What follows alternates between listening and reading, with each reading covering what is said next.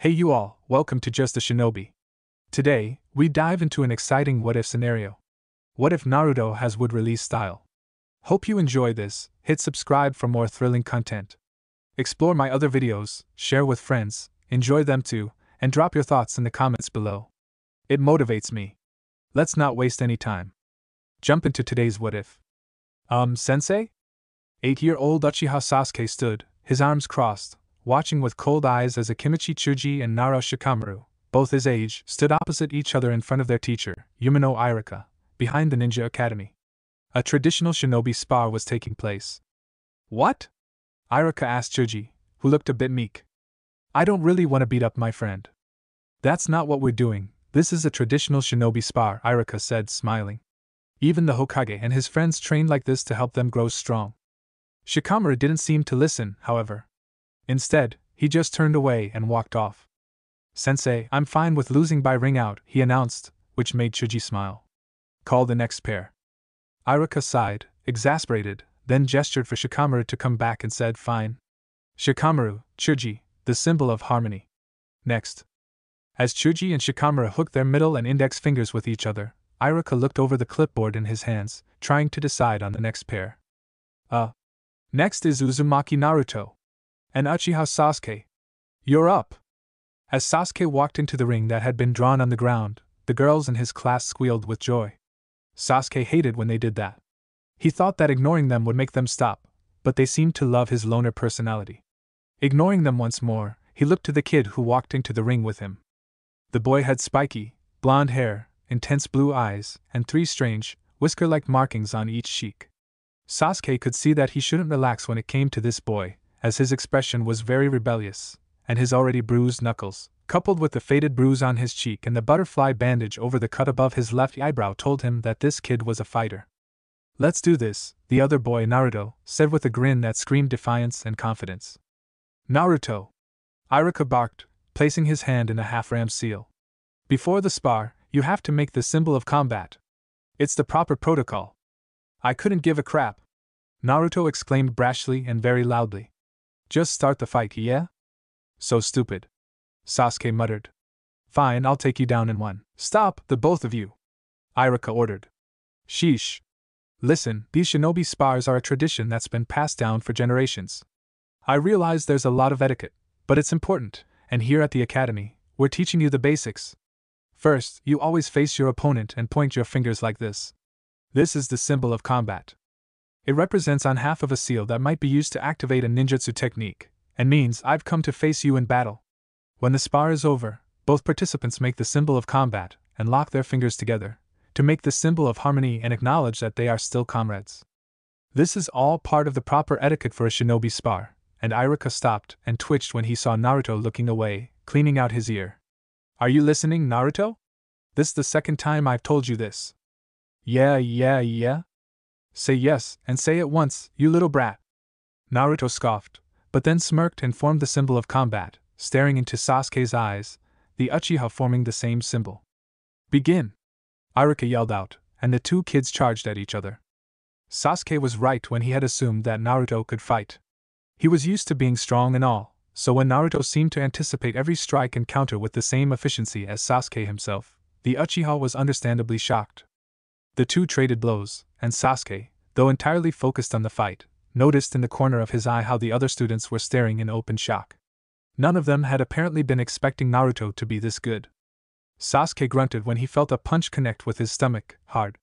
And when he hunched over, gritting his teeth, his mind's eye flashed back to that night, when he in a rage fueled by grief had charged at Itachi, who had delivered a similar punch to his stomach.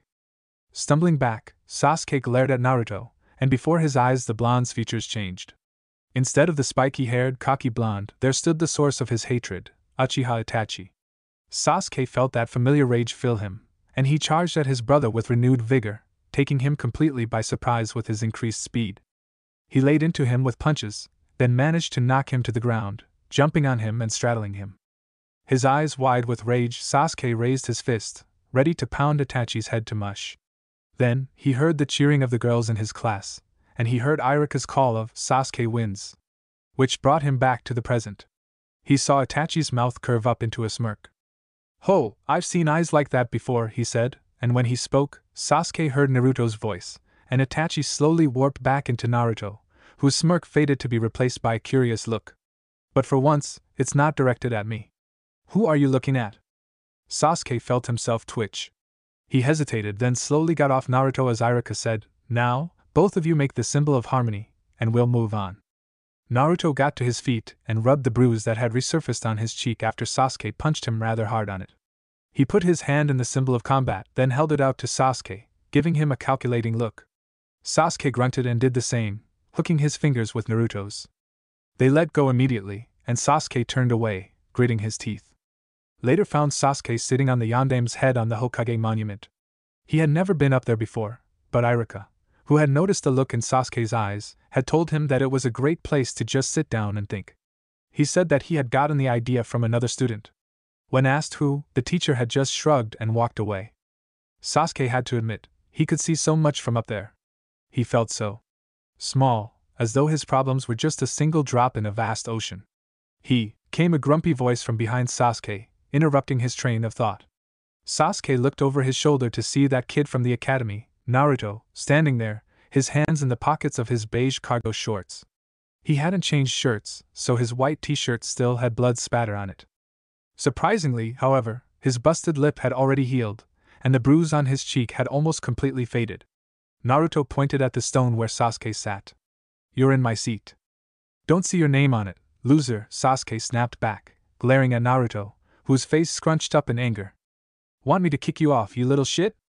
I'm as tall as you," Sasuke barked. Then, he scoffed and turned to look over the village again. "What are you doing here?" "I always come here," Naruto muttered as he walked up to Sasuke and sat down next to him. "The people in this village treat me like crap, so I come up here and look over the whole village, and I dunno, I feel something." "Something?" Sasuke asked, raising an eyebrow. "An incredible need to protect this place," Naruto explained with a shrug. "I'm gonna be a great ninja and continue the old man's work." "Old man?" "The Hokage Jiji. I'm gonna take over for him as Hokage one day. Then everyone in the village will acknowledge my existence." Sasuke scoffed in amusement. "What a foolish dream." Suddenly, Sasuke found his collar grabbed by Naruto, who pulled him closer and glared into his eyes with an intensity that Sasuke had never seen before. There was a fire in Naruto's eyes that burned brightly, brightly enough to shock Sasuke into speechlessness. This kid had 100% confidence that his dream would come true. "Say that again," Naruto growled out angrily. "Get off," Sasuke grunted, slapping Naruto's hands off his collar. He righted it again and lowered his head, so that half his face was covered by the high Uchiha trademark collar, gazing darkly out over the village. "I said it was a foolish dream. Empty words aren't going to make them reality. All dreams start out as words. They're the foundation you can build them on," Naruto said insistently. "Without dreams, we will fall into stagnation and our lives will become inconsequential." Sasuke blinked at that and slowly turned to look at the important-looking Naruto in confusion. "Stagnation? Inconsequential?" he asked curiously. "What's that mean?" "Dunno," Naruto said with a shrug. "But that's what Jiji told me when I told him about my dream, and if the Hokage says it, it must be important." "Ho, indeed, Naruto-kun." Both Naruto and Sasuke jumped in surprise and turned their heads to see none other than the elderly Sandaime Hokage standing behind them, smiling brightly. "Ah, Jiji!" Naruto exclaimed as he shot to his feet, pointing accusingly at Sasuke. "This punk said my dream is dumb." "TCH," Sasuke pouted and looked away. "Don't be too hard on Sasuke-kun," the Sandaime said kindly, walking up and kneeling behind Sasuke, putting a hand on his shoulder. "Sasuke's life has been rough recently, so it is understandable that he is skeptical. But it's amazing that you two found each other up here." "Ha!" Naruto blinked, tilting his head to the side. "What are you on about, Jiji? You both have darkness in your lives, a darkness no one could ever understand," the Sandaime said, which made Sasuke's eyes widen as he turned his head to look at Naruto in shock. "This kid had a rough life. I think that, of all the people in this village, you two are probably the ones who can understand and help each other the best." Sasuke looked skeptically at Naruto, who gave him an identical look. "That pampered prince?" Naruto asked at the exact same time as Sasuke said, "That troublemaking idiot?"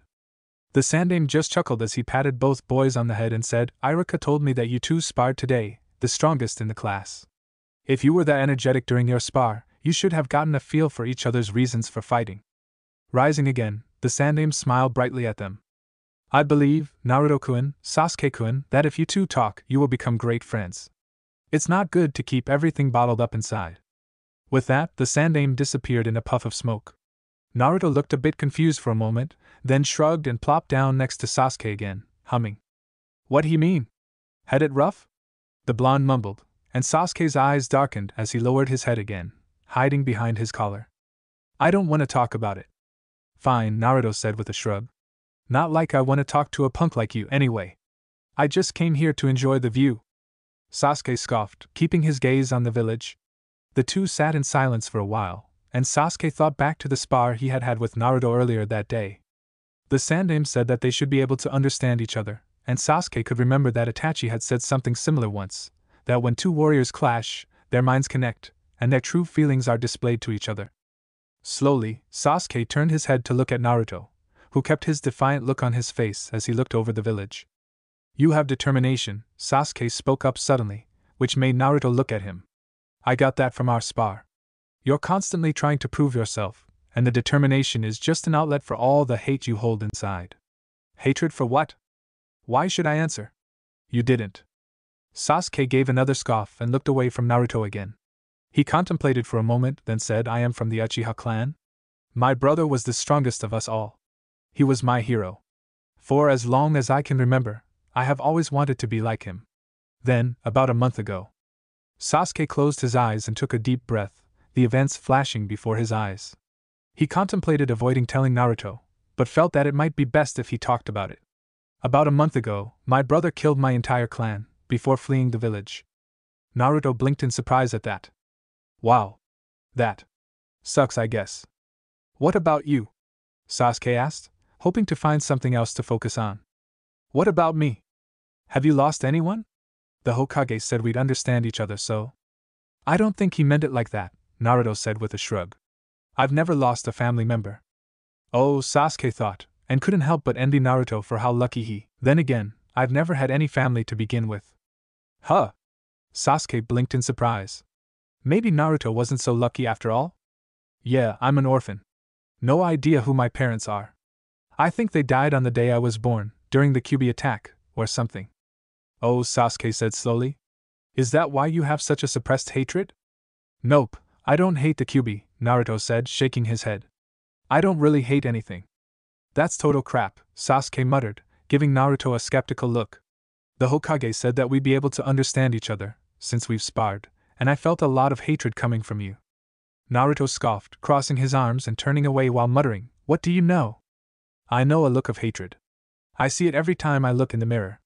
So tell me. Naruto kept his defiant look for a few moments, but then he seemed to deflate as he turned his head to look over the village. The villagers, I guess. He muttered. They think I'm blind and deaf, but I see and hear everything. Most of these people. They glare at me for no reason, and they whisper things about me, even though they don't know me. They whisper such hurtful things. Why would they do that? I mean, you're a troublemaking fool, but that's. Shut up. Naruto snapped. I only started causing trouble because they whispered a bunch of crap. Sasuke's eyes widened at that. Then. Why are they whispering? Dunno, Naruto said with a shrug. They've been doing it for as long as I can remember. When I ask the old man, he gets all dodgy and changes the subject. So. You have no idea what it's like to lose family. And I have no idea what it's like to not have family in the first place, or be whispered about by the villagers. Sasuke muttered, furrowing his brow. How, exactly, are we meant to understand each other? Well, I don't think Gigi meant that we'd understand the thing itself, but the pain it caused. The thingy? The Gigi has a word for it, but I can't prawn. I can't say it. You should work on that. Give me a break, alright? I never had someone to teach me properly. Sasuke scoffed in amusement as he looked over the village again, a small smirk on his face. You're pretty useless, aren't you? Shut up. I'll kick you down from here. As Sasuke walked into the academy the following day, he couldn't help but feel happy? Yes, it was probably happiness that he felt. He and Naruto had talked a lot the previous evening. They had found that the Sandaime was right. Though their situations were vastly different, they had connected thanks to the fact that the pain they felt was very similar, despite being so radically different. Also, Sasuke felt quite proud of himself for having spent most of the night studying a dictionary so that he could confuse Naruto with big words the following day. Sasuke looked around the classroom, finding two fangirls sitting on either side of the seat he had taken the previous day. They were watching him expectantly, and Sasuke felt very reluctant to go there, so he desperately searched for another spot to sit in. He found it, and as luck would have it, the seat was next to Naruto, who was resting his head on his arms, snoozing peacefully. "Yo," Sasuke said as he came up to Naruto and sat down next to him. Naruto opened a single eye and looked at him. "Yo," he muttered back, yawning. "You look tired." "I was up late last night," Sasuke said, smirking. He didn't need to tell him why he'd been up. He'd just settled for using the fruits of his labor. "Yeah, same here," Naruto said with a nod. "I'm very haggard. I spent most of last night reading a dictionary. It was exhilarating and refreshing at the same time as it was vexatious." Sasuke twitched. He narrowed his eyes and looked away, realizing that he had no idea what that last word meant. "I also studied a dictionary, but I never got that far into it." "Yeah, those words were probably the only words I bothered to actually memorize properly," Naruto said, sighing tiredly. "It's way too much of a hassle to bother with big words." "HN. Alright, settle down," came Iruka's voice as the Chunin teacher entered the classroom. As usual, this had no effect whatsoever on the class, who kept chattering with each other. Iruka twitched once, took a deep breath, and yelled out, "Shut the hell up!" This, as usual, got their attention, and classes got started. After the class was let out for the day, Naruto and Sasuke didn't go to their respective homes. Instead, they headed to the library, and Sasuke couldn't help but notice the look Naruto got from the librarian, who had looked on the verge of kicking him out before she saw Sasuke accompanying him. He didn't voice this, however, as Naruto was in a good mood, since he had finally gotten a friend. Well, Sasuke hadn't officially said that they were friends, and though he was loath to admit it, he saw Naruto as one. He didn't really know why. They had just clicked somehow. So now, they were looking through scroll after scroll, researching ninja and chakra as much as possible. Naruto had wanted to spend the day at Ichiraku Ramen, but Sasuke had convinced him to go to the library. After all, he couldn't grow strong enough to become Hokage and get everyone to acknowledge him by spending his days at the ramen stand. Aya, Sensor Ninja, Medic Ninja, Offensive Ninja, Defensive Ninja, Genjutsu Specialist, Ninjutsu Specialist, Taijutsu Specialist. Naruto muttered, looking through his 13th scroll that day. "There's so much to choose from. How do you know which one fits you?" "I'll be an offensive type, I think," Sasuke said, humming. "Yeah, definitely. I'll also specialize in all three, ninjutsu, taijutsu, and genjutsu." "Ha! You don't seem the genjutsu type," Naruto said, tilting his head to the side. "Well, not right now, but when I get my Sharingan, it'll come naturally." Naruto stared at Sasuke for a long time. Rin. Gone. I'll tell you later." Shrugging, Naruto looked back down at the scroll, furrowing his brow in thought, and picked up another one, clicking his tongue and muttering, "I think I'd make a good censor. Also, I'll probably be a mix of offensive and defensive, specializing in ninjutsu and taijutsu." "It'd be good to have a censor on the team," Sasuke said, nodding slowly. "On the team? Well, we're going to be on the same team, aren't we? You're probably the only one in the academy I can stand. And hopefully, that Hyuga girl will end up with us, too, as she's probably the only girl who doesn't follow me around like a lost puppy." "I didn't know we get to pick our teammates." "We don't. But we can manipulate things so that we do." Naruto blinked slowly. Then, he ordered, "Explain." "From what I can tell, they pair the highest scoring boy and girl with the lowest scoring boy. Therefore, I will become Rookie of the Year, as is expected of me, but you get barely passing grades, and become dead last. That way, we'll end up on the same team, even if you're just below me in power." "You sound confident in your own power." "I'm an Uchiha, so I have a right to be," was the only explanation Sasuke gave, which made Naruto snort. Then, Naruto burst out laughing, and Sasuke was incredibly surprised to find that he was joining in the laughter. "Naruto!" Sasuke barked in an uncharacteristically loud voice. Around his friend, dare he say best friend, Sasuke had always been different. He was a lot happier, he supposed one could call it. It had now been 6 months since they met, and Sasuke had found something more to live for. When his clan was killed, he had thought that everyone he cared about had disappeared. All he had seen in front of him was Itachi, and his desire to kill the man. Now, however, He had realized that although the Uchiha clan would always be very dear to him, and he would always miss them, he could get new people who were precious to him. Granted, he had only found one person who he could call precious, but still. Also, his clan could be revived. That responsibility rested on Sasuke's shoulders now, if he wanted to bring the clan back to greatness. Therefore, he couldn't just focus all his attention on getting strong enough to kill Itachi. After all, if he failed, then the Uchiha clan would be forever gone from Konoha. Naruto. Sasuke came to a sudden halt when he reached their clearing in Training Area 3, where he and Naruto had been given permission to train. He found Naruto sitting in the very center, looking around with a bright smile on his face. Why was he smiling? Because trees had sprouted from the ground around him, trees that Sasuke was 100% sure hadn't been there before. How? Oh, hey Sasuke, Naruto said, getting to his feet and jogging over to Sasuke. Isn't this cool? I can create trees. How did you do that? What isn't an element? Sasuke said, eyes still wide in shock. Their senses had sharpened enough that they weren't surprised when the Sandaime appeared in the clearing. They heard him the second his sandal touched the dirt. I would also like to know that, Naruto-kun, the Sandaime spoke up, staring at Naruto curiously. Well, I just sat there, meditating, and suddenly I started molding chakra, but it felt different, somehow, like my chakra was split in two. So, I tried putting it together again and… Poof, Naruto finished lamely, gesturing for the trees around them. Naruto-kun, did you know that the wood release is a bloodline limit? The Sandaime said seriously, making both Naruto and Sasuke go wide-eyed. Whoa!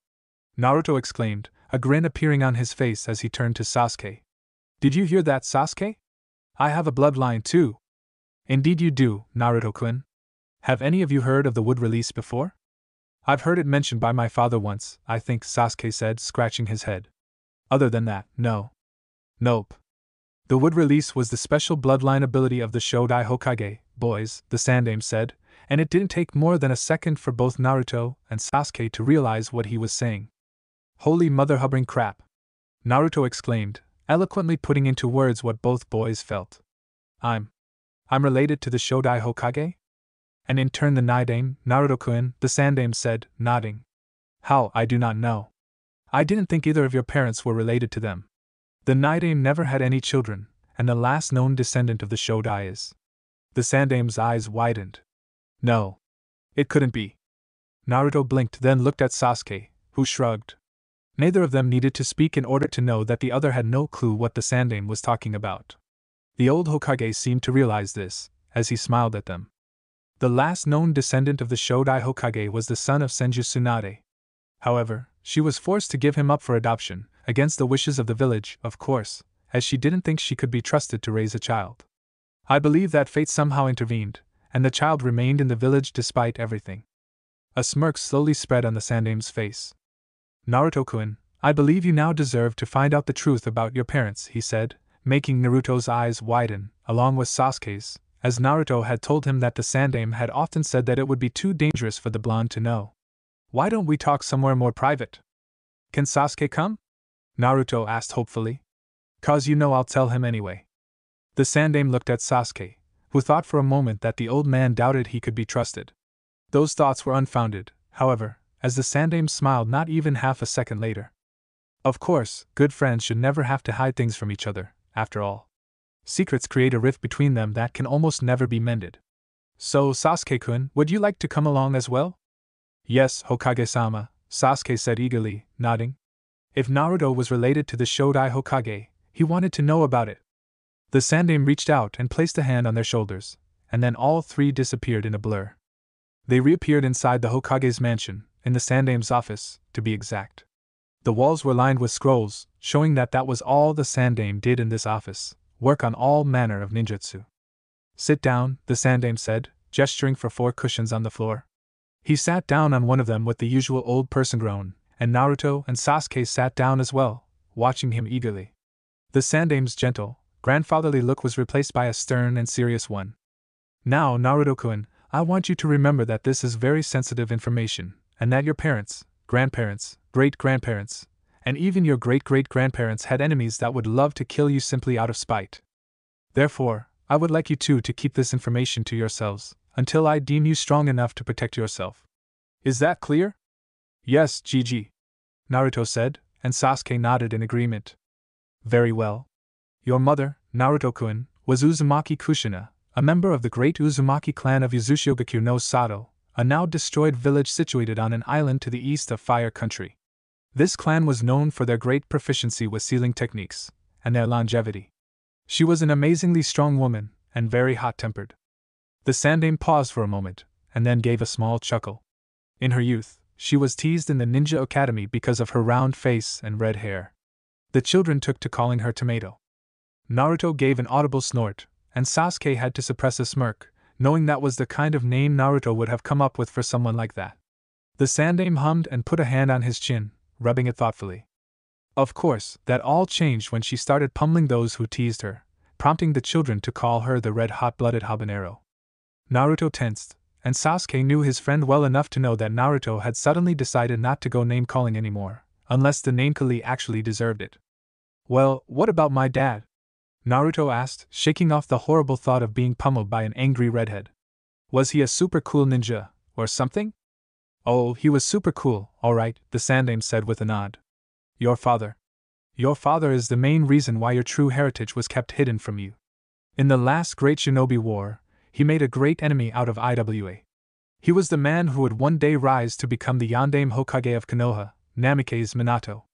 Sasuke felt his jaw muscles slacken, and his jaw dropped in shock. Glancing to his right, he saw that Naruto had the same reaction, staring at the Sandaime in open shock.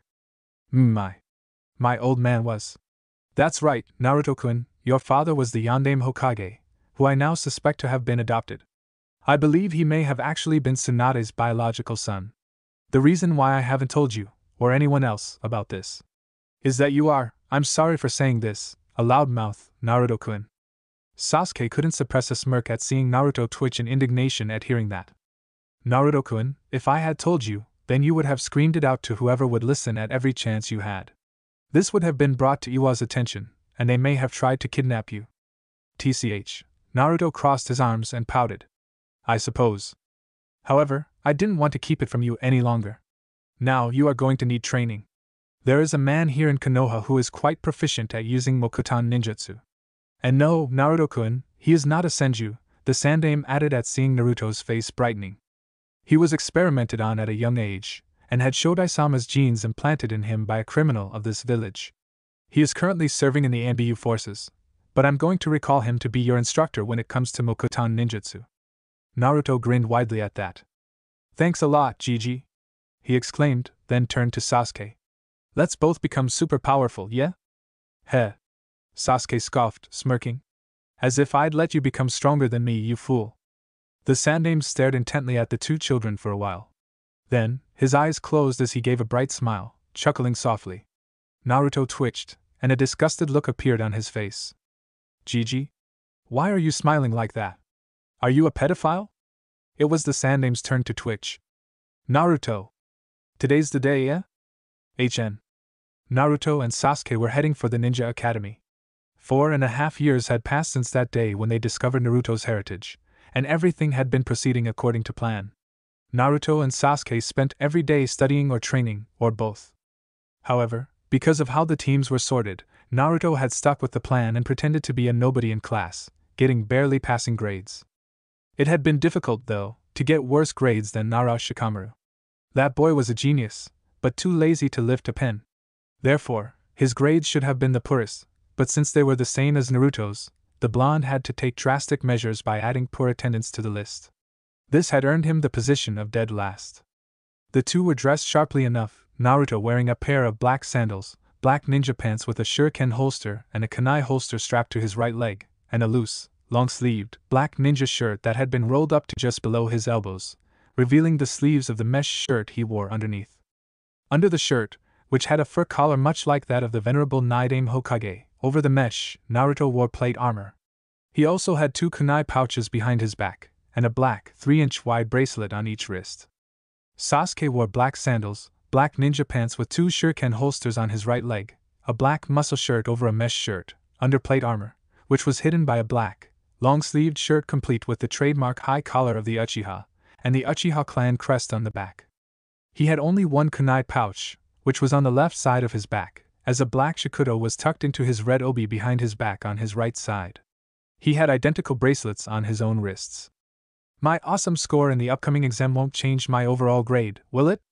Naruto asked curiously, and Sasuke shook his head. No, the exam is just to show that you can do what they want you to do, the Uchiha said. His voice was warmer than it had once been, but it was only like that when he was talking to Naruto, or whoever else he felt had earned his respect, such as the Sandaime Hokage, and Naruto's teacher, who went by the codename Yamato. Hey, then it'll be good to show these punks how good I really am, Naruto said, punching his fist into his open palm. Of course, most of the academy already knew how strong he really was. After all, Sasuke's fangirls had spied on a lot of their lighter training sessions, and even then it was intense, and since Naruto could easily keep up with Sasuke, they had figured out that he was just acting in class, and had naturally spread the word. Sasuke blinked once and looked at Naruto. Who is it this time? I'm not molding chakra right now, Naruto said, crossing his arms. So I haven't the slightest. Then mold some? Naruto's left eyebrow slowly rose, and he turned his head to look at Sasuke, who sighed. Please mold some? Naruto nodded and closed his eyes, activating his keen chakra sensing abilities. He located all 5 people who were following them, and identified their chakra signatures. The usual fangirls on R6, and on the rooftop at 4 o'clock is Hinata. Hinata? Haven't had her following us around for about a week, Sasuke commented. It was widely known that Hinata was probably the only girl in the academy who wasn't a fangirl. Instead, she was an admirer. She didn't admire Sasuke, however, but instead it was Naruto who she focused her attention on. She had told Kiba, who had told Shikamaru, who had told Ino, who had told Sasuke that she admired Naruto for his determination and will to never give up, even when looked down upon by the general populace of the village. She greatly admired his character, but was too shy to talk to him. Still suck at the bunshin though, Naruto muttered, bringing the topic back to the exam. Dunno how I'm gonna pull that one off. Way ahead of you, Sasuke said confidently. Don't worry, you'll pass with flying colors. The Hokage said that the bunshin is the most basic of clones, and that's the minimum requirement for graduating. Sasuke didn't need to say anything else, as Naruto made the realization right away. Ah, so any clone will do. I'll avoid the Moku bunshin, wood clone, and just go with the Kage bunshin, shadow clone. Don't want to reveal my special skills too quickly. And so, there they stood, in the ninja academy. Or rather, they were outside. Currently, they were doing the physical portion of the exam. Needless to say, Naruto shocked the hell out of Iruka when he aced the kunai and shuriken throwing, beat everyone in the stamina portion, and fought Sasuke to a standstill in a spar. Naruto even did well in genjutsu, even though it wasn't his area of expertise. Despite his terrible skill with them, compared to his nin and taijutsu, he could still cast genjutsu that were above average in power, not something just anyone could do, and he could identify and cancel them no problem. Next came the ninjutsu portion. Naruto was almost disappointed with the fact that only a henge, bunshin, and a kawarimi needed to be performed to pass. Alright, Naruto, just create 2 fully functional bunshin, and you'll pass, Iruka said, looking very pleasantly surprised at Naruto's performance. Naruto nodded and put his hands in a cross seal. Without speaking the words, he created 2 Kage bunshin, which made the Chunin teacher's eyes widen in surprise. These are Kage bunshin. The Jiji says that my chakra stores are too big for me to create a normal bunshin, Naruto said with a shrug. Well, you pass, Naruto. Congratulations, Iruka said, picking up one of the Hittite on the table in front of him and handing it to Naruto, who shook his head. It's cool, I've got my own, he said and reached into his kunai pouch, taking out a scroll and opening it. He placed his hand on a seal in the scroll, and in a poof of smoke, a gray Happuri with the Konoha symbol engraved on the forehead appeared, landing in Naruto's hand. It was old and scratched here and there, and Iruka's eyes widened. And Naruto is that? The Nidame's Happuri, Naruto said with a nod as he put the scroll in his kunai pouch again, before putting on the Happuri. Yeah, the Jiji gave it to me. Well, later, sensei. With that, Naruto left the classroom, finding Sasuke waiting for him outside, already wearing his Hittite. They didn't need to speak. Instead, Naruto just grinned and pointed with his thumb up at his Happuri. Big surprise there, Sasuke said, looking bored. So, do we eat and then train, or do we train and then eat? Let's go eat first, yeah? Celebrate our graduation, Naruto said, still grinning as he and Sasuke walked off. Starting today, all of you are real shinobi. Iruka said happily to the gathered graduates the next day, smiling proudly. But you are still genin. The hard journey that lies ahead has just started. Now you will soon get missions to help the village. So today, we will create the 3-man teams, and each of you will have a Jounin sensei. You will follow your sensei's instructions in order to successfully complete your missions. Now, we tried to balance each team's strength, the Chunin said as he looked down at the clipboard in his hand. Alright, Team 1. Naruto, who was sitting next to Sasuke, nudged his best friend with his elbow. Hey, did you find out which girl got the highest score? I think Hinata and Sakura were at the top, Sasuke said quietly, staring out the window. I couldn't find out which one though. I hope it's Hinata. It'd be nice to have the girl of the team fawning over someone other than me. If it is Hinata, we're going to have to do something about her shyness. Agreed. Okay, next is Team 7. Hyuga Hinata, Uzumaki Naruto, and Uchiha Sasuke. Naruto and Sasuke both got identical smirks on their faces and gave each other a high five. Out of the corner of his eye, Naruto saw that Hinata had gone beet red in her seat, her eyes wide as saucers. Hey, Iruka-sensei, Shikamaru spoke up, sounding bored as usual. Aren't the teams supposed to be balanced? Why are you placing the 3 strongest on the same team? Because, Shikamaru, though it's widely known that Naruto is as strong as Sasuke, we selected the teams based on grades, and Naruto came in dead last. I believe the two knew about how the teams would be decided, after all. The smirks on Naruto and Sasuke's faces said it all. Alright, next is Team 8, which will consist of Harino Sakura, Inuzuka Kiba, and Aburame Shino, Iruka said, continuing to read from his clipboard. Team 9 is still in rotation from last year, and Team 10 will be Yamanaka Ino, Naro Shikamaru, and Akimichi Chuji. He cleared his throat, then smiled.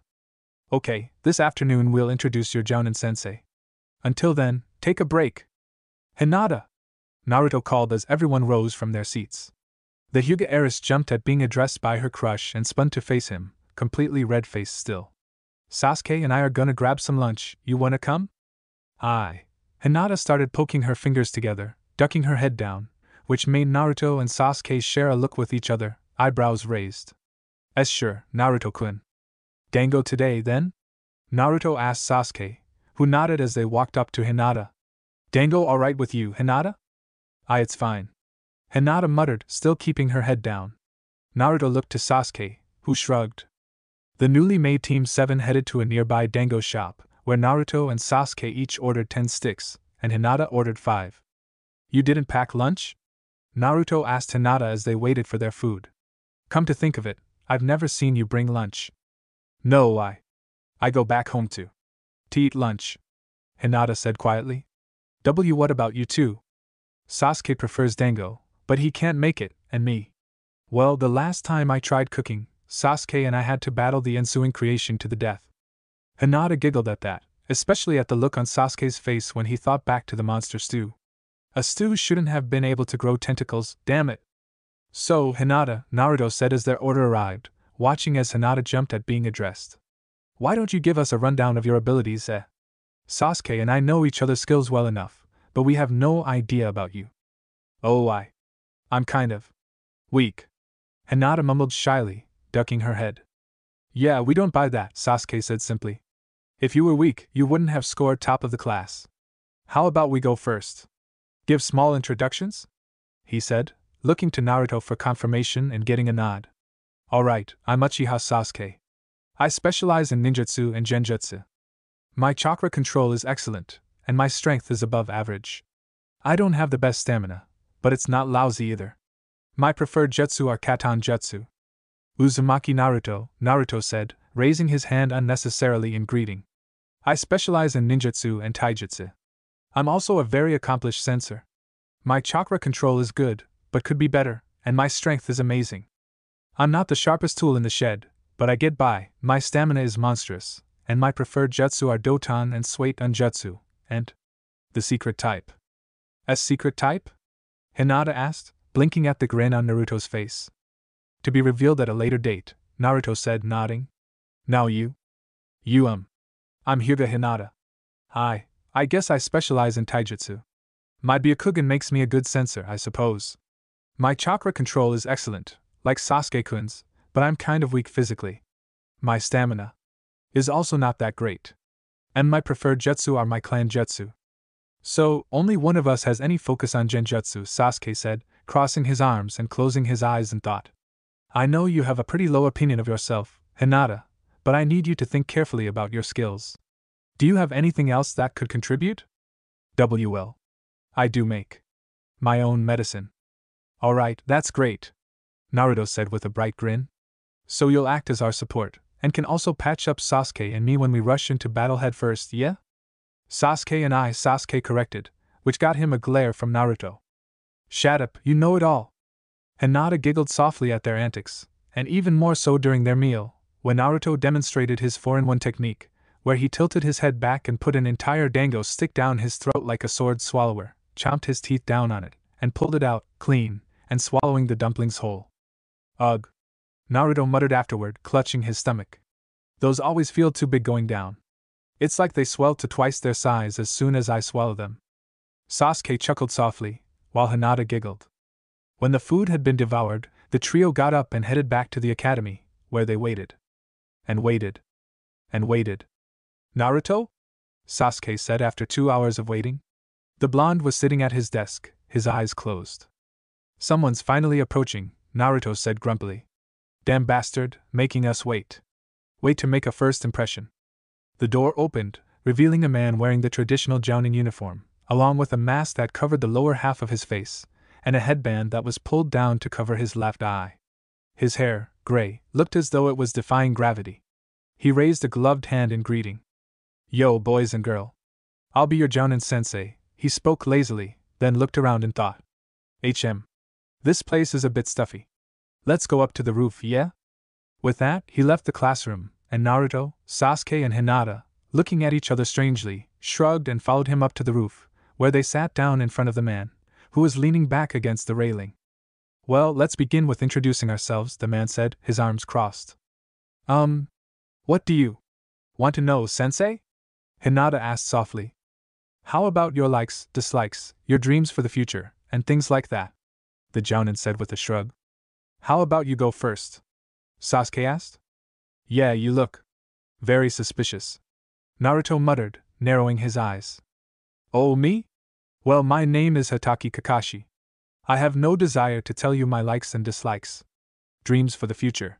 And I have lots of hobbies. All 3 members of Team 7's sweat dropped at the lame introduction. Kakashi was unperturbed, however, and just smiled and pointed at Naruto. Alright, now it's your turn. Start from the right. Uzumaki Naruto, as everyone knows, Naruto said, saluting Kakashi. I like training, the few friends I have, nature, and meditating. I don't like idiots or warmongers.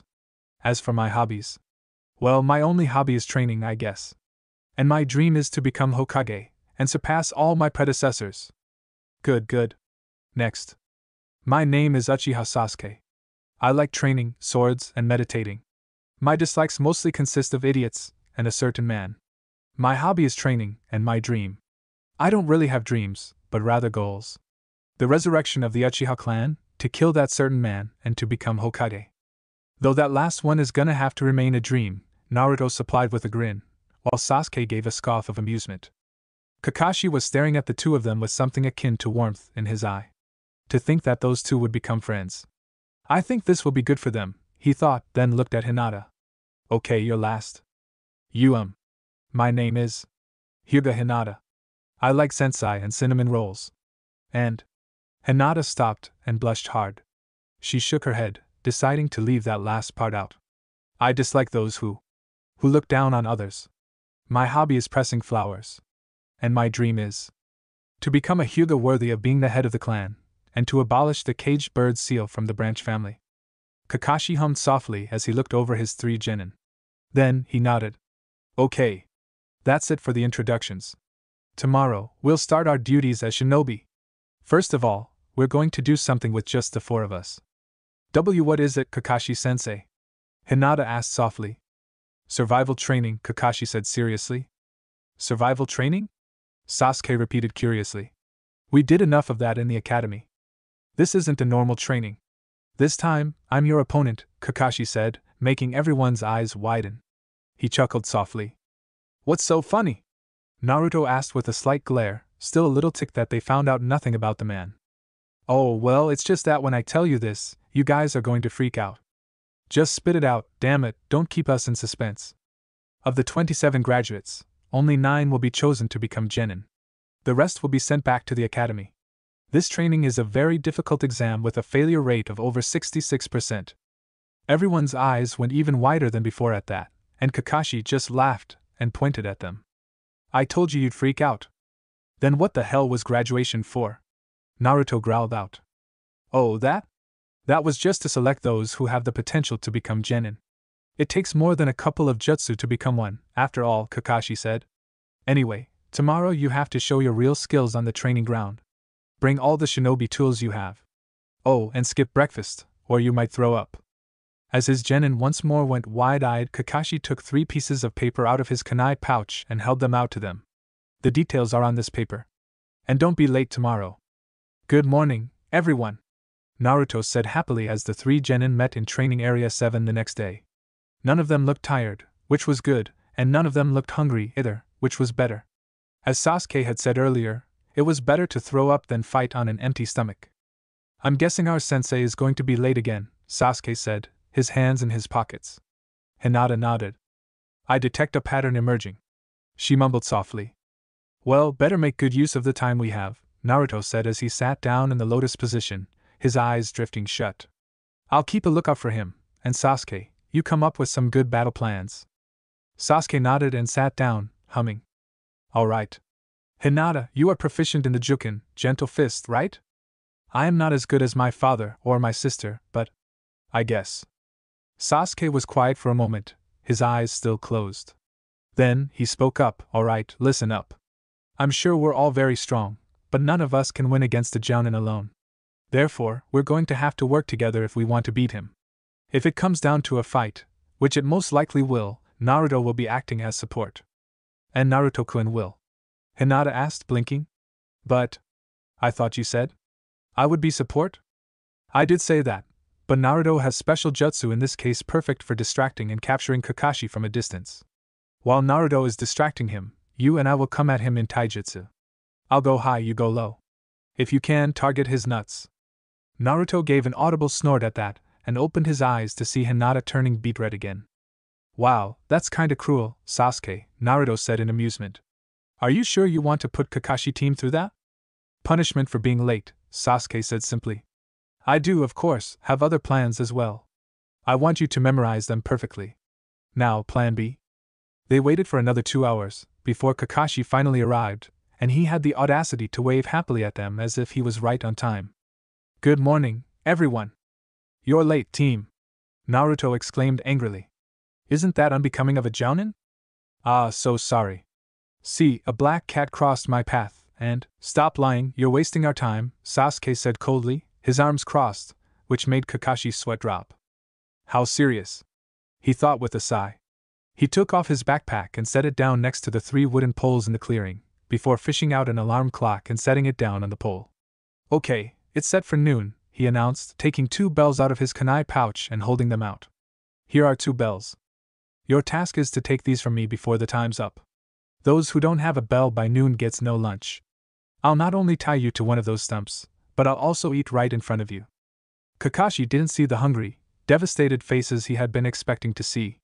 Instead, the 2 boys of the group were glaring at him, and the girl was staring shyly at the ground. Kakashi blinked slowly, but then shook his head and continued. You only have to get 1 bell. There are only 2, so one of you will definitely be tied to the stump. And the person who doesn't take a bell fails. So at least one of you will be sent back to the academy, Kakashi said, smirking at the shocked looks on their faces. If you want, you can use your weapons. You won't succeed if you don't come at me with the intent to kill. Any questions? Not getting any questions, Kakashi nodded and took a deep breath, his eye closed. All right then. Begin. With that, all 4 of them dashed off. TCH, Naruto uttered as he hid in a tree, a disgusted look on his face. Pitting his students against not only himself, but each other as well. Yeah, came Sasuke's voice from behind him as his friend landed on the same branch. This guy's something else. And from what the rumor mill says, he's not someone to toy with either. So, what do you think? I think the same thing you do, Naruto said, as though it was obvious. Neither of us wants to be sent back to the academy, but it'd be a shitty thing for us to do to team up and let Hinata fend for herself. Besides, she's probably the only girl I can stand. So, we can either have one of us go back to the academy, or Hinata. Sasuke muttered, a smirk appearing on his face. That Kakashi Ero. That kind of guy just pisses me off. So, what do we do? Naruto asked, crossing his arms. I say we figure out a way to get all three to pass, Sasuke said, his smirk widening. And how do we do that? We steal everything he has. If Kakashi had seen the duo, he would have become very scared upon seeing the identical smirks on their faces. Meanwhile, Hinata was hiding behind a tree, her eyes closed. She was feeling devastated. Only two may pass, and everyone knew that Naruto and Sasuke were the best of friends, so there was little doubt that they would team up to defeat Kakashi, leaving Hinata to herself. Hinata couldn't help but feel so disappointed. She had finally done it. She had finally managed to end up on the same team as Naruto, and now they were going to be separated. It just wasn't fair. Yo! Hinata would have eeped in fright, had a hand not suddenly covered her mouth as she jumped. She looked over her shoulder to see that it was Naruto standing behind her and covering her mouth. Naruto was touching her. Naruto let out a huh when he saw Hinata's eyes get unfocused as her face once more went beet red. Thankfully, though, she managed to keep from passing out, as Naruto let go of her. Anyway, Hinata, Sasuke's already in position for Plan F, Naruto said, jutting his thumb over his shoulder. You better get ready too. But. Hinata blinked in confusion. There are only 2 bells. Naruto-kun, you should. Now, we're a team now, Naruto said, grinning slightly. Sasuke and I wouldn't feel right leaving you behind, so we're doing this as a team. Besides, we'll be stealing more than just the bells from that Kakashi Ero. We'll be stealing enough to pass 18 genin. Naruto winked at Hinata, then jumped off to get in position. In the meantime, Kakashi was standing in a clearing near the river running through Training Area 7, looking around and stretching his senses. His sense of smell could easily detect his students, and he could sense their chakra as well. They've hidden themselves well. The most important thing for a shinobi is to be able to hide themselves, after all.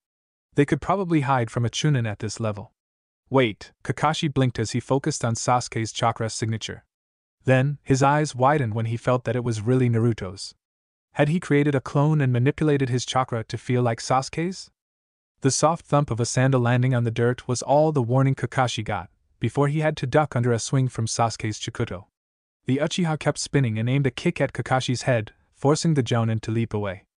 More footsteps were heard behind him, and Kakashi leapt away yet again to avoid a Juken strike from Hinata. All 3 had teamed up so soon? He honestly hadn't been expecting that. Both genin charged at Kakashi, who dodged and dodged.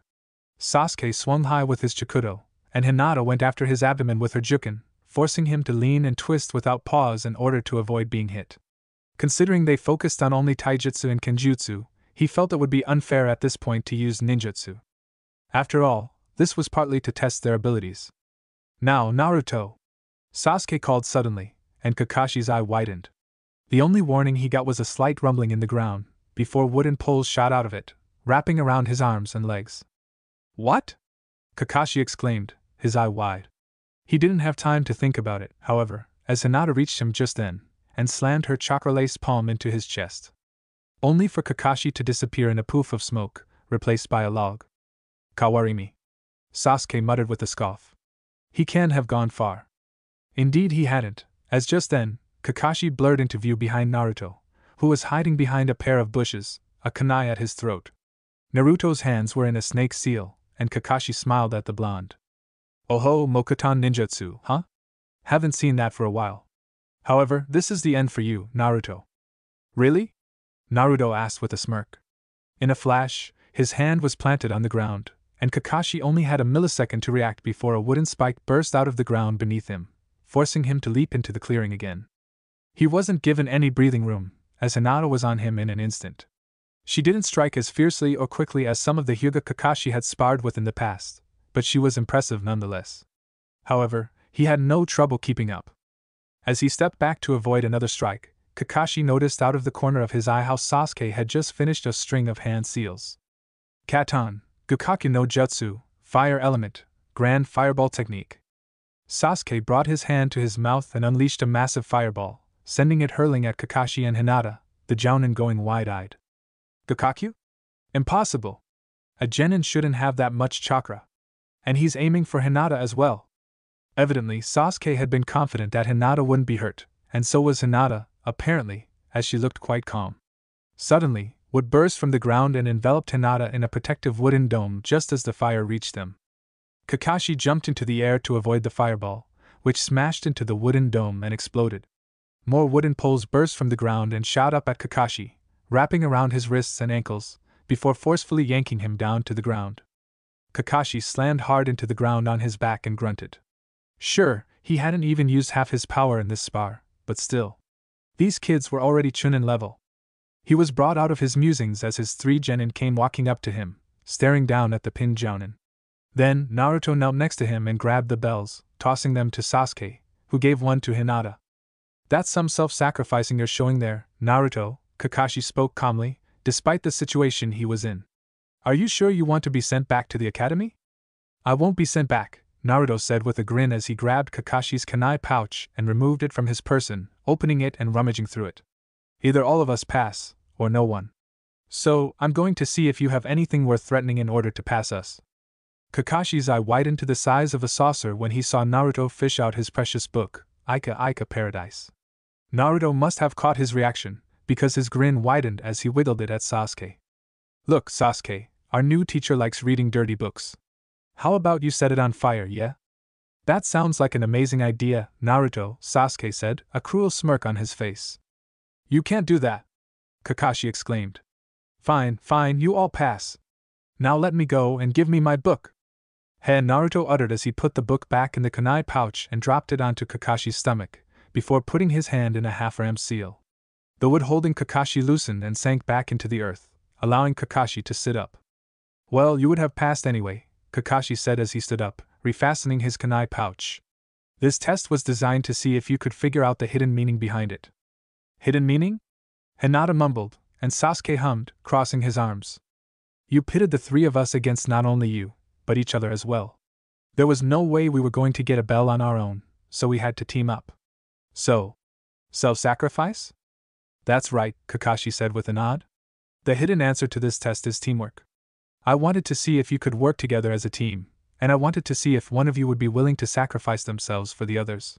While that didn't work out quite as I had planned, you got the gist of it. Duties are done by the team. Of course, individual strength is also important to a ninja, but what's even more important is teamwork. Kakashi looked over his 3 genin, and a bright smile appeared on his face. Naruto, Sasuke, even if you two are best friends, you still didn't leave Hinata behind in order to get the bells for yourselves. That shows that you have character, compassion, honor. You will be risking your lives in these duties. If a hostage is taken, you will have tough choices to make, and you may not always make the right one. Kakashi sighed and gestured for them to follow him as he walked over to where the poles were, behind which was a large stone with hundreds of names carved into it. Look at this, the numerous names carved on this stone. These are ninjas who are recognized as heroes of the village, Kakashi said, staring softly at the stone. But they aren't just normal heroes. Why do I get the feeling you're about to say something depressing? Naruto muttered. These ninjas are all heroes who died on duty, Kakashi explained. This is a memorial. My best friend's name is also carved here. You guys are the first team I've ever passed. Everyone else would just do whatever I told them. They were all just morons, who only thought about themselves, and about doing what I ordered. A ninja must see underneath the underneath. Those who break the rules and codes of the ninja world are called trash. But you know what? Those who don't take care of their comrades are lower than trash. I want you all to remember that. TCH, Sasuke muttered. Here I thought I had you figured out, then you go say something cool like that. Kakashi smiled brightly and flashed them a thumbs up. That ends the training. All of you pass. Okay, starting tomorrow, Team 7 will begin its duties. Alright. Naruto exclaimed with a wide grin, pumping his fist into the air. My climb to the top starts here. Ah, my precious Tora-chan. I missed you so much. The wife of the fire daimyo, Madame Shirjimi, yelled out as she hugged her cat tightly in the mission's office, despite the cat looking like it was choking to death. You had me so worried, my little baby. No wonder it ran away. Naruto muttered, 3 scratches across the bridge of his nose, and many more on his hands. Sasuke had 3 on his cheek, 3 on his neck, and about as many on his hands as Naruto. I would too. HN. Kind of makes you pity it. Hinata mumbled softly, having no scratches on her. Now. Kakashi's Team 7, the Sandaime said as he was looking over the documents in front of him, your next duty is HM. Babysitting an elder's grandson, shopping in the neighboring village, and help with the potato digging. You can also. I'm gonna stop you right there, GG, Naruto said suddenly. Everyone save for his team stared at him in utter shock for daring to interrupt the Hokage. You and I both know that this team is stronger than any genin team you have. We shouldn't be doing this crap. I agree, Sasuke said, crossing his arms. I think this is an incredible waste of valuable resources. After all, besides team training, coming up with strategies and combinations, all they had been doing since graduating was D-ranked missions. You idiots! Iruka barked, sitting next to the Sandaime, who just sighed. You are just rookies. Everyone starts off with the simple duties and work their way up. I don't give a crap. We're not everyone. Naruto barked back. We get these crap missions I wouldn't even force Academy students to do. This is not ninja work. Suddenly, Kakashi's fist bopped Naruto on the head, accompanied by the Jounin saying, Quiet, you. Naruto-kun, it seems I have to explain to you what these duties are all about, the Sandaime said, puffing on his pipe. Listen, every day, we get all kinds of requests from people, ranging from babysitting to assassination. We rank the missions, and blah blah blah, Naruto said, his arms crossed. But you've told us that genin get both D and C ranked missions. I know we're fresh out of the academy, but you know as well as I do that we can handle a C rank. Right, Sasuke, Hinata? HN. I think so. I apologize. Kakashi mumbled, scratching the back of his head in embarrassment. The Sandaime, however, looked thoughtful and hummed while puffing on his pipe. He interlaced his fingers in front of his face and smirked. Very well. If you want it that much, I'll give you a C rank, and we'll see how you do. It's a protection mission of a certain individual, the Sandaime announced, which visibly surprised Kakashi and Hinata, while Naruto and Sasuke smirked. I'll introduce the client now. Hey! Will you come in here? The door to the mission office slid open, revealing an old man who, judging by the scars on his hands, must have been a carpenter or something like that. In his hand was a sake bottle, and he took a swig from it as he looked them over. What's this? They're all a bunch of super brats, the man said, a drunken blush on his face. Especially the girl. She looks like she couldn't hurt a fly. Are you really a ninja? Hinata flinched and ducked her head. Seeing that she wasn't about to give a retort, Naruto and Sasuke came to her defense, glaring heatedly at him. Could kill you 5 times over before you could even blink, you old fart, Sasuke said coldly, and Naruto looked at Kakashi. Sensei, can I show him? Killing the person we're supposed to protect would cause us to fail the mission, Kakashi said simply, but Naruto didn't need to show him. They'd gotten their point across, judging by how the old man barely suppressed a flinch. He coughed into his fist. Anyway, I am the super bridge builder, Tazuna. I expect you to provide me super protection until I get back to my country and complete the bridge. And so, later found Naruto, Sasuke, and Hinata walked toward the East Konoha Gate, packed and ready. Naruto and Sasuke had everything in a scroll each, and Naruto had sealed Hinata's pack into another one, so she didn't have to carry anything. This is a C rank, so the worst we might face is bandits, Sasuke said as they walked. However, I want none of you to let down your guard. Keep your senses sharp for anything out of the norm. Hinata. Hinata jumped at being addressed directly, and quickly answered with a why yes? During our journey to Wave Country, I want you to activate your Byakugan at regular intervals and scout the surrounding area. Alright. Naruto. HM? Naruto uttered, raising an eyebrow. I don't want you to go lazy and stop molding chakra. I want you sensing the entire time. Your sensing ability is the best I've ever seen, and it doesn't eat more chakra than it takes for you to regenerate, so you can't complain about that. Don't slack off, keep sensing. Yeah? TCH, you've taken some kind of captain position, or something? Getting a bit ahead of yourself, are you, Sasuke-kun?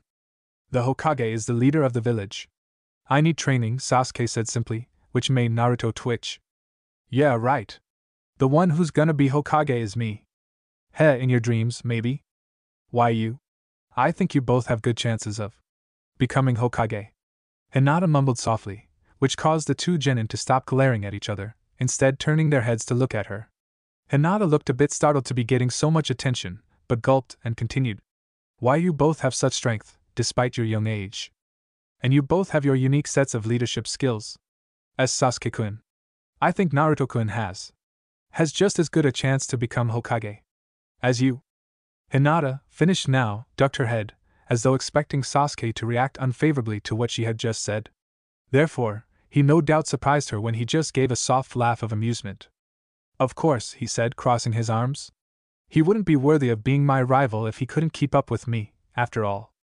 But thanks for those kind words, Hinata, Naruto said with a grin, slinging an arm around her shoulders.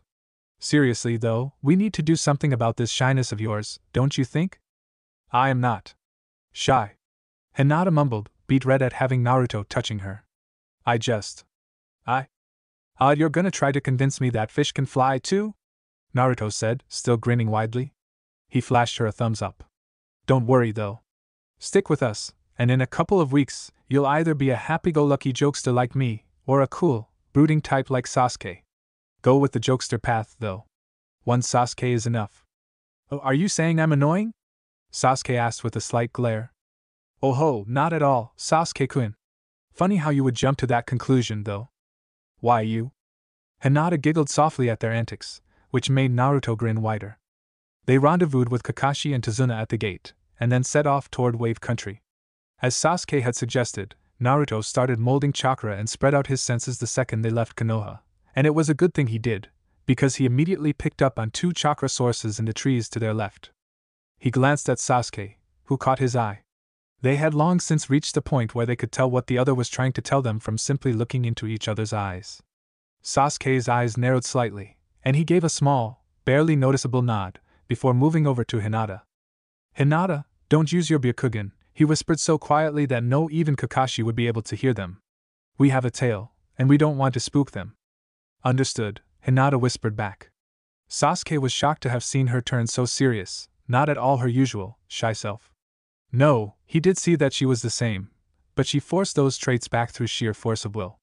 She looked at Tazuna. You Tazuna-san? What? You are from Wave Country, right? What about it? Do you have a ninja village? It was Kakashi who answered, no, not in Wave Country. Most other countries have them, but Wave Country is a bit too small for it. Don't worry though. These won't be any ninja combat in a C-rank mission. Sasuke pushed chakra into his eyes as they passed a puddle in the road, then turned to look at Naruto, who nodded back at him as they kept walking, Kakashi bringing up the rear. Suddenly, a ninja with a horned Kiri headband came flying over Kakashi, a bladed chain connected to his clawed gauntlet. He landed between Kakashi and the Genin and Tazuna as the chain wrapped around the Jounin, tightening. Behind Kakashi stood another Kiri ninja with an identical gauntlet on his hand, which the chain was connected to. What? Kakashi uttered as the 2 ninja both said, one down, and pulled the chain. Kakashi was torn to pieces by the chain, making Tazuna go wide-eyed, along with Hinata. Sasuke, Sharingan burning in his eyes, 1 tomo in the left and 2 in the right, looked at her. Hinata, protect Tazuna, he ordered, while Naruto was already flashing through hand seals. Doton, Doryuden, Earth Element, Earth Dragon Projectile. Naruto called out as a dragon head made of earth rose from the ground and turned to one of the Kiri ninja, opening its mouth and spitting high-velocity mud projectiles at him. The ninja jumped, while Sasuke also flashed through seals. Katon, Gakakyu no Jutsu! He called out, spewing a massive ball of flame at the other ninja, who dodged, yanking the chain connecting the 2, and in doing so pulling him out of the way of the mud projectiles. The fireball engulfed the chain, instantly melting it and separating the 2 ninja, who split off, circling around Naruto and Sasuke in order to head for Tazuna, which caused Hinata to stand protectively in front of him. Doton, Doria Heki, Earth Element, Earth-style wall. Naruto called out after flashing through another chain of seals, slamming his hands down on the ground. One of the ninja, who was coming at Tazuna from behind, suddenly found himself stopped rather abruptly as he ran straight into the earth wall that shot up in front of him. As soon as his head bounced off the wall, Naruto put his hand in a snake's seal. Mokuton, Sashiki no Jutsu, Wood Element, Cutting Technique. Naruto called as a wooden blade sprouted from his hand. He spun and flung the blade at the dazed Kiri ninja, piercing him in the shoulder. Gotcha! Naruto proclaimed triumphantly, putting his hand in a half-ram seal and focusing his chakra. Sadatsu, grow! The Kiri ninja's eyes widened when the wood inside his body suddenly sprouted 5 thick spikes that extended to burst out of his body in a shower of blood, piercing many vital organs in the process. Naruto's eyes widened at seeing an actual person be hit by that jutsu. Up until now, all he had practiced on was straw practice dummies. There was so much blood. "Well done, Naruto," came Kakashi's voice, making him look toward Tazuna, to see that Sasuke had moved to stand protectively in front of Hinata, and Kakashi was standing in front of him, holding the other Kiri ninja, who was unconscious, in a headlock. "You guys reacted much better than I would have believed." Kakashi made to turn to Tazuna, but he stopped and looked at Naruto, noticing that the blonde's hands were shaking slightly. Well, it's to be expected. It was his first kill, Kakashi thought, his gaze softening. But to do it at that age. I'll have to talk to him about it later. Kakashi turned to Tazuna and gave him a very serious look. "Tazuna-san." Tazuna visibly flinched. "Why, yes? I need to talk to you." Within moments, the Kiri ninja had been tied to a tree, and judging from the fact that he was glaring daggers at Naruto, he was awake. "This guy is a Chunin rank ninja, one of the demon brothers of Kirigakure no Sato. They are ninjas known to keep fighting no matter what." "How did you read our movements?" the demon brother asked Kakashi. "Not even your genin were taken by surprise. On a sunny day like this, when it hasn't rained in days, a water puddle shouldn't exist," Kakashi said simply. "Besides, Naruto is a very accomplished censor. He no doubt detected you from the moment you started following us, and alerted his teammates." "Why did you let the brats fight when you knew that?" Tazuna asked. "If I had wanted to, I could have killed these two instantly, but there was something I needed to find out. Who the target was for these two." "What do you mean?" Tazuna asked. "Meaning, were they after you, or one of us? We haven't heard that there are ninjas after you. Our mission was simply to protect you from thieves or gangs," Kakashi said, narrowing his eye at Tazuna. "This has now become at least a B-rank mission. This was supposed to be simple protection until you completed the bridge." Tazuna was quiet, and a sweat drop was visibly rolling down his temple. "If it was known that ninja were after you, this mission would have been an expensive B-rank. I'm sure you have a reason, but it causes problems when you lie about the mission details. We are now operating outside of our duties." Are we ready for this type of mission?" Hinata asked, gulping. "I suppose that, at this point, it would be customary for us to abandon the mission," Kakashi said slowly, nodding more to himself than to the others. "Sensei." Tazuna spoke up suddenly, catching Kakashi's attention. "I have to talk to you. It's about this mission. You're right, this job is most likely outside of your duties. It turns out that a super dangerous man is after my life." "Super dangerous man?" Kakashi repeated, raising his only visible eyebrow. "Who?" "You've probably at least heard his name before," Tazuna said quietly. "The wealthy shipping magnate. A man named Gato." "Huh? Gato from that Gato company?" Kakashi asked, his eye widening in surprise. "He's said to be one of the world's few extremely wealthy people." "Yes. Officially, he runs a large shipping company," Tazuna said with a nod. "But secretly he sells drugs and other illegal items using ninja and gang members to take over businesses and countries. He's a super nasty man. It was about a year ago when he set his eyes on the Wave Country. Through money and violence, he quickly took control of the country's shipping industry. Gato now has a monopoly on all business traffic in the country. The only thing he has to fear now is the completion of the bridge. And, because you are building the bridge to the mainland, he won't hold the monopoly anymore," Hinata concluded, to which Tazuna nodded. "So, those ninja were hired by Gato?" Sasuke asked, and Tazuna nodded. "But what I don't understand is, if you knew ninja could be after you, why did you hide that fact when you hired us?" Kakashi wanted to know. Tazuna sighed. "The Wave Country is super poor. Even the daimyo has no money. Of course, we don't have much money either. Not enough for the expensive B-rank mission. Well, if you quit the mission now, I will definitely be killed. But don't worry about it," Tazuna said with a bright smile on his face. "If I die, my cute, 10-year-old grandson will just cry for a few days. Oh yeah, and my daughter will live a sad, sad life, hating Konoha Ninja forever. But it won't be your fault. Not at all." Kakashi twitched at that, scratching the plate on his hitate. Then, he sighed and smiled at Tazuna, saying, "Well, I guess we have no choice. We will protect you, at least until you get back to your country."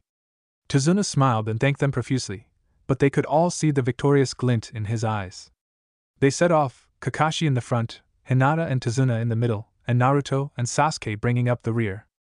"Hey," Sasuke said softly, looking down at Naruto's hands. "You're shaking."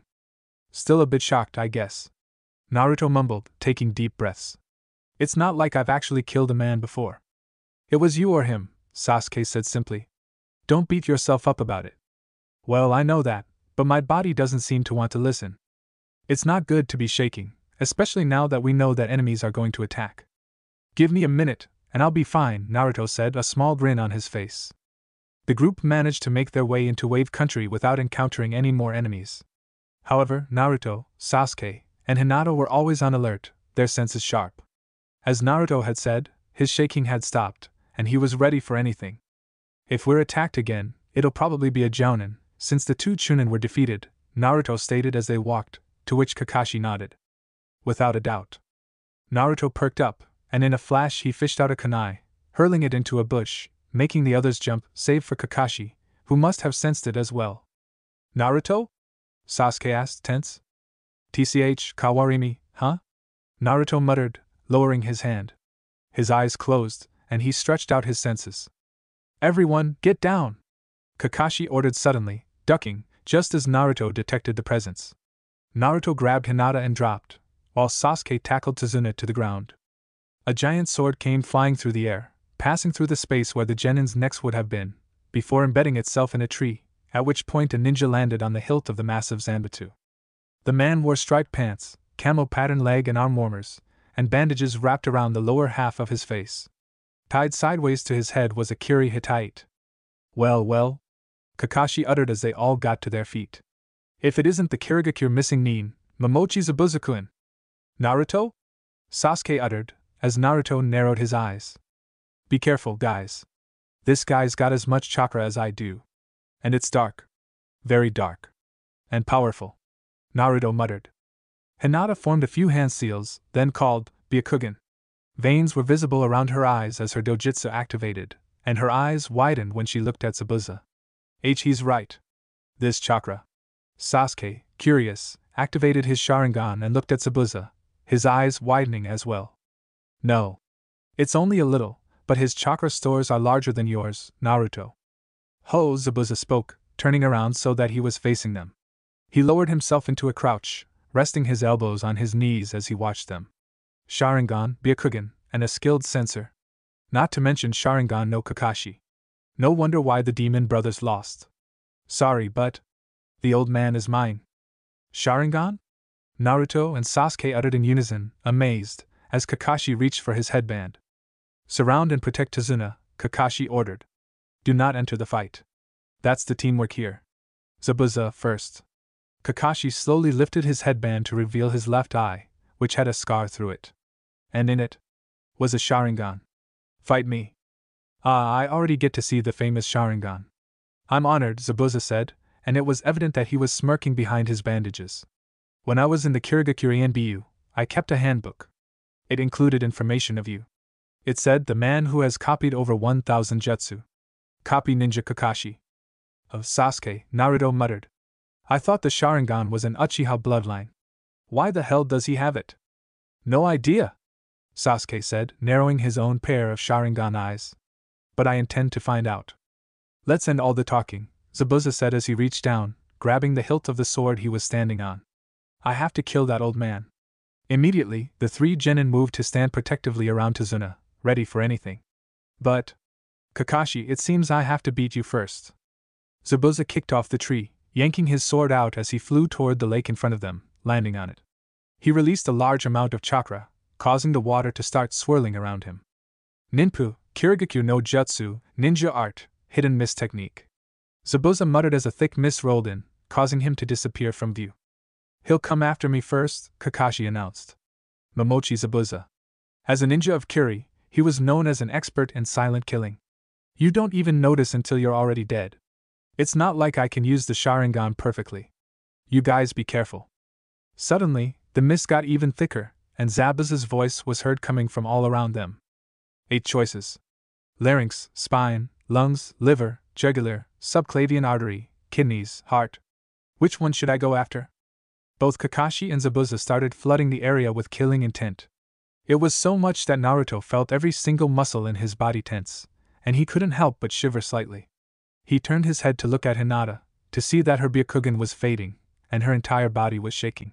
She was also visibly sweating in fright. Hinata, Naruto spoke suddenly, catching her attention. He smiled when she looked at him. Stay strong.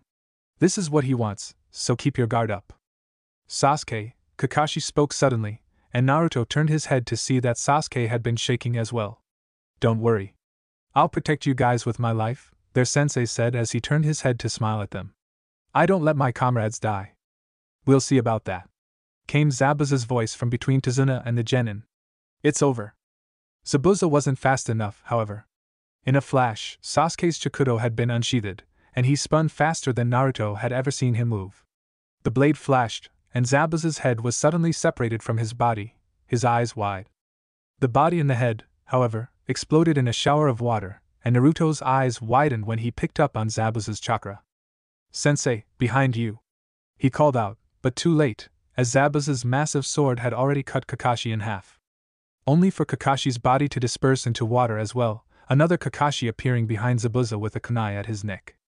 Don't move, Kakashi ordered. It's over. TCH, Naruto thought, gritting his teeth. This damn mist is covered in his chakra. I can hardly even sense Kakashi through it. He thought, then looked at Hinata.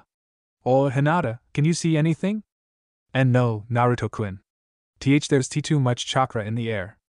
Same here, Sasuke muttered. Then, his eyes widened when Zabuza spoke to Kakashi. Sensei, behind you. Kakashi's eyes widened when yet another Zabuza appeared behind Kakashi, the Zabuza in front of him dissolving into water. He ducked under a sword swing, but Zabuza didn't even pause when his sword dug into the ground. Instead, he spun, switching his grip, and booted Kakashi in the face, sending him flying through the air. Zabuza immediately pulled his sword out of the ground and ran off, jumping toward the spot where Kakashi splashed into the water. As Kakashi surfaced, Zabuza landed behind him and flashed through hand seals. Suiro no Jutsu, water prison technique. He announced as the water shot up to envelop Kakashi in a ball, Zabuza holding his hand in it to keep it going. You tried to escape to the water. Big mistake. Now I have you in an inescapable prison, Zabuza said, chuckling. It's tougher if you can't move, you know? Now, Kakashi, we can finish things later. First, I'll take care of them, he said as he put his hand in a half-rammed seal. Out of the water rose a Mizubunshin, who walked onto the shore, chuckling softly. Wearing those Hitite and acting like ninja, the clone said, smirking behind his bandages. A real ninja is someone who has survived numerous brushes with death. Only when you're good enough to be listed in my handbook can you start calling yourself ninja. You are not ninja. Just brats. Take Tazuna-san and run! Kakashi yelled suddenly. You have no chance of beating him. As long as he's keeping me trapped in this prison, he can't move. The Mizubunshin can't go very far from his real body. Just run away now. Naruto slowly turned his head to look at Sasuke, who smirked and nodded. Then he looked to Hinata, who gulped, but steeled herself nonetheless, nodding as well. Run away? TCH, Kakashi-sensei, you underestimate us, Naruto said, a grin spreading on his face. A Mizubunshin only possesses 1/10 of the original's power. Do you think us that weak? Besides, the success of this fight depends on you, Sasuke said. If we run away now, Zabuza will just kill you, then pick us off one by one at his leisure.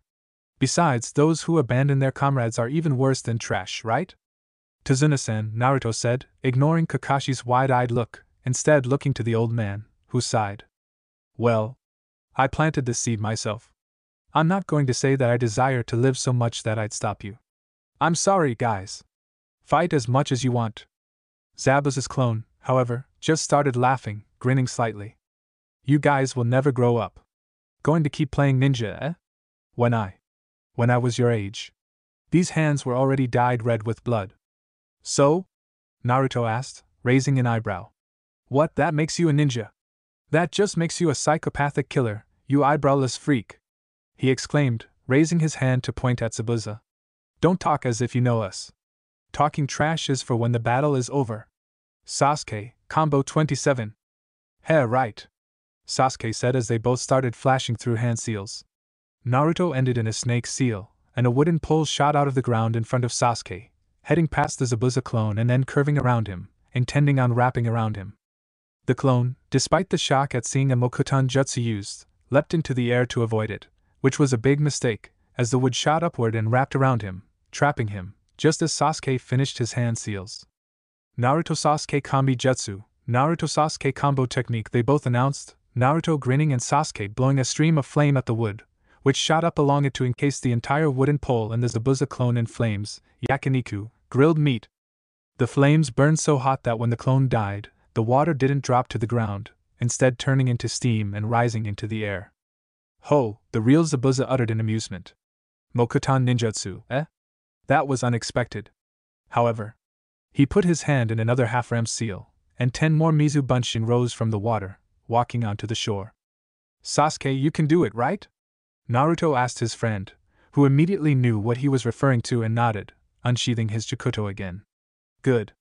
I'll clear a path. Go! Sasuke shot off toward the clones, who all raised their swords and made to attack. Wood spikes shooting from the ground forced them to dodge, however, allowing Sasuke to pass through unscathed. He shot toward the real Zabuza, cocking his arm back, then swung. Zabuza, however, ducked under the swing, but Sasuke wasn't done, spinning and throwing a kunai at Zabuza's head, which forced him to dodge out of the way, pulling his hand out of the water prison in the process. The clones, seeing this, made to go after Sasuke, but that provided enough of a distraction for Naruto to focus his chakra into the ground and cause more wooden spikes to shoot out of it, impaling and destroying the clones. You brat!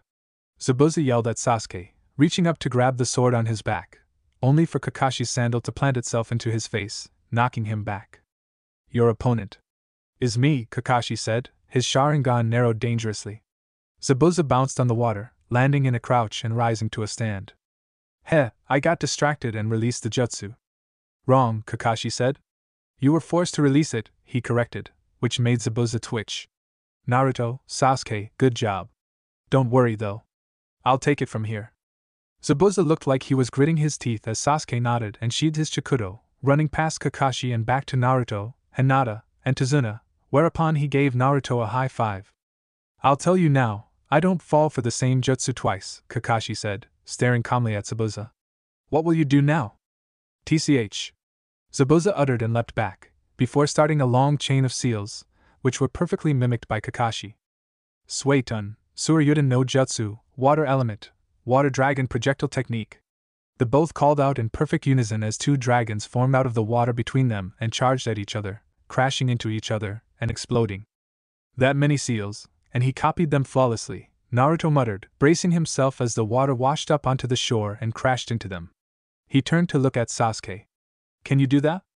Not at this stage of the Sharingan, no, Sasuke said, shaking his head as he saw the 2 Jounin clash right underneath where the 2 water dragons had crashed into each other, Kakashi blocking Zabuza's sword with a kunai. Strange. Zabuza thought, narrowing his eyes as he stared into the Sharingan. What's going on?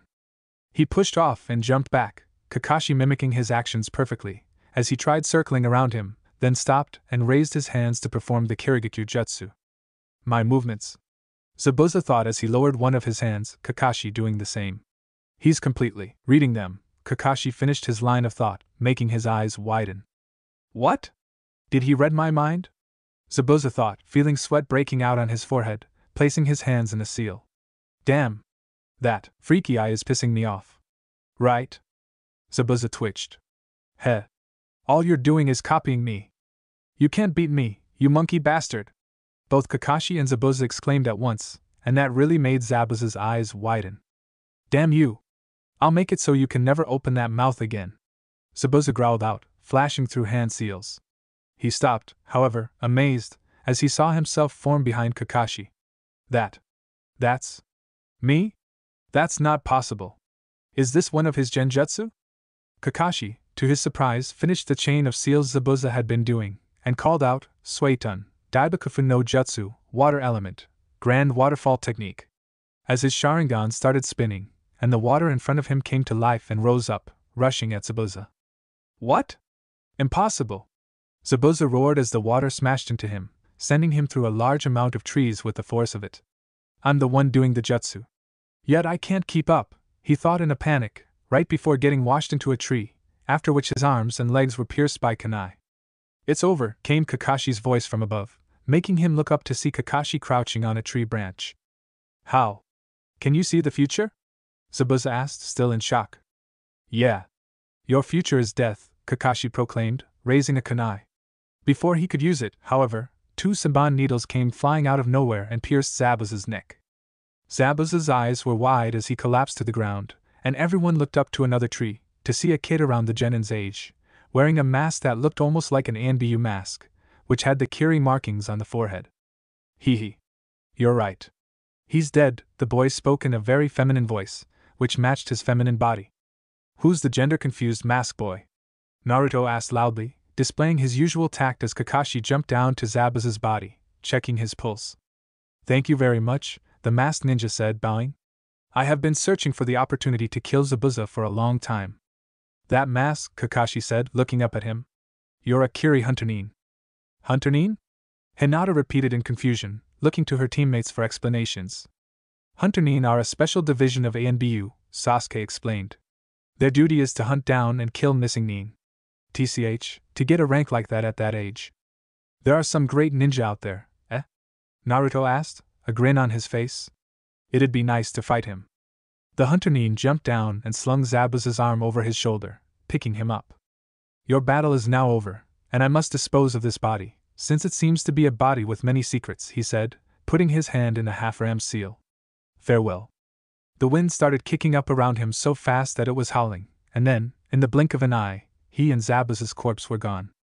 Kakashi breathed a sigh of relief, pulling down his headband to cover his Sharingan, and Sasuke and Hinata deactivated their own eyes.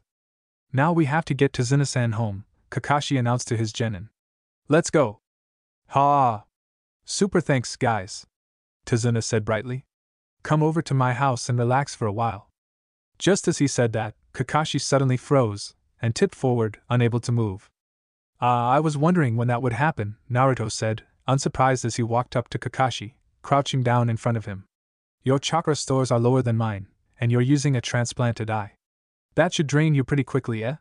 Sasuke, give me a hand here. Why? Too weak to carry him yourself? Shut your face hole and give me a hand. Heh. Hey, Sasuke, Naruto said as he stood over Kakashi, who was laying in a futon in Tazuna's house. Should I be worried that you'll end up like that if you use the Sharingan for an extended period of time? I know what you're trying to do, Sasuke said, his arms crossed as he took off his sandals. And it's not going to work. Oh? Then what am I trying to do? You're trying to rile me up. You have already showed that you know that the only reason the Sharingan drained Sensei like that was because his body and chakra system are not built for the Sharingan, so you already know you don't have to worry about something like that. Idiot. Huh?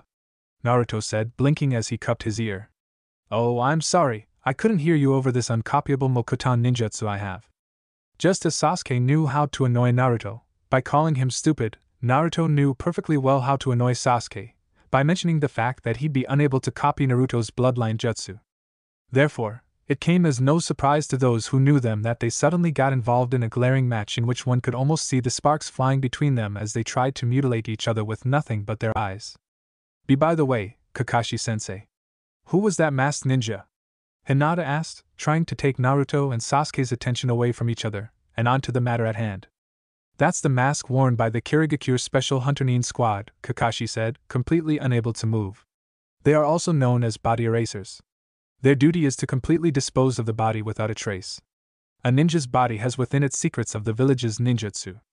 Information on different chakra types, herbs, and other things that will reveal information about the village. For example, if I died, the secrets of the Sharingan could be revealed. If you're not careful, there's the danger that the enemy will steal your jutsu. A ninja's body can reveal important information. So, by killing and disposing of the missing Nin who have abandoned their village, the Hunter Nin protect the information from getting out. They are the specialists who guard their village's secrets. No sound. No smell. That is a ninja's end. Shitty way to end, Naruto commented, giving a low whistle. I need to get some sleep, Kakashi announced suddenly. The longer I rest, the quicker I'll be back to full health. Alright, I'll keep my senses up, Naruto said, molding chakra. Sasuke sighed as he lay back on the floor, hands behind his head, muttering, something tells me this following week will be boring. Naruto looked around, and saw that Hinata had moved away from Kakashi, sitting and facing the wall. Raising an eyebrow, Naruto walked over and plopped down next to her, staring at her curiously. Hey, you alright? Hinata jumped and snapped her head toward Naruto, her eyes wide. She had no doubt been so wrapped up in her own thoughts that she hadn't even noticed him. Why, yes, I am. I'm fine. Hinata mumbled, turning her head to look down at the floor. A blind man could see that something is bothering you, Naruto said. Now we're teammates. We're supposed to rely on each other. What's wrong? Hinata was quiet for a moment, probably contemplating whether to tell Naruto or not. Then, she sighed and said, I'm not sure if I belong on this team. And what brought this on? Naruto asked, tilting his head to the side. I'm not very strong, Naruto-kun. I'm weak. And you, Sasuke-kun and Kakashi-sensei. You're all so strong. And I'm not. Naruto hummed as he stared at Hinata, who looked distraught. He waited for a few seconds, then asked, and? This caused Hinata to blink in confusion. What? And so what? Naruto said, shrugging. Do you think Sasuke and I were born this strong? No way. Training is the key. If you feel you're weak, then get stronger, that's all there is to it. But it's not that simple, Naruto-kun. You're making it sound so easy. It's only hard if you make it hard, Naruto said simply as he got to his feet. Tell you what, come with Sasuke and me when we go training tomorrow. We'll get you strong. For some reason, Hinata couldn't help but feel a sense of dread upon hearing that. Something about the glint in Naruto's eye had been incredibly dangerous. Suddenly, Kakashi, who had just fallen asleep, shot up in his futon, covering his face with his hand as he appeared deep in thought. What's wrong, sensei? Naruto asked as he sat down next to Sasuke, who was looking at their sensei curiously as well. Huh? Kakashi uttered as he looked up at his genin. Oh well, body erasing teams usually dispose of the body of the person they killed right there. But that hunter nin took the body away. Naruto muttered, his eyes narrowing as he made the connection. Yeah. If he needed proof of his work, he could have just taken the head, Kakashi said, stroking his chin. And the weapon that he used to kill Zabuza. Sasuke's eyes widened. No way. Yeah, exactly, Kakashi said, nodding. What are you guys talking about? Tazuna asked curiously. Most likely. Zabuza is still alive, Kakashi announced, making Tazuna and Hinata go wide-eyed. Those Saban. Sasuke said, scratching his head in thought. It's possible that he just put Zabuza in a momentary state of death. Indeed. First, he took the body of the much heavier Zabuza with him. Second, he used a weapon that has a low probability of killing, Kakashi said with a sigh of resignation. These 2 points indicate that his motive was not to kill Zabuza, but to save him. We can't ignore that possibility. Aren't you thinking too much? Tazuna asked nervously. Hunter nin are supposed to kill missing nin. If he was even a hunter nin at all, Naruto muttered, crossing his arms. But whether it's true or not, the possibility is there, so it's better to be safe than sorry. Exactly. So, we will prepare before it's too late. Plus, whether Zabuza is dead or alive, there are no assurances that Gato hasn't hired an even stronger ninja. Therefore, Naruto, Sasuke. The 2 friends straightened up upon being addressed by Kakashi and gave him their full attention. You 2 are very strong, and you're getting stronger every day. Hinata has massive amounts of untapped potential. Can I trust you 2 to release it while I'm recovering? I'm way ahead of you, sensei. Naruto said with a grin, flashing him a thumbs up. Hee, this is getting fun. That's not fun, came a new voice as a kid, looking no older than 8, entered the house. Oh, Inari. Tazuna exclaimed happily. Where were you? Welcome back, Grandpa, the boy Inari said as he walked up to Tazuna, giving him a hug. Inari, Tazuna's daughter Tsunami said, say hello to these people. They are ninja who protected Grandpa. Inari turned his head to look at Kakashi and his genin for a good long while. Then, he turned to his mother and pointed at the ninja. Mom. They are going to die. What was that? Naruto barked. There's no way you can win against Gato, Inari said adamantly. Words like that should be saved for after the fighting is done, Sasuke said, glaring lightly at Inari. Otherwise, you'll look like a fool afterward. Listen, Sasuke and I can't lose to a guy like Gato, Naruto said, slinging his arm around Sasuke's shoulder. We're gonna be heroes one day. We're not gonna go down fighting a chump like him. Hey, let go, you fool! What are you, stupid? Inari asked, staring coldly at Naruto. There's no such thing as a hero. Naruto froze for a second, his eyes going cold. Then, he muttered, "Sasuke, hold me back." As ordered, Sasuke grabbed Naruto from behind, just as the blonde made to charge at Inari. "Why, you little? If you don't want to die, you should leave," Inari muttered, turning around and walking off. "Where are you going, Inari?" Tazuna asked. "To look at the ocean from my room." With that, Inari left, and Naruto glared at the closed door for a good 5 minutes before he turned away. "All right," Naruto exclaimed the following day as he stood in a clearing in the woods near Tazuna's house with Sasuke and Hinata. "I hope you're rested, because you're going to need the energy, Hinata. First of all, we're going to improve your speed and power." How are we going to do that?" Hinata asked nervously as Naruto walked up to her. "First, lose the jacket," he said, reaching out and unzipping the now red-faced Hinata's jacket and pulling it off her, revealing her mesh shirt and short tank top underneath, along with her already developing chest. "It'll only get in the way. You need mobility. Now, excuse me." Naruto turned away, and Sasuke did the same, both of them with small blushes on their faces. If one could read minds, they would have heard them both think, she should never have been allowed to cover those up, in perfect unison. Then, Naruto cleared his throat and turned back to Hinata, who was still blushing furiously. "All right, we're going to help you progress using the same method we used to get stronger and faster," he said, skillfully avoiding staring at her chest as he reached into his right kunai pouch, taking out 2 black bracelets, identical to the ones he wore on his own wrists. "Put these on," he said, handing them to Hinata, who did as ordered. "Those are chakra weights. Currently, they weigh 1 pound each. The more chakra you pour into them, the heavier they become. You want them to be heavy enough to make you sluggish, but not heavy enough to render you unable to move. Once you have added the desired weight, we will be doing some sparring. This will help you develop muscles that won't inhibit you in your fighting style. Your musculature, as it grows stronger, will adapt to your movements. Understood?" "Why, yes, Naruto-kun. Be careful when you add chakra to the bracelets. Too much, and you'll be unable to move, and—" Naruto grinned, looking a bit like a sadistic teacher, taking pleasure in his student's plight. "Neither Sasuke nor I feel like removing any weight from them." Hinata eeped at that, but nonetheless channeled chakra into her bracelets, being extremely careful by channeling a little at a time, to make sure they didn't get too heavy. Once she reached a weight she felt satisfied with, she nodded to Naruto, whose eyes narrowed ever so slightly. "Throw a punch," he ordered, and Hinata did so. He shook his head. "Too light. You need to struggle to maintain the same speed and mobility you have without the weights. Increase it." "Why, yes, Naruto-kun."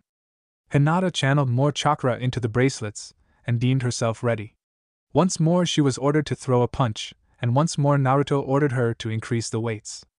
This time, Naruto seemed satisfied, and Hinata stood there, feeling like her arms were going to get pulled out of their sockets from the weight. "All right," Naruto said, clapping his hands together. "It's time for you to spar with Sasuke," he announced, which made Hinata's eyes widen. "Sasuke is a much more versatile taijutsu fighter. I'm stronger than him, but I'm more of a brawler. My style is very unorthodox for ninja, so fighting me will probably just prepare you against fighting only me. Sasuke, however, has a style more closely resembling a traditional ninja style. So, you're fighting him. I won't go easy on you though," Sasuke said, walking up to stand next to Naruto, smirking. "If I did, that would be insulting. You want to get stronger, right?" "Why, yes." "All right, then get ready," Naruto said as he moved to stand between them. "This is a taijutsu-only spar. That means no chakra usage whatsoever. Although, you are allowed to use your Dojutsu, and the Juken is allowed." "Sasuke," he said and held out his hand. Sasuke nodded and removed his Chikudo, tossing it to Naruto, who raised it into the air. "All right, are you both ready? Then, fight." "Ouch," Sasuke muttered as he held his side, while Naruto was treating a few bruises on Hinata's arms. She had been very good at dodging Sasuke's strikes aimed at her body, but she wasn't capable of dodging them entirely, and ended up getting hit on the arms. She had surprisingly managed to get in a few strikes as well, however, and one of them hurt like hell. She had hit him with a Juken strike right between his ribs, so she didn't just hit his chakra point, but also hurt him physically. "I'm weak," she says, Naruto muttered, shaking his head in amusement. "Hinata, do you know how many of the graduated genin would have been able to land a hit on Sasuke, except for me?" "And no," Hinata mumbled, her head bowed. She was too kind, in Naruto's opinion. She had already apologized profusely for hurting Sasuke several times, even though he had just waved her off every time, and still looked apologetic. No one, Naruto informed her with a grin. You're strong, Hinata. But you can get stronger. Just keep training with us, and we'll get you up to Jounin level in no time. I hope so. TCH. That's not a Jounin attitude. Hell, it's not even a ninja attitude, Sasuke muttered, glancing at Hinata out of the corner of his eye, as it hurt too much to turn his body. Use more force when you speak. Naruto, show her. Right, Naruto said, grinning at Hinata. What you do is just gather energy in your chest, take a deep breath, and then let it out. He instructed, pumping his fist. Yes. I'm certain I will. Say something like that. That. I couldn't. Hinata mumbled, poking her fingertips together. Such a thing. True, that might be a bit too advanced for you at this stage. Alright then, how about a yes? Say it with guts. Yeah? What my moronic friend is trying to say is that you should say it with as much energy as you can muster. A non-stuttering yes will do, however, Sasuke explained. Naruto nodded in confirmation. Then, he paused for a few seconds, followed by him gritting his teeth and snapping his head in Sasuke's direction to give him a murderous glare. Hey Sasuke! What's with the moronic friend? Want me to beat the crap out of ya? Heh, it only took 4 seconds to register this time. You're getting faster, Sasuke said with a smirk. The smirk vanished, however, when Naruto ran up to him and kicked him where Hinata had hit him with the Juken strike. That was the scene Kakashi showed up to. Naruto was gritting his teeth and glaring down at Sasuke, who was rolling on the ground, clutching his side, while Hinata sat to the side, giggling at their antics. Kakashi leaned against his crutches, tilting his head to the side in confusion. Is this what counts as a training session for you guys? He asked, catching the attention of his genin. Oh, sensei! Naruto said, his anger fading completely, a grin plastered on his face. We've been gauging Hinata's strength, and we're taking a break right now. Ah, I see. You really look like you're relaxing. Kakashi muttered, sweat dropping. Anyway, I remembered something I was going to ask you. Have any of you learned a chakra exercise called tree climbing? It's a basic chakra exercise. In the Hyuga clan, chakra control is essential, so we learn it at an early age. Hinata mumbled, to which Kakashi nodded, then looked to the 2 males of the team. Naruto, Sasuke? The Jiji taught us a couple of years ago, Naruto said, nodding, which made Kakashi's eyes widen. You got Hokage-sama to take time out of his busy schedule to teach it to you? He asked in surprise, but Sasuke, who had recovered by now, gave a scoff of amusement. More like blackmailed him, he said, smirking. Naruto got bored and wanted to learn something new. Since the Hokage is the greatest ninja in the village, Naruto figured he must know something we could learn, so he threatened that if he didn't teach us, Naruto would go ballistic in his office and throw all his paperwork out the window. Kakashi's sweat dropped again when he saw Naruto's proudly grinning face. Blackmailing the Hokage by threatening to force him to either go out and collect all his paperwork, or redo it. Threatening my Ika paradise. That Naruto is good at finding people's weaknesses and exploiting them. Shaking his head, Kakashi cleared his throat. Anyway, Tazuna-san is going to start working on the bridge again tomorrow, and I need one of you to protect him while I'm recovering. I can do it, Sasuke volunteered. That way, Naruto can focus on Hinata's training. And the day after that, Naruto can protect him, while I take over the training. Sounds like a plan, Kakashi said with an approving nod. If something happens, I want you to shoot up a flare, so everyone else can come help. I am so tired. Hinata mumbled near the end of the week. She had been through non-stop training even since they started. When Naruto and Sasuke said they were going to work her to the bone, they weren't exactly exaggerating. Currently, everyone was at the dinner table, eating. I'm so sore, I can hardly even keep my food down. Oh, you're gonna puke? Sasuke asked, a hint of interest in his voice. I did that once too. No shame in it. And no. I'm fine. You really need to eat though. You need fat to convert to muscle mass, after all. Where's Naruto? Kakashi asked, blinking. His body was already much better, and he could move around without a problem. In fact, he was good as new now. Usually, he'd be the first to the dinner table. He's still out training. Damn machine. He can keep going for days. Sasuke muttered. In fact, he has been going for days, ever since that Kaiza story. When Sasuke spoke that name, Inari, who was sitting across from Sasuke, tensed up and looked ready to leave the table. Since Sasuke didn't mention it again, however, he stayed, but kept his head down. But even Naruto has a limit, Kakashi said slowly. It would be bad if he used up too much chakra. Wouldn't surprise me if he had. The useless moron is probably dead by now, Sasuke said, shrugging. He didn't mean it, however. He knew Naruto would never die from chakra exhaustion. It was not a spectacular enough way to die for him. I wanted to ask you this earlier, but… Tazuna muttered, giving Kakashi a confused look. Why are you still here, even when I lied to you about this mission? To abandon your duty is not courageous. Below the courageous, there is nothing, Kakashi said simply. Those were the previous Hokage's words. That is the way of the shinobi. Shinobi don't move because of money alone. Just then, the door opened, and Naruto, sweaty, dirty, and panting, came in, a tired grin on his face. You've worn yourself out again, moron, Sasuke said, giving Naruto a glance. You look like you can barely stand, let alone move. I think I'm operating more on willpower than anything else right now. Naruto muttered, slouching up to the table and taking a seat. Without another word, his head dropped, impacting hard with the table, which made everyone jump. I'd rather just go to sleep right now. But first, some grub. Hee, I'm also super worn out from today's bridge work, Tazuna said, smiling brightly. At any rate, the bridge is almost complete. Naruto-kun, father, don't overdo it, okay? Tsunami said in stern concern, but the two just kept smiling. They sat in silence for a while, and Naruto noticed Inari staring at him intently, tears welling up in his eyes. Then, Inari snapped. Why do you guys bother so hard? No matter how hard you train, you're still no match for Gatta's men.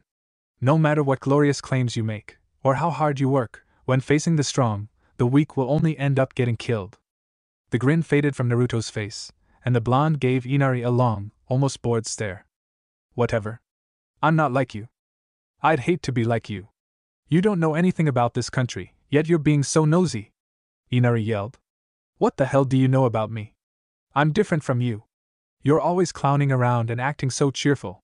You don't know how hard life can be. Now, the bored look faded, and Naruto's eyes, for the first time in years, turned an icy blue that no one had ever seen before. So I should be like you, then? Cry and act like the star of some great tragedy? He asked coldly. Then, it was as though a fire had ignited in his eyes as he gave Inari one of his fiercest glares, one that he didn't even use on Sasuke. Then keep crying forever, you little sissy. The tears started flowing from Inari's eyes again, and he sat there, trembling, as Naruto stood up and made to walk away, only for his knees to give out. Sasuke was out of his seat in an instant, catching Naruto before his knees even hit the floor, which made Naruto laugh. Aha, sorry, Sasuke. Guess I did overdo it. TCH. You idiot, get some rest. You're probably going to need it tomorrow, Sasuke said as he helped Naruto get to the guest room. Naruto, still tired and sore, got out of his futon and got dressed, his eyes half-lidded as he went through his morning stretches. He gave a very loud yawn as he left the guest room and made his way toward the kitchen, only to stop outside the living room and turn to look inside it. Tsunami and Inari were on the floor, Inari helping his mother with her knitting. This is a surprise, Naruto said tiredly. You're not usually up this early. Early, Naruto-kun? Tsunami said, blinking. It's noon. Eh? Naruto blinked as well as he stared at Tsunami, before looking out the window to see that, indeed, the sun was shining brightly. His eyes widened.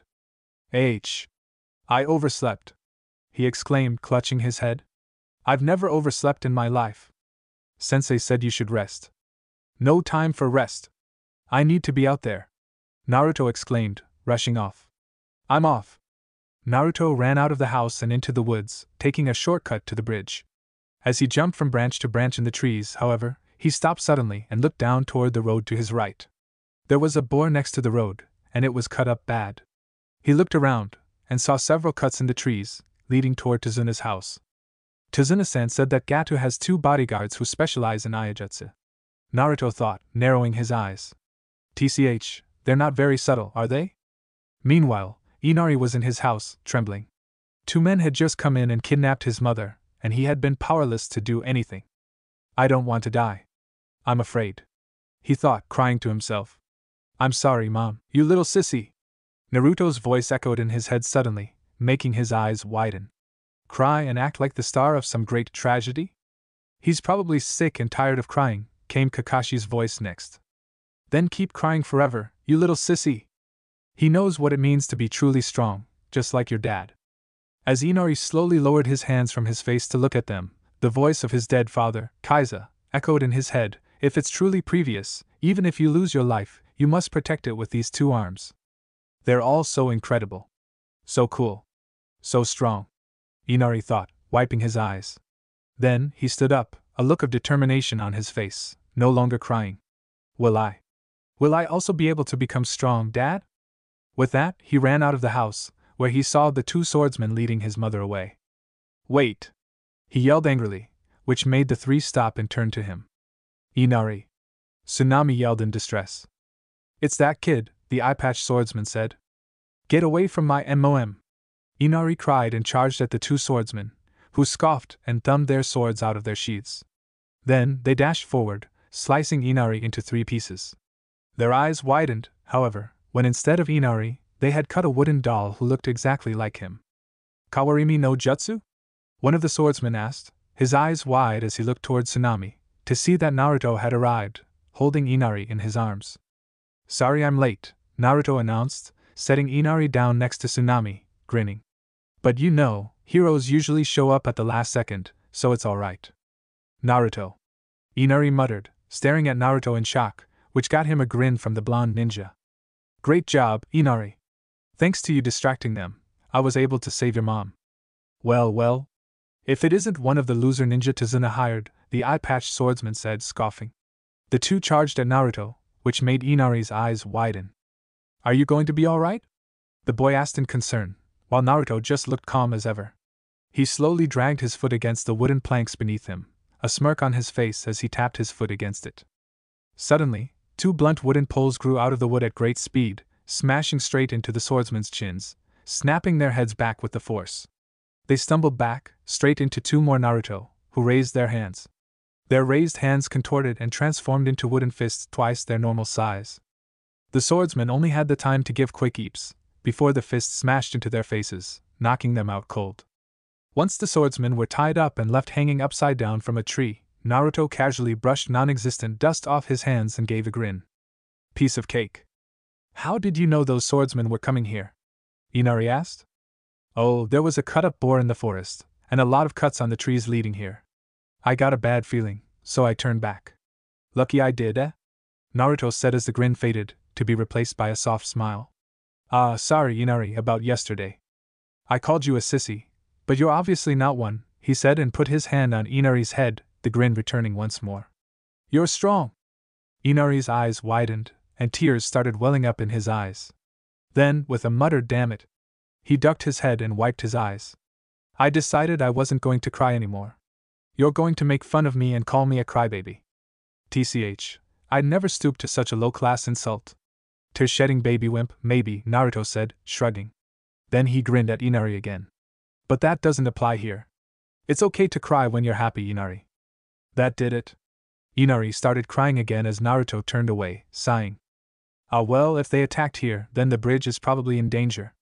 Sasuke can handle things, but it'd be bad if he hogged the spotlight. It might get to his head. I can count on you here, right? Yup, Inari said immediately, once more wiping his eyes. Alright, Naruto is blasting off. With that, Naruto took off. Before the encounter Naruto had with the swordsman, Sasuke, Hinata, Kakashi, and Tazuna had just made it to the end of the bridge, which was almost at the mainland, to find that the 5 remaining workers were on the ground, bleeding. What's this? Tazuna exclaimed, rushing up to one of them, the only one who seemed to be awake. What happened? A monster. The worker muttered, gritting his teeth in pain, just as a thick mist rolled in. Here they come, Kakashi said as Tazuna backed up, and the ninja took up a defensive formation around him. Kakashi-sensei. This is Zabuza's Kirigakyu no Jutsu. Hinata mumbled, activating her Byakugan. Long time no see, Kakashi, came Zabuza's voice through the mist. I see you're still with those brats. He's shaking again.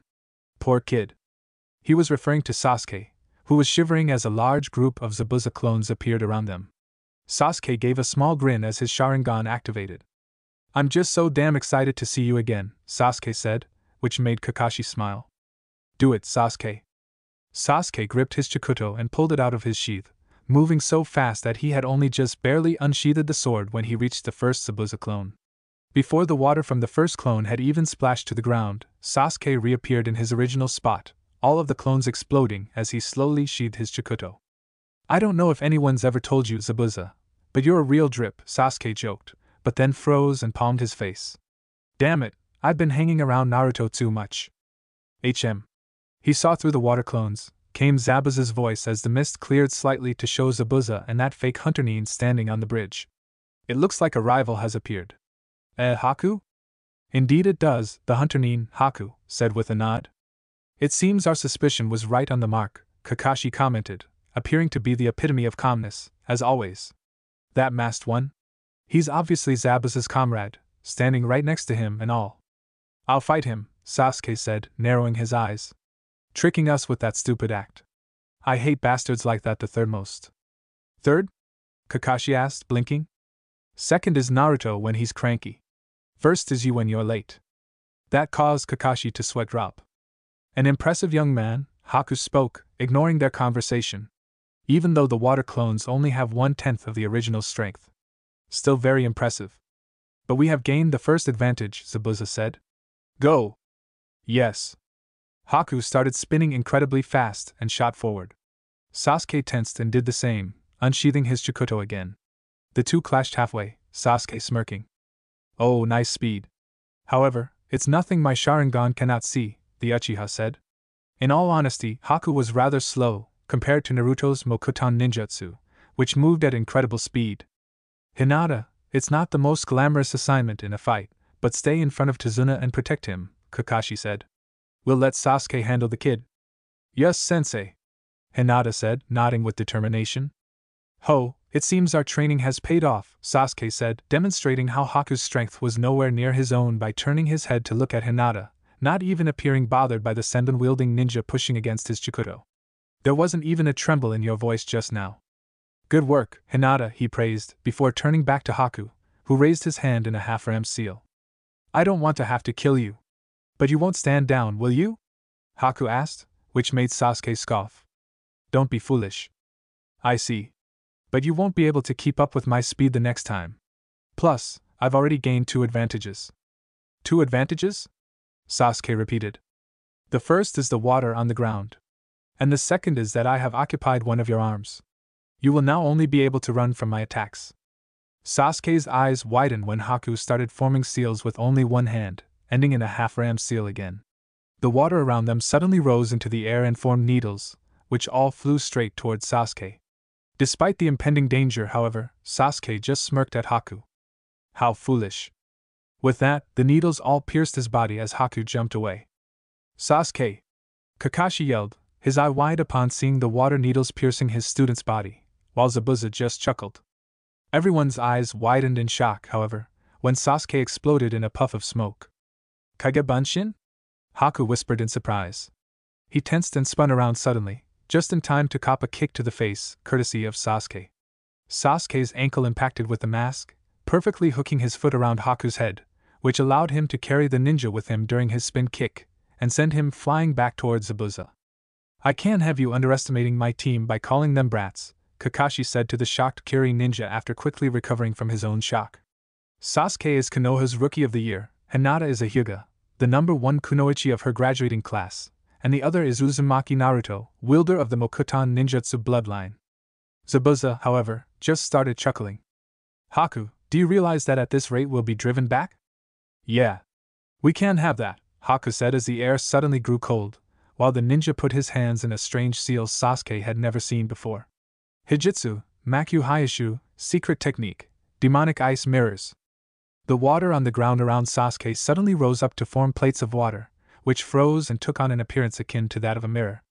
The mirrors rose up and formed a dome around Sasuke, who looked around with an annoyed look on his face. Mixed element bloodline? TCH, I hate those. Mostly because he wouldn't be able to copy it, even if his Sharingan were to evolve to its most complete form. Haku moved over to one of the mirrors and stepped into it. How he managed to fit in there, Sasuke had no idea. The wonders of chakra, he supposed. In any case, Haku could be seen standing inside the mirror, but then, just as Sasuke was about to smash it, an image of Haku appeared in every single one of the mirrors surrounding him. Well then, shall we begin? Haku asked. I'll show you my real speed. Sasuke saw it coming in slow motion. Haku shot out of one of the mirrors and headed right for him. However, unfortunately his body was not as quick to react as his eyes, and he had barely managed to raise his arms before the shoulder of his shirt was torn, and a cut appeared in his flesh.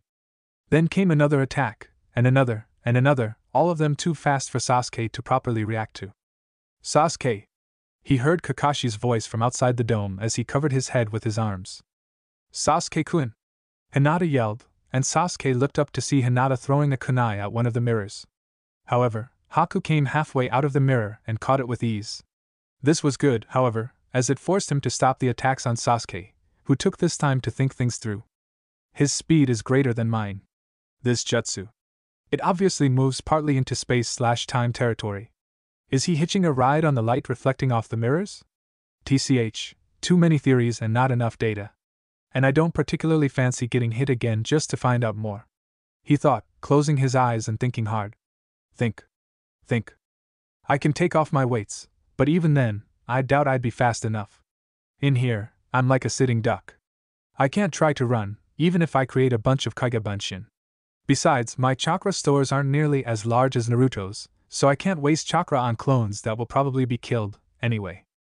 If only Hinata hadn't been forced to protect Tazuna, she could have attacked from the outside, while I attacked from the inside. Now then, Haku's voice snapped him out of his thoughts, and he opened his eyes to see Haku in the mirrors again. Shall we continue?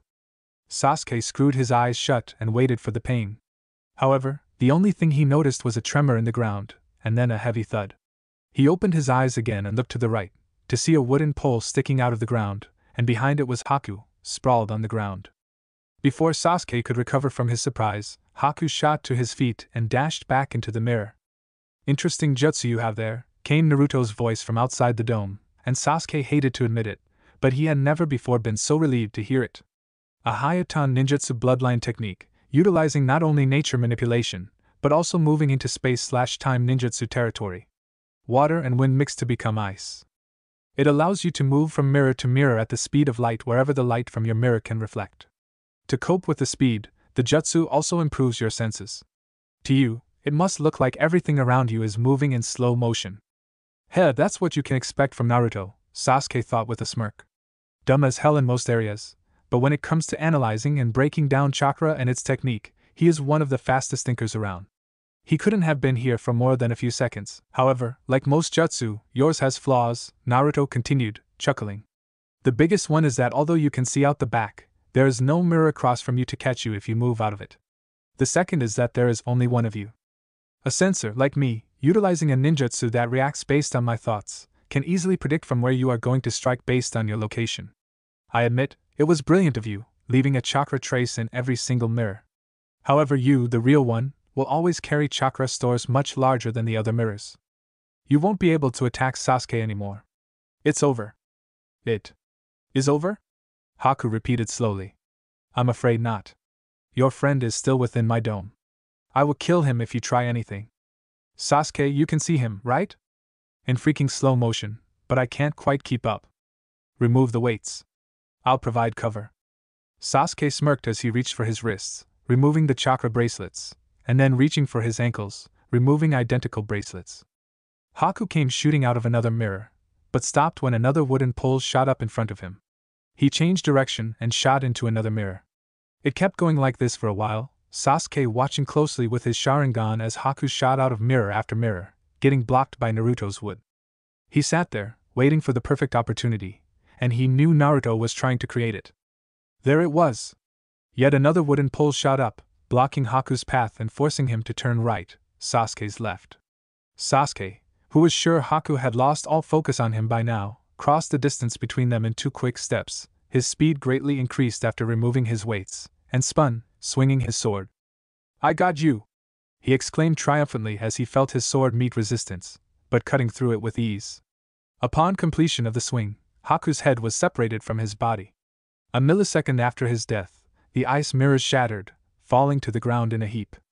In a blur, Naruto appeared next to Sasuke, patting him on the shoulder. You alright? Why wouldn't I be? Sasuke asked, raising an eyebrow. You just killed someone, Naruto said. Isn't your first kill supposed to be traumatic? It kind of was for me. There are things that are much more traumatic up here, Sasuke said as he pointed at his head. Naruto accepted this as the truth. After all, Sasuke had seen much death in his past. Besides, I'm not a complete pussy like you, so I'm not really affected. Usually, Naruto would have slugged Sasuke on the mouth for a comment like that, but now wasn't the time for that. So, he felt a change in subjects might be good. Can't believe you lost in speed, he commented, grinning slightly. He cheated, Sasuke grumbled.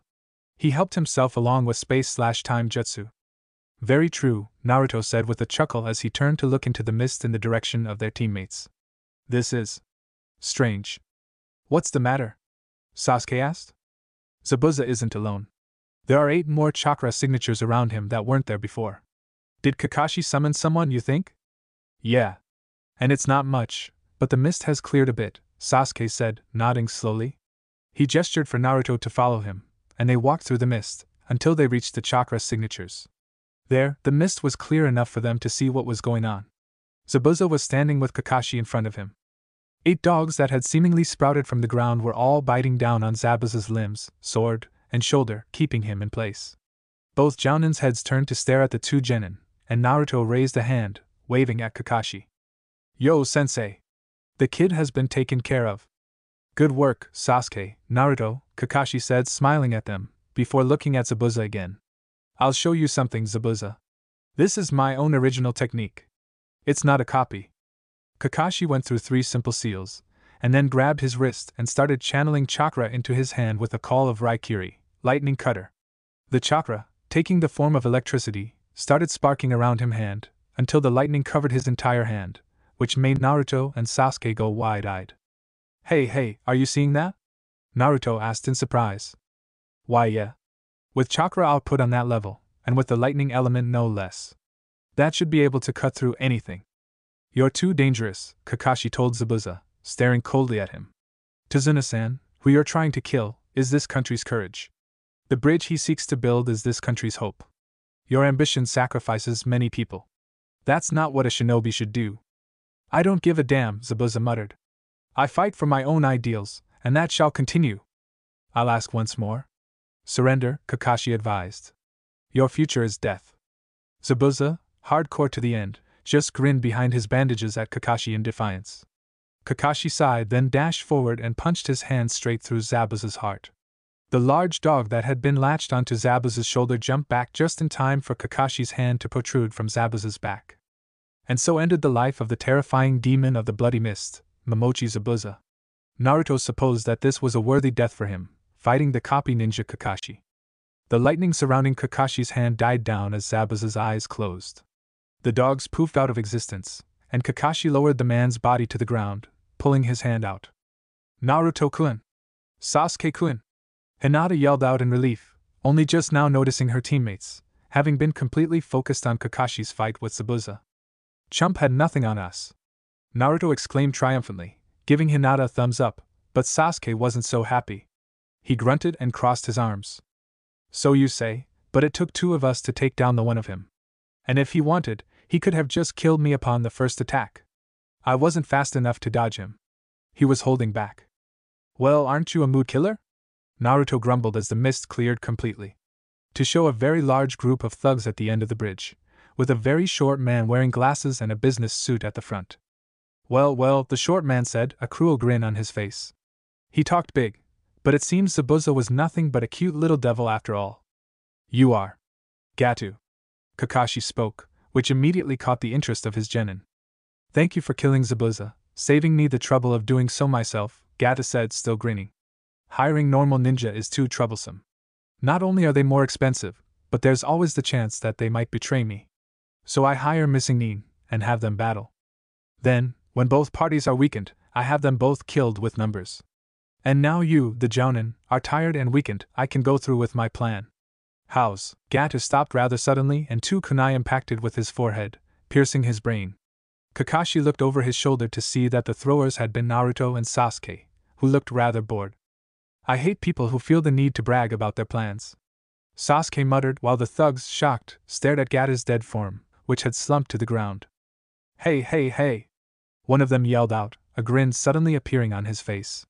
Damn ninja, you just killed our meal ticket! Now we're just gonna have to kill you, then pillage this village and take anything of value.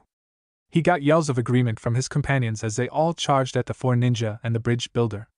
Then, an arrow was heard piercing the air, impacting with the bridge between the thugs and Team 7, making the thugs stop suddenly, their eyes widening at the sight behind Team 7 and Tazuna. Everyone looked back to see Inari standing with pretty much every male villager behind him, all of them carrying weapons and various sharp tools and crossbows. If you come any further onto our island, the citizens of this country will stop you with everything we've got. Naruto managed to keep from insulting Inari by remarking upon the fact that the boy was wearing a wok pan for a helmet, and instead just flashed the kid a thumbs up. Nice timing, Inari. Hee, a hero shows up at the last second, right? Inari said with a grin. Alright, let's help out increasing the numbers, Sasuke said, putting his hands in a cross seal. Kage Bunshin no Jutsu. In a poof of smoke, 7 more Sasuke appeared, all of them with identical smirks on their faces. Kakashi did the same, creating 15 clones.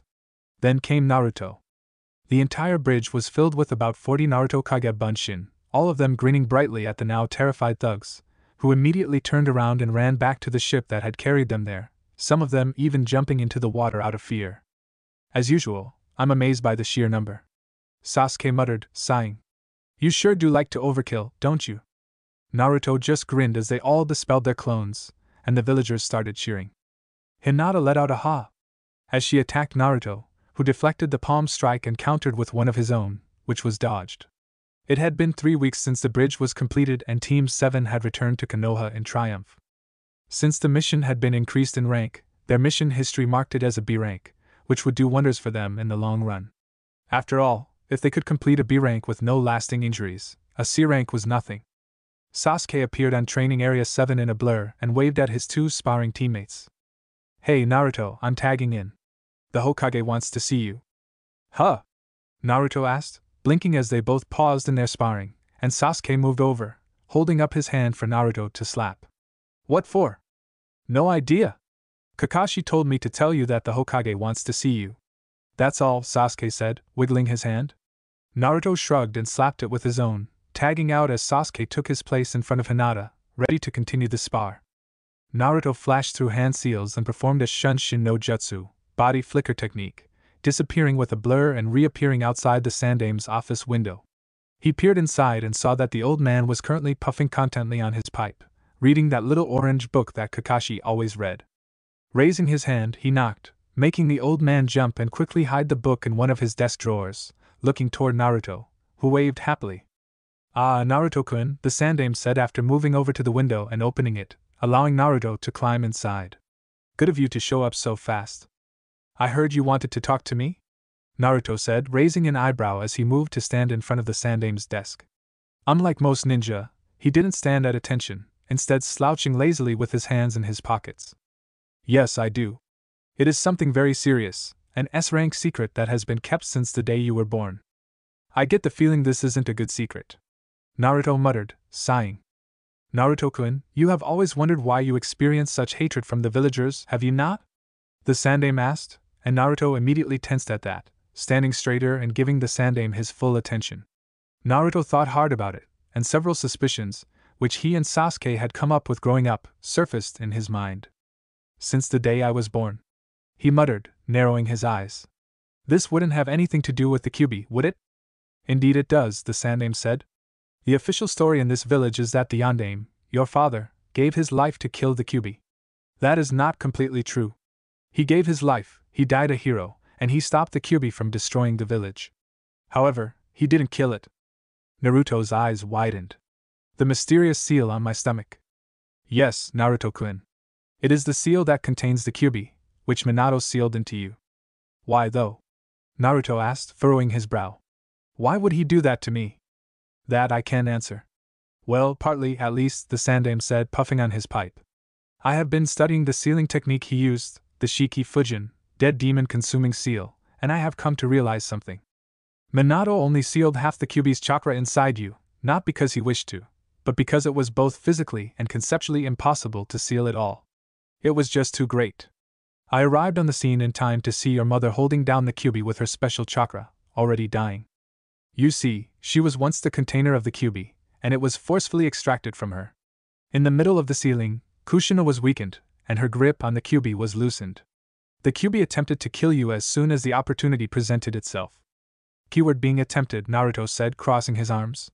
You know, seeing as I'm still here. Indeed. Both Minato and Kushina jumped in front of the Kyuubi's claw and allowed it to pierce them instead of you.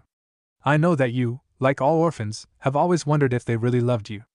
That is the proof of their love. But no one knew about it, right?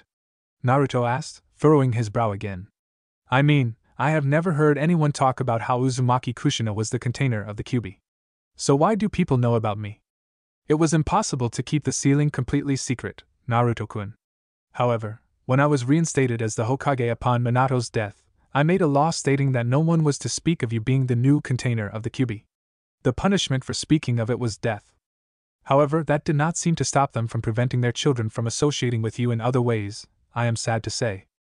Well, good thing you told me now, when I've been around Sasuke long enough to think about things and actually use logic sometimes, Naruto said, nodding. Had you told me when I was younger, I probably would have freaked. I am actually amazed you are taking this so well, the Sandaime said, smiling proudly at Naruto. I had expected a more surprised reaction. Well, Sasuke and I have theorized for years now, Naruto said with a shrug. The subject of the Kyuubi has come up many times. Besides, this isn't the worst shock a kid could experience.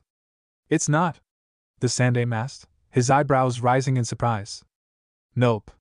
I heard a story from Kakashi about this kid in River Country who grew up calling his single-parent mom, only to later find out that she was an hermaphrodite, and was in actuality his dad. Now that's a shocker if I've ever heard one. The Sandaime gave an exasperated sigh, but couldn't help but smile nonetheless. After all, leave it to Naruto to add even a small amount of humor to any situation. Well, in any case, it's actually a relief for me to hear that they don't hate me for me, but rather the Kyuubi. So, what are you going to do now, Naruto-kun? The Sandaime asked, stopping Naruto, who had opened the window and made to climb out. Naruto looked at the Sandaime with a grin on his face. That's obvious. I'm just gonna have to prove to them that I'm me, Senju Naruto, legacy of the Shodai, Nidaime, and Yondaime Hokage, future Rokudaime Hokage. Rokudaime? The Sandaime asked curiously. Why not Godaime? Well, let's face it, Gigi, you're getting up there in the years. You're probably gonna retire again soon, and I'm not strong enough to be Hokage yet, Naruto said with a shrug. Then, he waved at the old man and jumped out the window. When he returned to the training area, he found that Kakashi was there, watching as Sasuke and Hinata sparred. Naruto walked up to stand beside his sensei and noticed that the two genin had stepped up the game. Hinata's Byakugan was activated, Sasuke's sword was out, and his Sharingan was blazing. The two moved with amazing speed. Hell, even after such a short time, Naruto dare say that Hinata's speed rivaled his own. Not Sasuke's though. Sasuke had always been the fastest of the two of them, and it showed. Alright, I'd say that's enough, Kakashi announced once the two genin froze, Sasuke's Chikuto an inch away from Hinata's face. Both of them were panting softly, sweat on their faces as their respective Dijutsu deactivated. Kakashi glanced at Naruto. Oh, welcome back, Naruto. How was your meeting with the Hokage? It was good, Naruto said, nodding slowly. Found out that my mom and dad died saving my life, and that my dad sealed the Kyuubi into my gut. Hinata's eyes widened at hearing that, while Sasuke's eyes narrowed slightly. The seal on your stomach, the Uchiha stated in realization. It seems one of our theories was right. Yeah. It's a relief, though. The people hate me for the Kyuubi, and not for something like my personality, or my name, or anything like that, Naruto said, a small smile on his face. He glanced at Hinata. You don't seem very surprised. I have heard whispers about you, Hinata said softly. I have heard people whisper Kyuubi when talking about you. I never really knew what they meant by that, but now I do. I'm glad to see you're all so mature about this, Kakashi said, smiling brightly at them all. I had honestly expected a more violent reaction from at least you, Naruto. It was a shocker, but it was no hermaphrodite dad revelation, Naruto said with a shrug.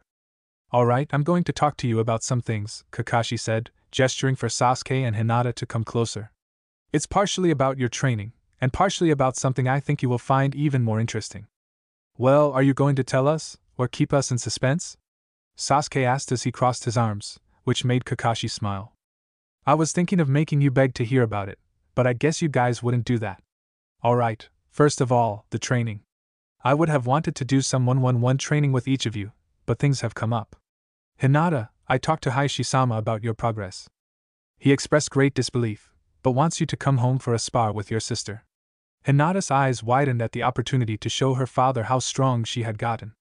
Sasuke, you will be training with me. We'll be doing some 1-on-1, because I'm sure you couldn't help but copy my Raikiri when you saw it. Sasuke huffed and looked away, his way to show that he was a bit embarrassed at getting caught. And Naruto, Jiraiya-sama of the legendary Sannin has sent word that he will be coming to the village soon to oversee your training. Seems like we'll all be powerhouses once our training is complete, eh? Sasuke asked, smirking, which made Naruto scoff in amusement.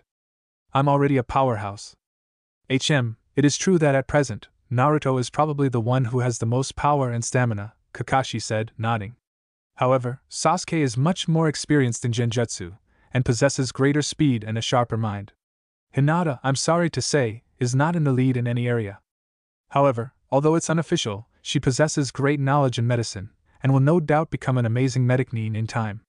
Not to mention that her brain has the potential to become greater than any of yours, Kakashi said, rubbing his chin and seeing Hinata blush at the praise. No arguments here, Naruto said with a bright grin. She's already smarter than me, and it won't be long until she leaves Sasuke in the dust in that field as well. As long as I'm satisfied with my own level of intelligence, I couldn't care less, Sasuke said simply. Now, what was this thing we would find even more interesting? Oh yes, Kakashi said as he dug into his kunai pouch, taking out 3 pieces of paper and handing them over. I nominated you all for the Chunin exams. It's in a week, so we won't be getting as much training in as you probably would have liked, but I think it's worth it. Though this is just a nomination. Whether to take the exam is up to each of you. Those who wish to take it should sign these papers and turn them in at room 301 at the academy in a week's time at 1600 hours.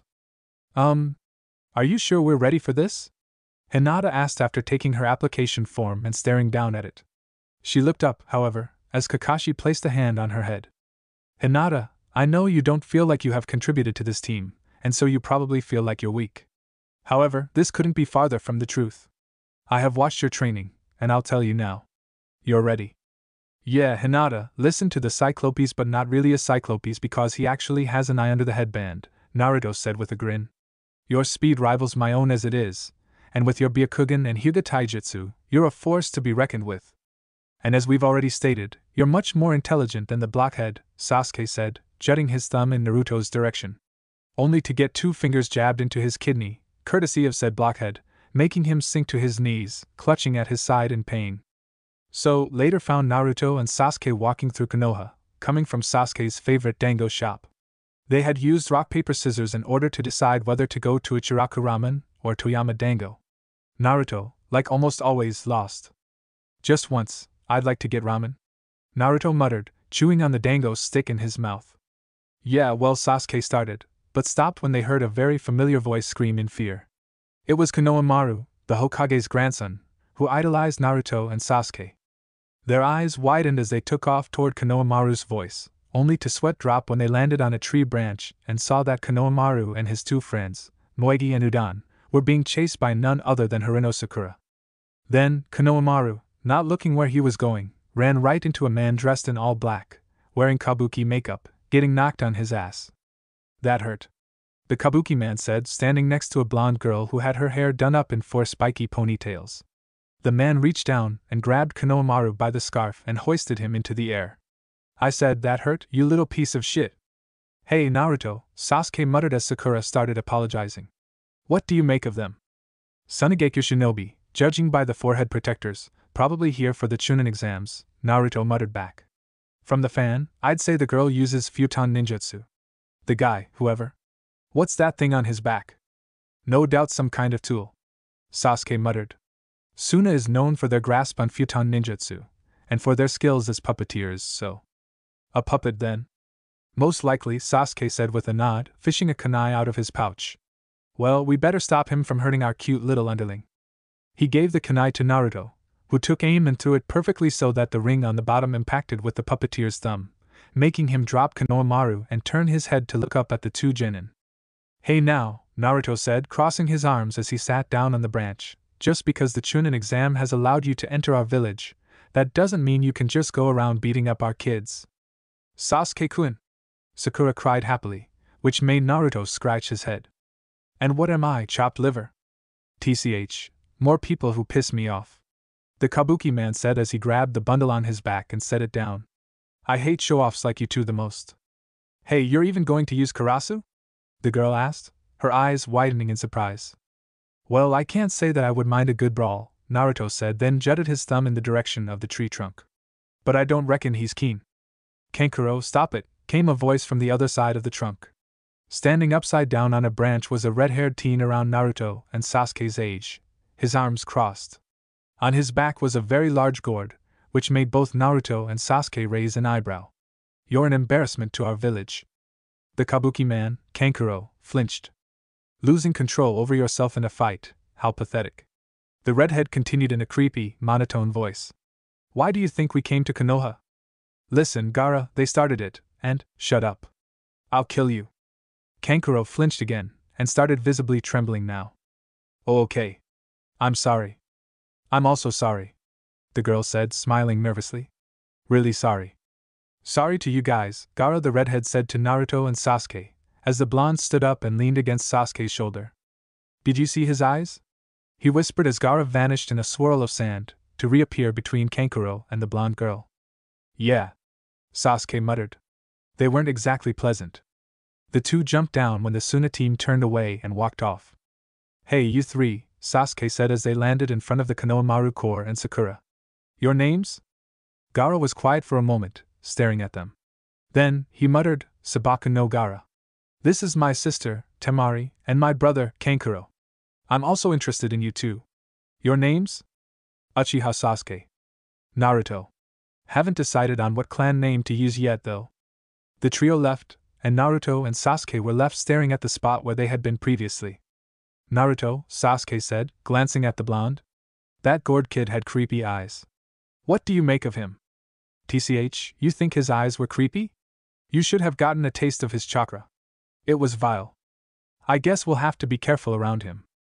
Hinata slowly exhaled as she stood in the training room in the Hyuga main family manor. She had known that she had progressed with Naruto and Sasuke's training, but she didn't think she was this good. Her reactions had greatly improved. Hanabi's strikes seemed to move in slow motion now. Not to mention that those that actually hit didn't pack the same punch anymore, and Hinata's strikes were a lot stronger. That was why Hanabi was on the mat, panting, and Hinata was standing, for the first time ever. She didn't even glance at her father, not wanting to see the pure surprise that she knew was visible on his face. He had never expected much of her, always calling her weak and a failure. She didn't want to see that such a thing was exactly what he had expected of her. That's enough, Hayashi said, and his voice clearly showed the surprise Hinata didn't want to see. It would seem as though being placed on Kakashi's team paid off.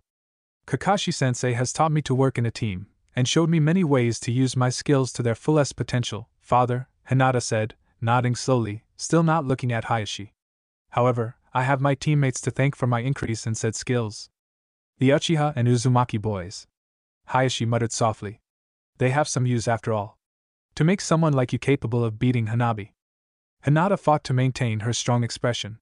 Both Naruto and Sasuke's voices echoed in her head, things that they had said during their training sessions over the last few weeks. Oi, Hinata! Don't be so meek all the time. You gotta show guts and energy, or no one will take you seriously. Stand up for yourself. Your weakness is your lack of self-confidence, that's all. Guts. Say it with me, come on, guts. A smile slowly appeared on Hinata's face, and she turned to look at her father, who looked surprised at the confidence shining in her eyes. Just watch, father. I'll just become stronger and stronger. Team 7 stood in the academy, watching the commotion taking place before them. A large group of genin were standing in front of the door to classroom 301, which was blocked by two cocky-looking genin, who were beating up a team that were trying to make their way inside. Naruto, Sasuke said, nudging his friend, who nodded. Yeah, this entire corridor is covered in chakra. Definitely a genjutsu. Well, even if you hadn't noticed it, people should notice the fact that we are just on the second floor. Hinata said softly, though in a much stronger voice than Naruto and Sasuke were used to. Let's just slip by, nice and quiet, Sasuke said as he started walking. This is probably something designed to weed out the weaklings. They reached the third floor, and were heading for room 301, when a voice came from above them. Hey you, the one with the dark eyes.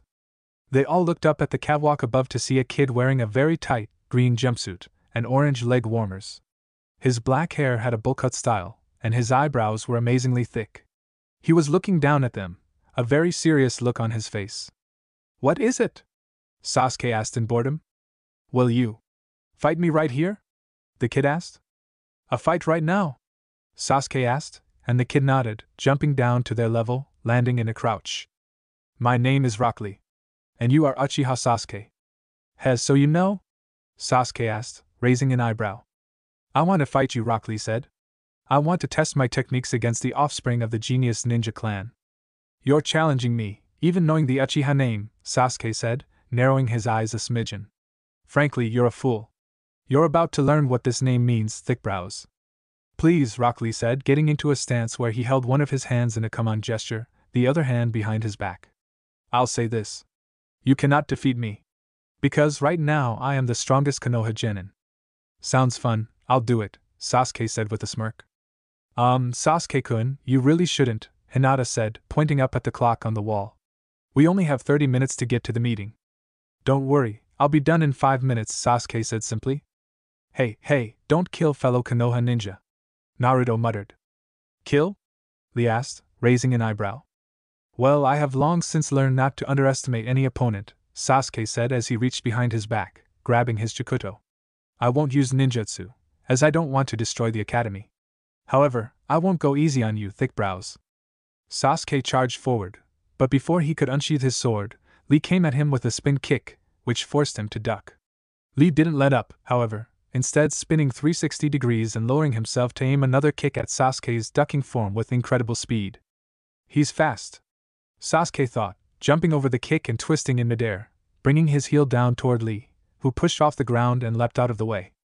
That was fast, Sasuke commented as he rose to his feet. You should feel proud of yourself. If we keep this up, and I don't use this, I won't keep up with you, he said, his irises turning red, 2 tomo appearing in each eye. Sasuke charged forward, brimming with confidence, only for Lee to duck and kick Sasuke up into the air without any effort, showing that he had been hiding his true speed all along, which made Sasuke grit his teeth as he flew through the air. Shit! What the hell was I talking about? I don't underestimate my opponents? You just did, you idiot! Sasuke barked at himself in his mind. My techniques are either ninjutsu or genjutsu, Lee said as he vanished, reappearing behind Sasuke in the air in a Kagebyo, shadow dance. Yes. My techniques are simple taijutsu, Sasuke-kun. You may not believe it because it is so basic, but they say that the Sharingan has the ability to reveal all types of nin dash, gen dash, and taijutsu. It is true that by reading ninjutsu and genjutsu which need chakra to be raised and seals to be formed, you get an advantage through the Sharingan, but taijutsu is a little different. What do you mean? Even if you can read my movements with your eyes, your body does not have the speed to react to my taijutsu. Basically, even if you can see it, if your body can't move, then it's useless. The bandages on Lee's hands loosened as they flew through the air, and Naruto's eyes immediately landed on Lee's hands as the boy kept speaking to Sasuke, something about the difference between geniuses and hard workers. Lee's hands were covered in bruises and stitches, signs that he had been training non-stop for a long time. Naruto knew, because his own hands once looked like that. Suddenly, a pinwheel flew through the air and pinned the bandages to the wall, stopping Lee in midair and causing him to fall to the ground, landing in a crouch, Sasuke flipping and landing in a crouch as well. That's far enough, Lee! Yelled a ninja turtle that had suddenly arrived on the scene, which had thrown the pinwheel. So, you were watching? Lee muttered to the turtle in a kneeling position. Lee! That technique is forbidden! I'm sorry. The turtle gave Lee a glare, making him flinch in fear. But I wasn't planning on using the other one. Fool! The turtle exclaimed, making Lee flinch yet again. You think you can get away with an excuse like that? You already know what it means for a ninja to reveal his special techniques. Yes. Are you prepared to pay? Yes. Then here comes Guy-sensei. An explosion of smoke erupted on the turtle's back, and when it cleared, an adult version of Rock Lee could be seen standing in a ridiculous pose, wearing a jounin vest. Geez! You guys are the epitome of adolescence! The man yelled out, freaking the entire Team 7 out with his appearance. Lee! He said, gesturing for Lee to come closer. When he did, he was punched in the face with enough force to send him flying. You fool! The man dropped down on one knee, staring sadly at Lee. You are. Sensei. Aye. That's enough, Lee. The man yelled, hugging Lee. You don't need to say it. Sensei. Yes. This is what youth is all about. Sensei. What the hell are these freaks? Sasuke muttered to Naruto, who crossed his arms. I have no idea. Creepy as hell, though, Naruto said, staring in disgust at the two spandex-wearing ninjas. At hearing Naruto's words, the man, Guy, looked over at them, making all three of them flinch. Hey you guys, how's Kakashi-sensei doing? You know Kakashi? Sasuke asked, surprised. Know him? Guy asked with a chuckle. Then, in the blink of an eye, he disappeared and reappeared behind the trio. People refer to us as eternal rivals. 50 wins, 49 losses. I'm stronger than Kakashi. Sorry about Lee. I swear to this face it won't happen again. This beautiful face, that is. You guys should head over to the classroom, he said as he threw a kunai at the pinwheel, knocking the bandages loose and allowing Lee to rewrap his hands. Good luck, Lee. Later. With that, Guy vanished, while Lee gave a salute. Sasuke-kun, Lee said, looking to Sasuke. I'll say one more thing. The truth is, I came here to test my abilities. I lied before. Most likely, the strongest Konoha Genin is on my team. I've entered this to defeat him. And you're also one of my targets. Be prepared during the exam, he exclaimed, before jumping up on the catwalk again.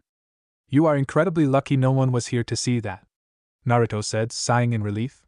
Especially after all that bragging about how you never underestimate an opponent.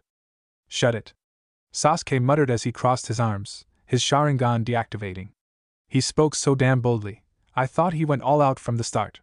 I was wrong, alright? See his hands? Naruto asked, which made Hinata blink, while Sasuke nodded. His hands? Hinata asked curiously. They were covered in bruises and stitches, Sasuke informed her. That guy has probably spent day after day training nonstop, Naruto chipped in, giving a low, impressed whistle. Looks like there are some really strong ones in this exam, eh? Heh. Sounds like fun, Sasuke said, turning around to smirk at his teammates. Let's go, Naruto, Hinata. Yeah. Yes. When they reached the door to room 301, they found Kakashi waiting outside, his hands in his pockets. Oh good, all three of you came, he said, looking from each genin to the next. Now we can properly take the exam. What do you mean, sensei? Hinata asked, blinking. The truth is that this test can only be taken by teams of 3. But you said it was voluntary, Naruto muttered. You lied? If I had told the truth, there was the chance of one of you getting pressured into taking the exam, Kakashi explained. This way, I could make sure that only those of you who truly felt ready to take the exam would come. If only 1 or 2 of you had shown up, then the exam would have ended right here for you. But you all came of your own free will, he said and smiled brightly at them. You guys are my proud team. Now go! When the team stepped inside the classroom, they found that it was filled with genin, all of whom turned to look at them as they entered. Is anyone else getting a feeling like we're being watched? Naruto asked unnecessarily.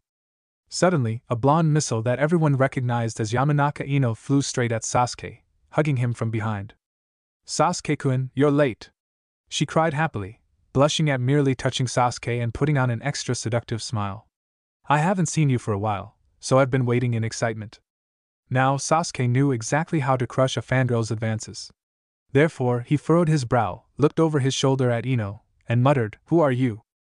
As expected, Ino's jaw dropped, her eyes widened, and her grip on him slackened, allowing him to move over to Naruto and Hinata, who shook their heads. What's this? You guys are taking this stupid test too? Came Shikamaru's voice as he approached with his best friend, Akimichi Chuji. Heh, I wouldn't have thought you had the energy to take this exam, Shikamaru, Naruto said with a chuckle, while Shikamaru sighed. It's troublesome, but Ino threatened our lives, so we had no choice. Yahoo found you! Came the voice of the ever-jovial Kiba, approaching with Shino and Sakura. Sasuke-kun! Sakura said happily upon seeing Sasuke, who just looked away from her. Well, everyone is assembled. Geez, you guys too? Shikamaru asked. I see. All 9 of this year's rookie genin are taking the exam, Kiba said, humming. I wonder how far we will get. As Sasuke Naruto? You seem confident, Kiba, Sasuke said with a scoff. We did a lot of training. We won't lose to you, Kiba said confidently. Hey, you guys, you should be more quiet, came a new voice, and they all looked to see a bespectacled teenager with gray hair and a ponytail approaching. He wore a Konoha Hittite, and looked like he couldn't be older than 17. You guys are rookies just out of the academy, right? Screaming like schoolgirls, geez. This isn't a picnic, you know. And who are you? Sasuke asked. This guy gives me a creepy feeling. Naruto muttered. I'm Kabuto. But instead of that, look behind you. Everyone did so, and saw a team of Amigekure genin glaring heatedly at them. Those guys behind you are from Amigekure no Sato. They have short tempers, Kabuto explained with a smile. Everyone is nervous about the exam, so quiet down before you cause a scene. Well, I can't blame you. You're clueless rookies. You remind me of how I used to be. Kabuto-san, right? Sakura asked. Yeah. So, this is your second time? Nope. My 7th time, Kabuto said, smiling still. This exam is held twice a year, so this is my 4th year. Wow, so you know a lot about this exam? That's right, Kabuto said, nodding as he reached into his pocket and took out a deck of cards. Tell you what, how about I share some info with you cute rookies? With these ninja info cards? Ninja info cards? They are basically cards that have info burned into them with chakra, Kabuto explained as he set the deck down on the floor. I have 4 years' worth of info here, over 200 cards. He took one of the cards and set it down in front of him, face up to show that the card was completely blank. They look blank, but to open the info on these cards, you have to use my chakra. For example, Kabuto put his hand in a half-ram seal, while the other hand was pressing a finger against the card on the floor. There was a poof of smoke, and when it cleared, it showed a map of the elemental countries, with several numbers written on it. Wow, a really easy-to-read graph, Sakura spoke in amazement. What kind of info is this? This is the number of those taking the exam, and the breakdown of what country they are from, Kabuto explained. Do you have cards with info on individuals? Sasuke asked suddenly, making Kabuto chuckle. There are some guys you're worried about. Of course. The info on all of this exam's participants isn't perfect, but I do have it. Even of you guys. Say something about these guys and I'll take a look. Gaara of Sunigekure no Sato, and Rock Lee of Konohagakure no Sato. Oh, you know their names? Should be easy, then, Kabuto said and swiped 3 cards out of the deck, holding them up. Show me, Sasuke ordered. Okay, first is Rock Lee. He's a year older than you guys. Mission history, 20 D rank completed, 12 C rank completed. His sensei is Mado Guy. His taijutsu has improved greatly in this year. The rest is nothing impressive. Last year he gained attention as a talented new genin, but he did not participate in the exam. Like you guys, this is his first time. On his team are Hyuga Niji and Tenten, Kabuto said, putting the card back in the deck, before channeling his chakra into the second card. Next is Sabaku no Gaara. Mission history, 8 C rank completed, 1 B rank. Wow, a B rank mission as a genin. Since he's a newcomer from a foreign country, I don't have much info, but it seems he returned from all of his missions without even a scratch. Alright, I'll bite, Kiba said. Show me these 3, he ordered, gesturing for Team 7. Getting worried, Kiba? Naruto asked with a small grin as Kabuto took 3 cards out of the deck.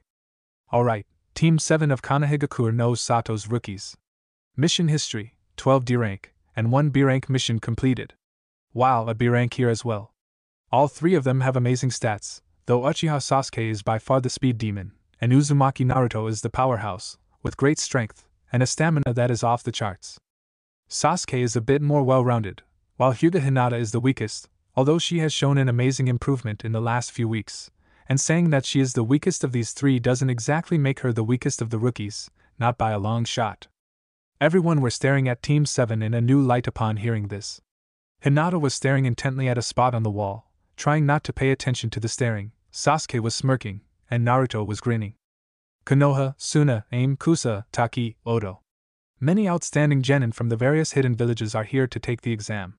Well, Oto is a small village just created last year, so there isn't much info, but the rest of the hidden villages are filled with talented youngsters, Kabuto said, making perspiration break out on Sakura's brow.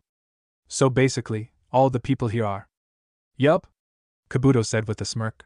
Like Lee, Gaara, Sasuke, Naruto, and Hinata, they are the top elite from the various countries.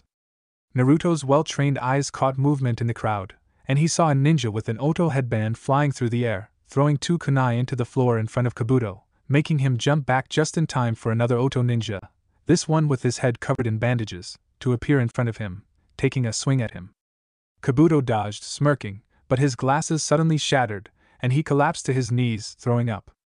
The Oto team, joined by a young female, stood in front of Kabuto, radiating killer intent.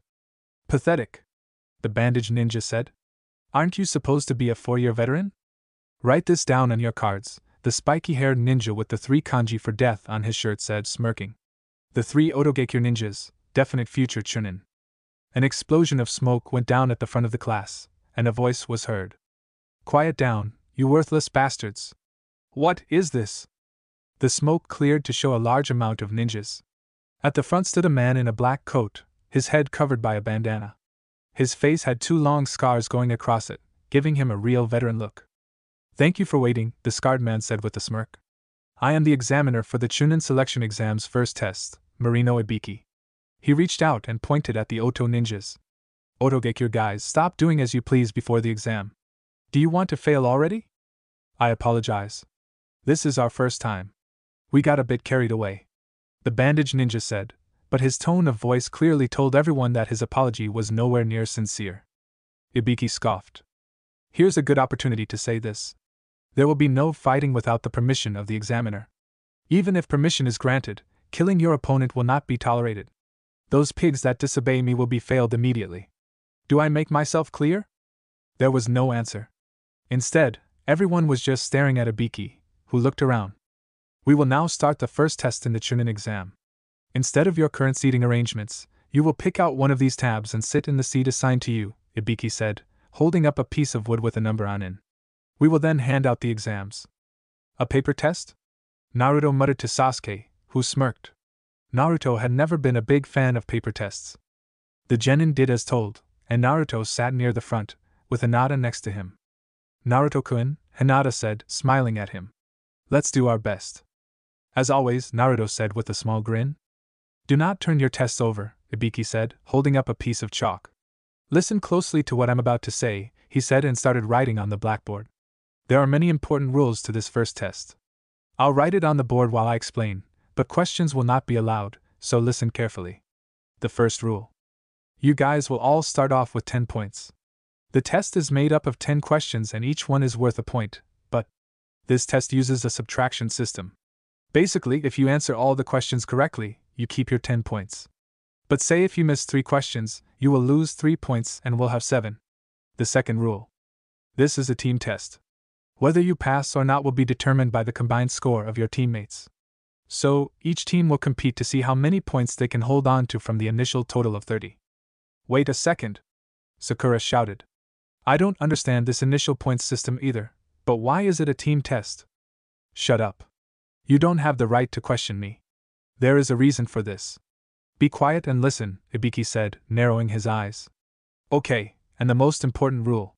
The third rule is that during the exam, anyone caught by the testing officers doing sneaky activities, namely cheating, will have 2 points subtracted for every offense. He said, smirking in a decidedly evil-looking way. Realize that the pathetic ones that get caught cheating will be destroying themselves.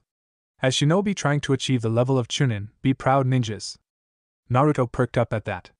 There was something strange about that statement, but he didn't put much thought into it. And the final rule. Those that lose all their initial points during the test, and those that don't answer any questions correctly, will be failed along with their 2 teammates. Ibiki exclaimed, shocking the genin.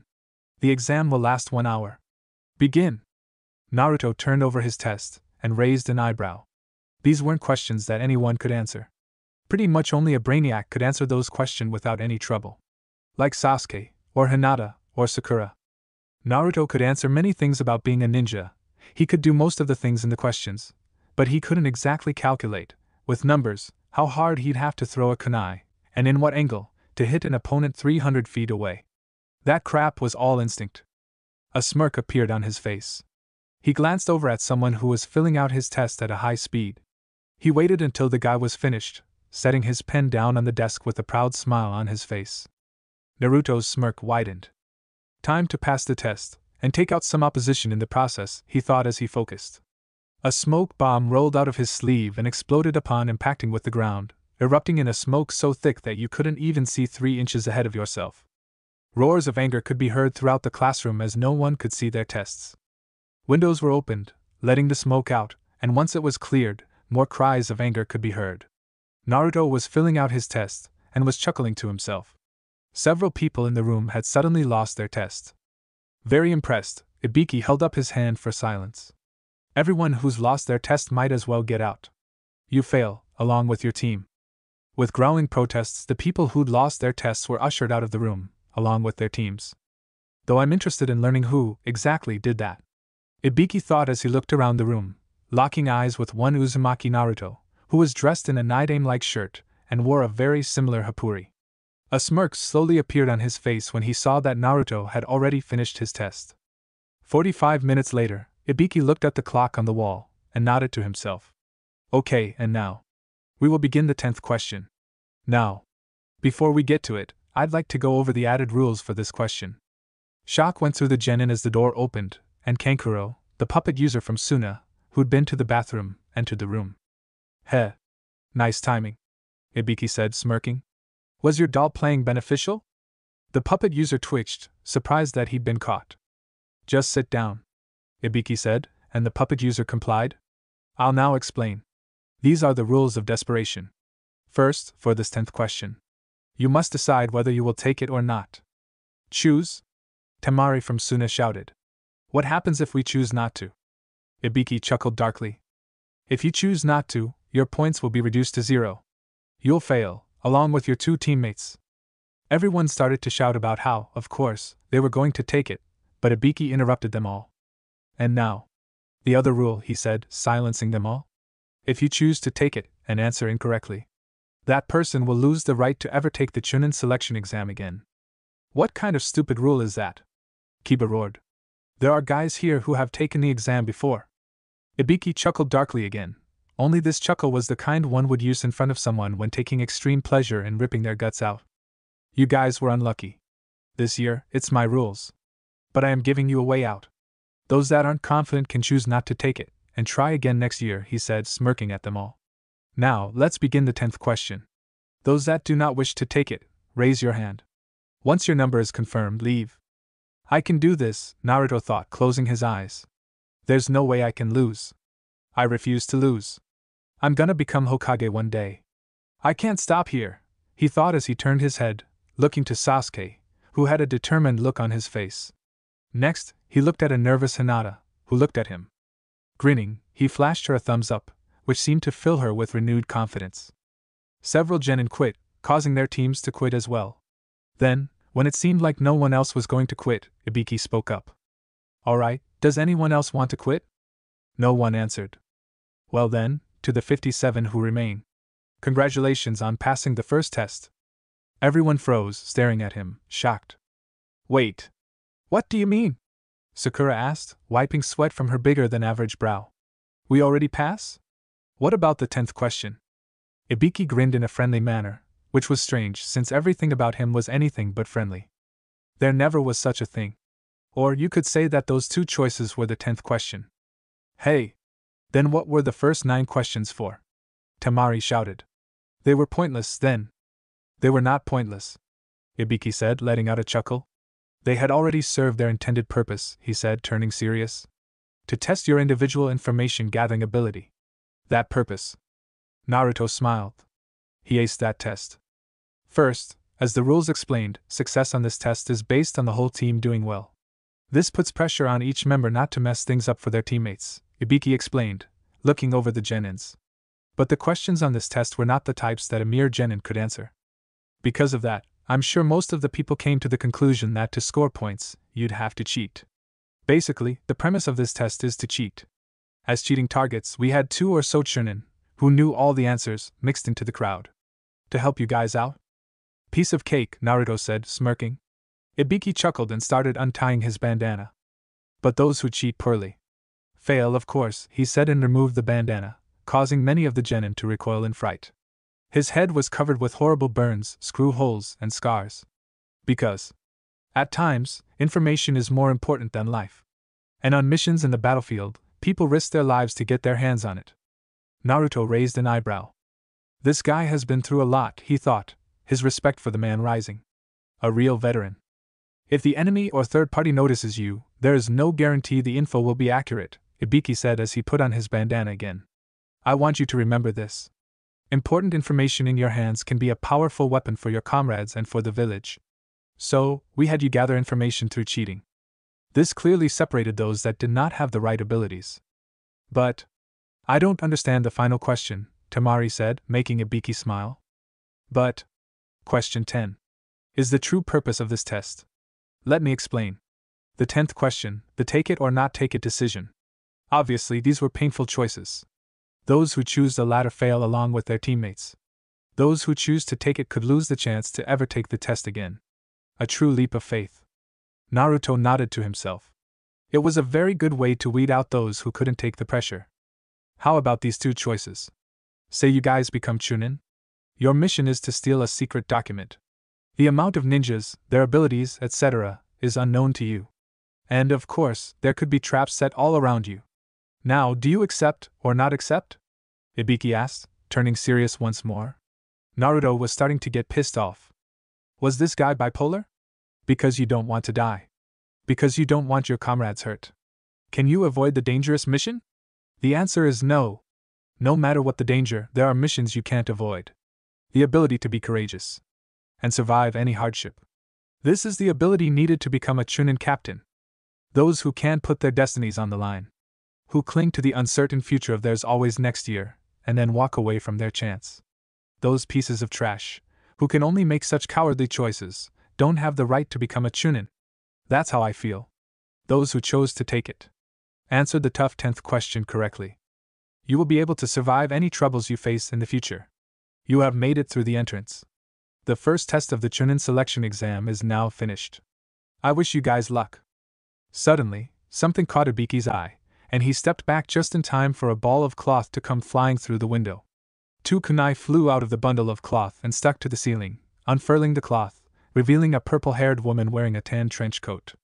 On the cloth was the text, Second Exam Proctor Mitarashi Anko. You guys. This is no time to be celebrating. The woman, obviously named Mitarashi Anko, exclaimed. I am the examiner for the second test, Mitarashi Anko. The hard part starts here. Are you ready? She shouted and pumped her fist into the air. Ibiki came out from behind the cloth. Grasped the atmosphere. Anko blushed, but looked around, raising an eyebrow. Then, she turned to Ibiki. 57? Ibiki! You left 19 teams? The test was too easy this time. Ibiki shrugged. This time, there are a lot of outstanding ones, he said, getting a scoff from Anko. Bah! That's fine. I'll at least cut them in half in the second test, she said, causing the genin to sweat. Then, when they saw her shiver and smirk, they almost freaked out. Ah! I'm getting excited. I'll explain everything once we've changed places. Follow me. The genin were standing in front of a huge forest, which was surrounded by a huge fence. Welcome to the stage for the second test, Training Area 44, Anko said, smirking at them all, also known as the Forest of Death. Looks kind of intimidating, doesn't it? Hinata asked her teammates quietly, while Anko just kept smirking. You'll soon find out. Why it's called that? Naruto snorted. Like that'll scare us. Anko smiled at him. You're spirited. Quicker than most genin could react, a kunai ended up in her hand, and Naruto only had the chance to see the glint of steel, as his hand flew up on pure instinct and caught the kunai, spinning around to place it at Anko's throat as she blurred into view behind him, looking pleasantly surprised, even more so upon noticing that Sasuke had already unsheathed his Chikuto and placed it against the back of her neck. Ho ho, you boys are fast, she said with a grin, looking from Sasuke to Naruto. I guess you're not all talk after all, eh? Sasuke scoffed and sheathed his Chikuto again, while Naruto handed the kunai back to Anko, who grinned. Well, looks like we have some potential in this test, Anko said, smirking as she walked to the front of the genin. This should be fun, she said, reaching into her coat and taking out a wad of papers. Now, before we start the second test, there's something I have to pass out. You must sign these agreement forms. What for? Naruto asked as he took the wad of papers she handed him, taking one and handing the stack to Sasuke, who did the same to Hinata. There will be deaths in this one. And if I don't have you sign these, it will all be my responsibility, Anko explained, chuckling. I'm going to explain the second test. Then, you can sign it afterward, and then, each team will check in at that booth behind me. Anko pointed at a booth near the fence, where 3 bored-looking Chunin sat, obviously wanting to be somewhere else. I'll now explain the second test. Simply put, you will attempt the ultimate survival. Shikamaru sighed. Survival. This test sucks. First, I'll explain the area in which it will take place, Anko said and unfurled a scroll showing a map of the forest. Around the Forest of Death are 44 locked gates. Forest, river, and a tower in the center. From the gates to the tower, it's around 10 kilometers. During the survival in here, you will be asked to complete a certain task. Using your many weapons and jutsu, you will compete in a no rules scroll battle. Scroll? Naruto asked, raising an eyebrow. Yes, Anko said with a nod as she held out 2 scrolls. You will fight over these 2 scrolls, the heaven and earth.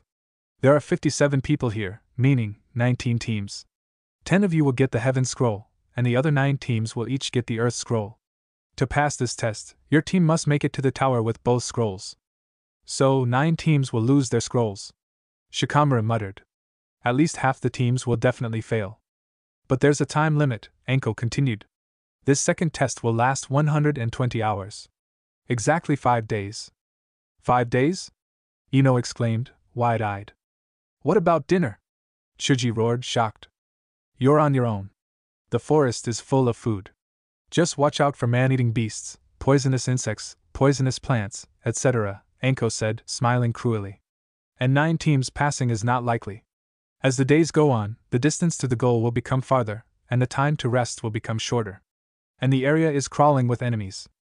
You won't get much sleep. So, not only will some fail by losing the scroll, but some will die from the harshness of the course, she explained, before holding up her hand. Now I'll talk about what will disqualify you. She raised a finger. First, those that don't make it to the tower with both scrolls within the time limit. She raised another finger. Second, those who lose a teammate or those who have a teammate killed. As a rule, there is no quitting in the middle. You will be in the forest for 5 days, or less, depending on when you get to the tower. And one more rule. You must not look inside the scroll until you make it to the tower. What happens if you do? Sasuke asked out of curiosity, getting a smirk from Anko. That will be a surprise for anyone who does. A Chunin will be asked to handle classified information. This is to test your trustworthiness. That's it for the explanations. Exchange the 3 forms for your scroll, then choose a gate to get ready for the start, Anko said, before grinning at them all. A final word of advice. Don't die. Well, no shit. Naruto muttered as the Chunin in the booth covered it with a curtain. It's about time to exchange for the scrolls, one of them announced. You can't tell which team gets which scroll. Or who on the team is carrying it. Sasuke muttered to his teammates as he stared at the covered booth. Yes.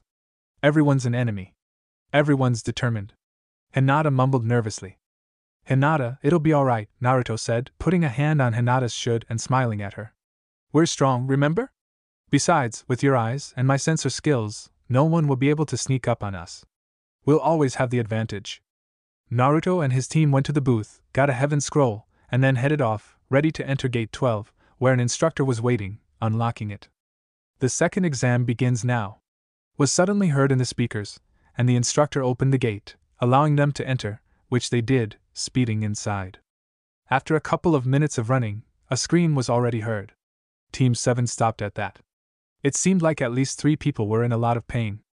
That's 1 team down. Sasuke muttered, narrowing his eyes. 1 scroll lost. Naruto, don't slack off for even a nanosecond, alright? We all need to constantly be on our guard for this. I started molding chakra before we even stepped through the gate, Naruto said, his hands in his pockets. You don't need to tell me how serious this is. I know where everyone is in this forest. Who's closest? There's a team about half a click to the northwest. They're the closest, but I wouldn't go for them, Naruto said, narrowing his eyes as he stared into the woods. What do you mean? I mean, one of the people on that team has an enormous amount of chakra. Close to my own level, actually. TCH. Is it that Gaara freak? No, this chakra is, if possible, even more sinister than Gaara's. This guy's a definite freak. Naruto said, looking around. Well, I don't sense anyone nearby, so this is probably a good opportunity to sit down and get some strategies down. This immediately caught Sasuke and Hinata's attention, as although Naruto was always willing to use the strategies Sasuke came up with, he was never the one to suggest it. Therefore, they immediately followed his lead and sat down. Well, I think I have him pretty confident now, Naruto muttered softly, glancing at Hinata. Byakugan, my 5 o'clock, 35 meters. Hinata activated her Byakugan, having progressed enough to not need hand seals in order to activate it, and used it to check the spot Naruto had pointed out. There, on a tree branch, she saw the ninja who was stalking them. Amigakure ninja, Hinata said softly. I see no weapons on him, so it's safe to say he specializes in either ninjutsu or genjutsu. He's alone? Sasuke asked, and Naruto nodded, Hinata doing the same. He's probably waiting for a chance to pick us off one by one. He's waiting for us to separate enough to attack. We should get him to come to us. Well, you're the strategist of the team. Make some damn plans, Naruto said loudly, as though an entirely different conversation had just taken place, as he got to his feet, scratching the back of his head. I gotta take a piss. I'll be right back. With that, Naruto headed off to stand behind a tree, pretending to unzip his pants as he leaned back against the tree. His senses were on high alert, so he could easily sense the AIM ninja moving over toward him, then leaping at the blonde, who just smirked. Gotcha, he said softly and looked up at the visibly surprised AIM ninja, just in time for a wooden pole to shoot out of the tree, wrapping around him and pulling him down, slamming his head hard into the tree and knocking him out. Naruto focused his chakra into the tree, and more wood came shooting out of it, wrapping so tightly around the unconscious AIM ninja that it would have been impossible for him to break out. His job done, Naruto headed back to Sasuke and Hinata. Well, that's one enemy down, he announced happily. Did he have a scroll? Hinata asked. These are all 3-man teams, yet only one attacker. I doubt they'd let the attacker handle the scroll, Sasuke said, shaking his head. Let's keep moving.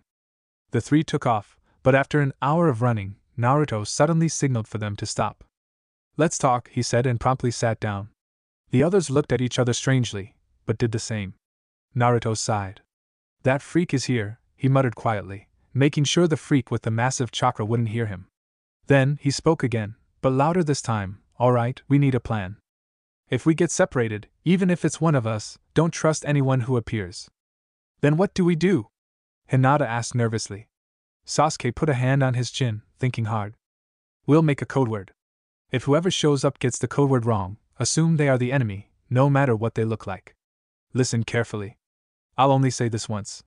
The Nin song, Nin machine. When this is asked, answer with, a large amount of loud enemies is the friend of the shinobi.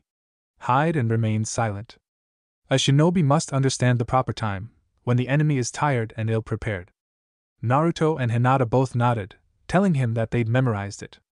In reality, just say we don't have time for code words, Sasuke said quietly as he got up, along with the others. I'll hold the scroll, he said louder. They were about to walk off when Naruto stopped, looking to the east with a look of concentration on his face. Sasuke glanced at him. What's wrong, Naruto? Naruto narrowed his eyes, staring hard into the darkness of the forest for a while, before sighing, shaking his head and saying, It's nothing. I guess it was just my image. Naruto's eyes widened when his cheek was suddenly cut by a gust of wind. It's a futon jutsu. Get down! He exclaimed as he rushed his team, pushing them into the bushes, just as a huge blast of wind came through the clearing, sending Naruto flying off. As the blast died down, Sasuke, who was laying in the bushes with Hinata, trying to spot the enemy, sighed. Thanks, Naruto. Seeing no one, they got up, and Hinata activated her Byakugan to scan the area, nudging Sasuke and pointing in the direction the blast had flung Naruto. They both looked, and saw Naruto approaching. Damn, that one hurt, Naruto muttered as he came walking up to them, rubbing his head. If I find whoever did that, I'm gonna introduce him to a whole new world of pain. Naruto-kun, Hinata said softly as she and Sasuke got into a combative stance. Wait a second. The code word. I know, Naruto said, nodding. A large amount of loud enemies is the friend of the shinobi. Hide and remain silent. A shinobi must understand the proper time, when the enemy is tired and ill-prepared. Sasuke smirked at that. Then, without warning, he threw his kunai at Naruto, who went wide-eyed and dodged. What the hell are you doing, you idiot?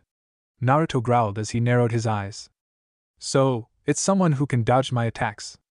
Naruto smirked, and was suddenly enveloped by smoke. Impressive that you knew, came a feminine voice from the smoke. When the smoke cleared, they saw the straw hat wearing Kusa ninja standing where Naruto had once been. How did you know that I was a fake? Naruto sensed your freakishly large chakra supply a mile off, Sasuke said, smirking right back. There was no way he couldn't sense you so close to us. We knew you were listening in, so while we said the code word would be the Nin song, we actually made it something else. The man chuckled as he removed his straw hat. I see. Neither tired nor ill-prepared, are we? He asked with a smirk.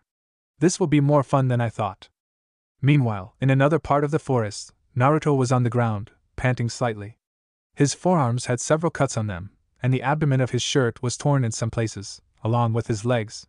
In front of him, the ground was completely torn apart, and several wooden walls had also been completely torn up. That was one powerful jutsu, he muttered as he sighed. Even when I blocked it with my Mokuton, it still managed to cut me. Naruto got up, staring down the trail of destruction caused by the jutsu. But that wasn't something a genin could accomplish. Hell, most of my jutsu aren't even that strong. His surroundings got darker, and he looked down at the ground to see a large shadow above him, and he looked up, finding the biggest snake he'd ever seen staring down at him. He stared into its eyes, and suddenly went wide-eyed, when the snake's tail came flying at him. Naruto jumped into the air with a yell of something that sounded like Hufflerger Berber. In time for the ground to pretty much explode from the power of the hit with the tail. The snake coiled up and sprung at Naruto, its maw opened and ready to swallow him. Unable to dodge in the air, Naruto growled and formed a serpent seal. Suddenly, his cheeks puffed out, and he smirked. Take this, he thought as he fired a high-pressure jet of water from his mouth. The water cut the snake right down the middle, causing it to split, and completely missed crashing into Naruto, who landed gracefully. Suddenly, Naruto's eyes widened as his senses picked up on a massive amount of killer intent, coming from where Team 7 had been before the jutsu hit them. What? What is this massive Ki? He thought as he looked down at his hand. It was shaking violently. Even at this distance, This is 20 times worse than Zabuza and Kakashi combined. Meanwhile, with Sasuke and Hinata, the two were staring into the eyes of the scary Kusa ninja. They'd both seen some sort of image of their own death, causing Sasuke to vomit. Jigenjutsu. Sasuke thought as he stared wide-eyed at the Kusa ninja. And no. This is just fear. The killing intent in his eyes is causing us to see an image of death. Who is this guy? Hinata. Sasuke glanced at his teammate, to see tears flowing down her cheeks as she trembled violently. This is bad. We must run. Otherwise, there's only death. The Kusa ninja chuckled. You can no longer move. Sasuke gripped the kunai in his hand tightly as he shook with fear. No. I can. His arm moved a little, and he stared down at his hand. Move. Move. Move, move, move, move.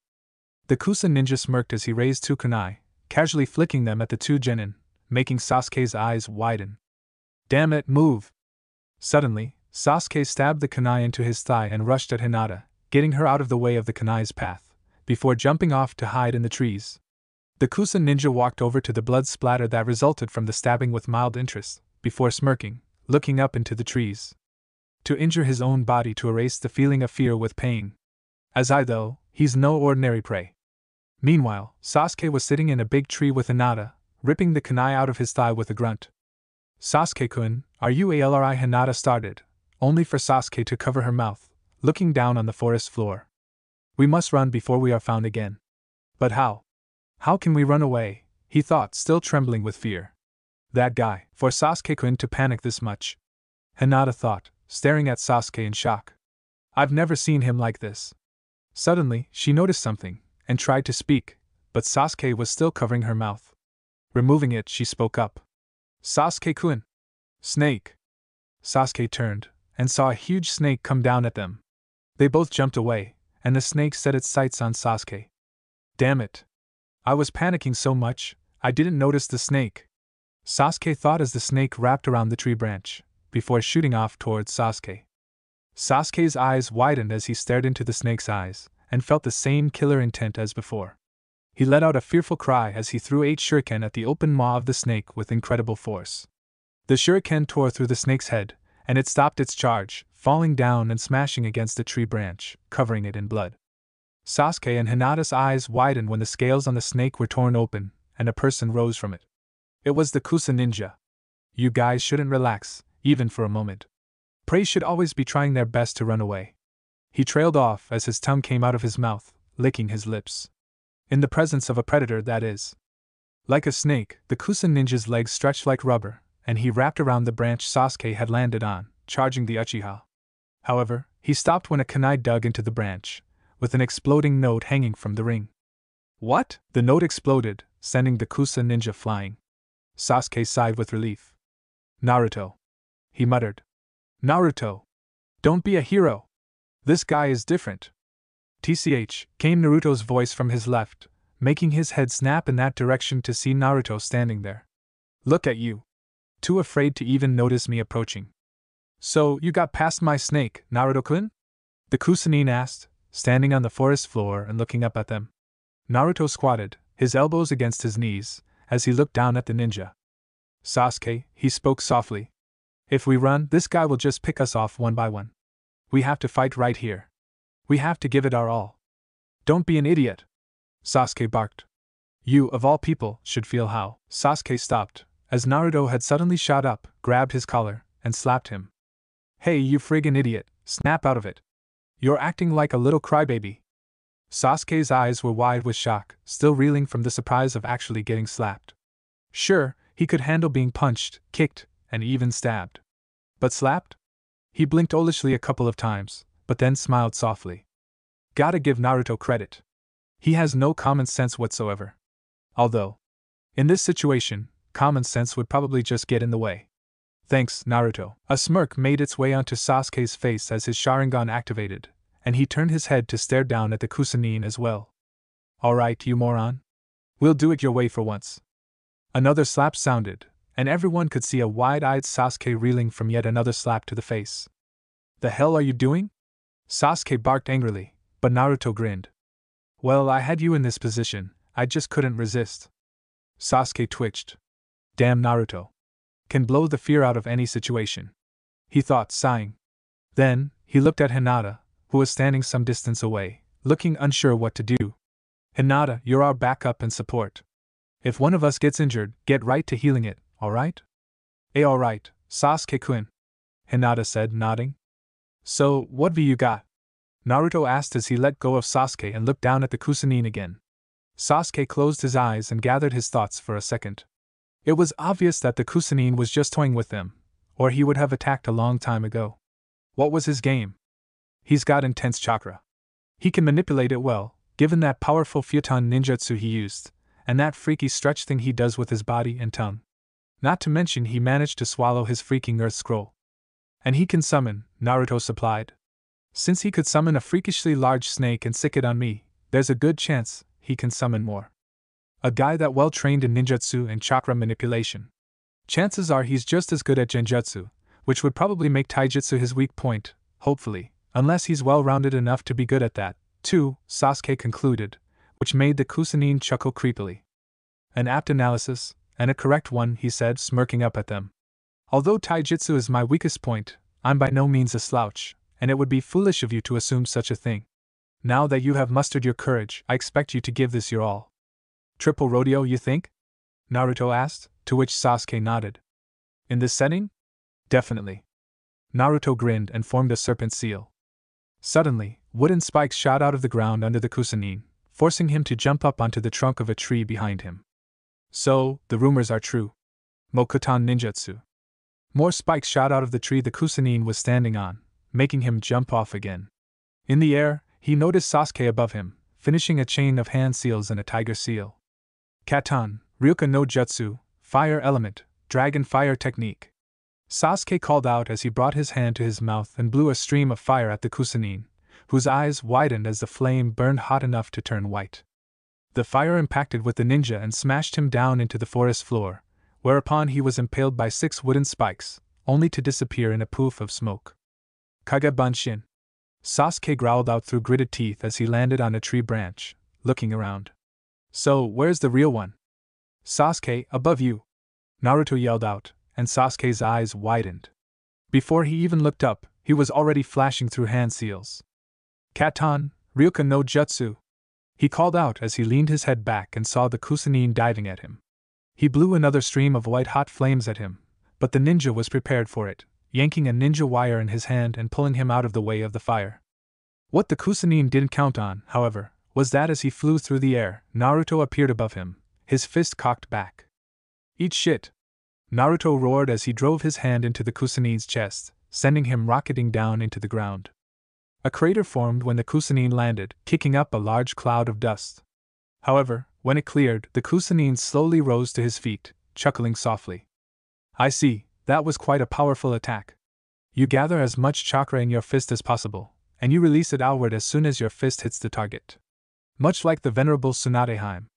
With your chakra stores, I would have thought it impossible to reach such chakra control at your age." Naruto and Sasuke landed in front of the Kusanine, staring coldly at him. Naruto went through some hand seals, and more would shot from the ground, trying to ensnare him, but he jumped out of the way. "This kid," the Kusanine thought, staring at Naruto. "Could he be the Kyuubi brat? He certainly looks like Minato-kun and Kushina. Well, if that's the case, I can put a stop to his massive attack power by disrupting his chakra flow. For that, I need to get closer." The Kusanine dodged yet another wooden spike, and found that Sasuke had taken this moment to close the distance between them, swiping furiously at him with his sword. These brats are wearing chakra weights, and yet they still possess this much speed and strength. The Kusanine thought as he dodged slash after slash, a smirk appearing on his face. What monsters! I shudder to think of what kind of ninja they will become, given a few years to grow. The Kusanine went wide-eyed as his back thumped against a tree trunk, and several wooden poles shot out of it, wrapping around him.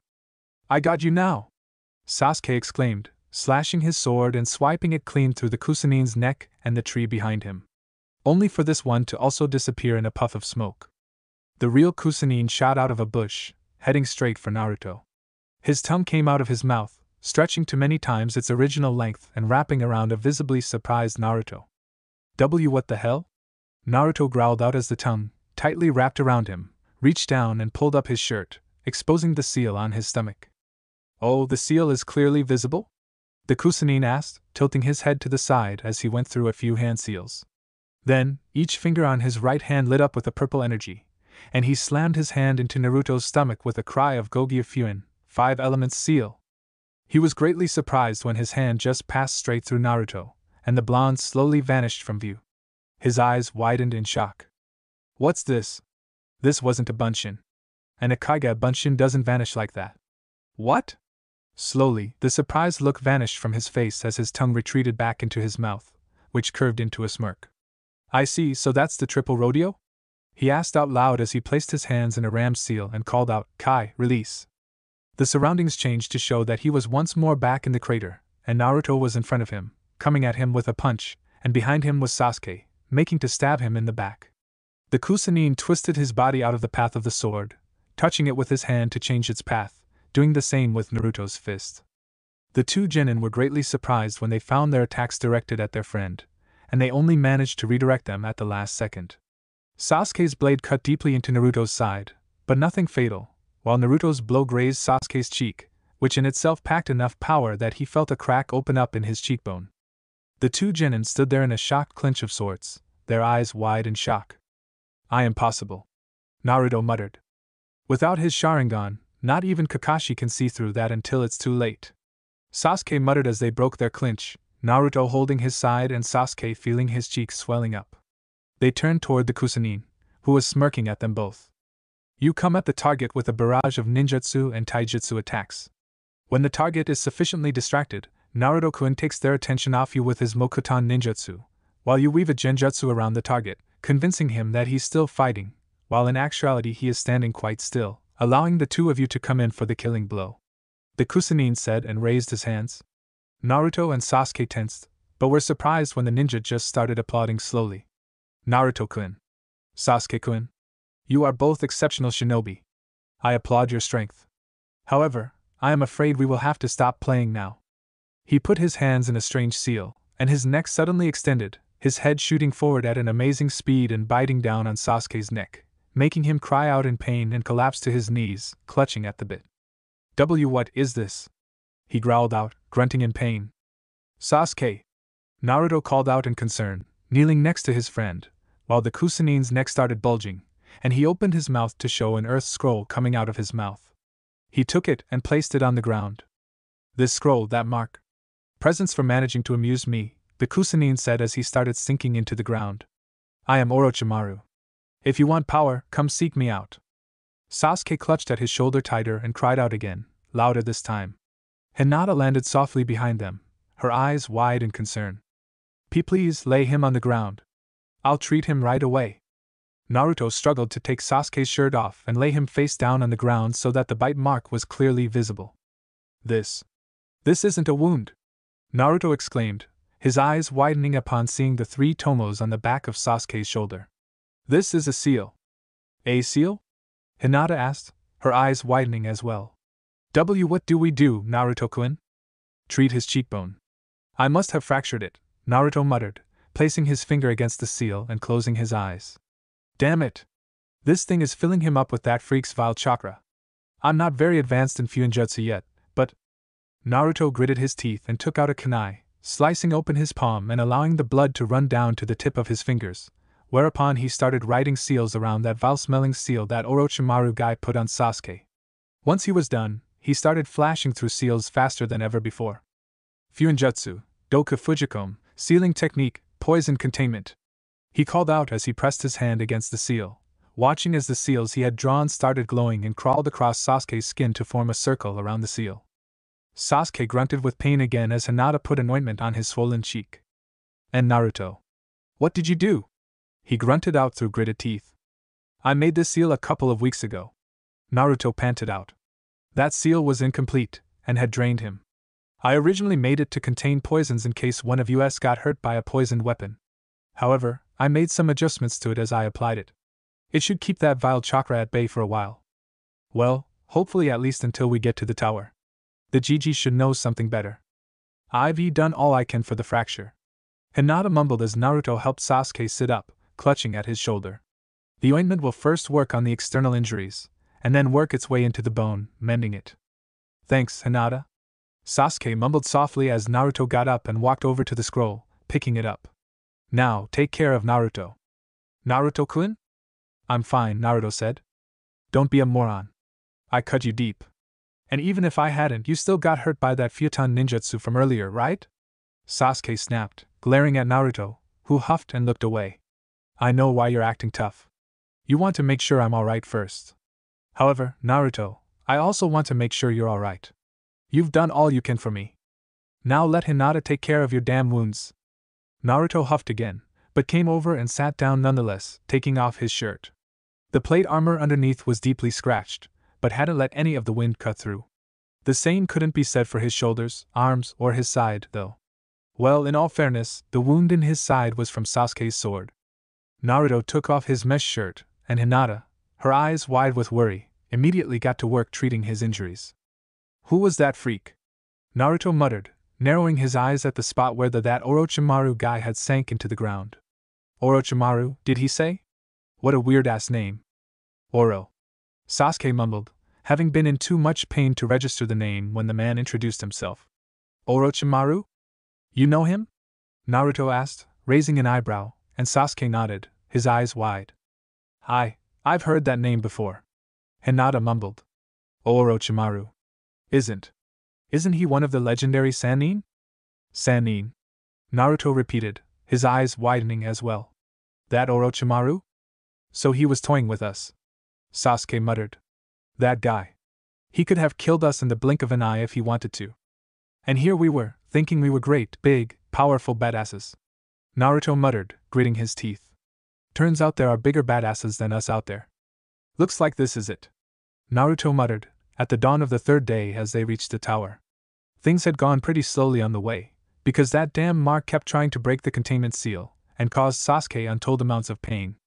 Naruto had to admire Sasuke for being able to grit his teeth and keep moving through the pain. We made it. Hinata said with relief evident in her voice. Sasuke grunted as his left knee gave out, but Naruto was there in a flash to catch him. Hey, don't strain yourself, you dumbass. Naruto barked, slinging Sasuke's arm over his shoulder. Come on, lean on me. I don't need your help though. Sasuke muttered, which made Naruto smile. I know you don't. Team 7 entered the tower through their designated door and entered an empty room, not really sure what to expect. Look, Sasuke grunted and pointed at wall at the far end of the room. High above them was a text. Naruto read it and raised an eyebrow. Without heaven. What the hell? He asked and pointed at a segment of the text.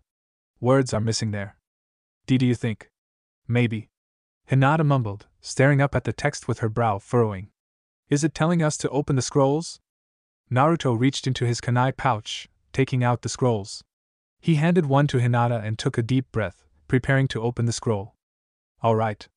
Open them, Sasuke ordered, and the two ripped open the scrolls, screwing their eyes shut as if the scrolls were going to explode or something. The three slowly opened their eyes and stared at the scroll. They all recognized the inky patterns on the scrolls. These are summoning seals, Naruto exclaimed and threw away the scroll, while Hinata did the same, just in time for them to explode into smoke. The smoke cleared, and the three genin stared. Iruka-sensei! Naruto exclaimed, while the smiling Chunin in front of them grinned. Hey! Long time no see! What's going on? Sasuke asked, blinking. Why were you summoned? At the end of this second test, it's set up so we Chunin meet up with the exam takers, and I was allowed to be the one to greet you. Greet us?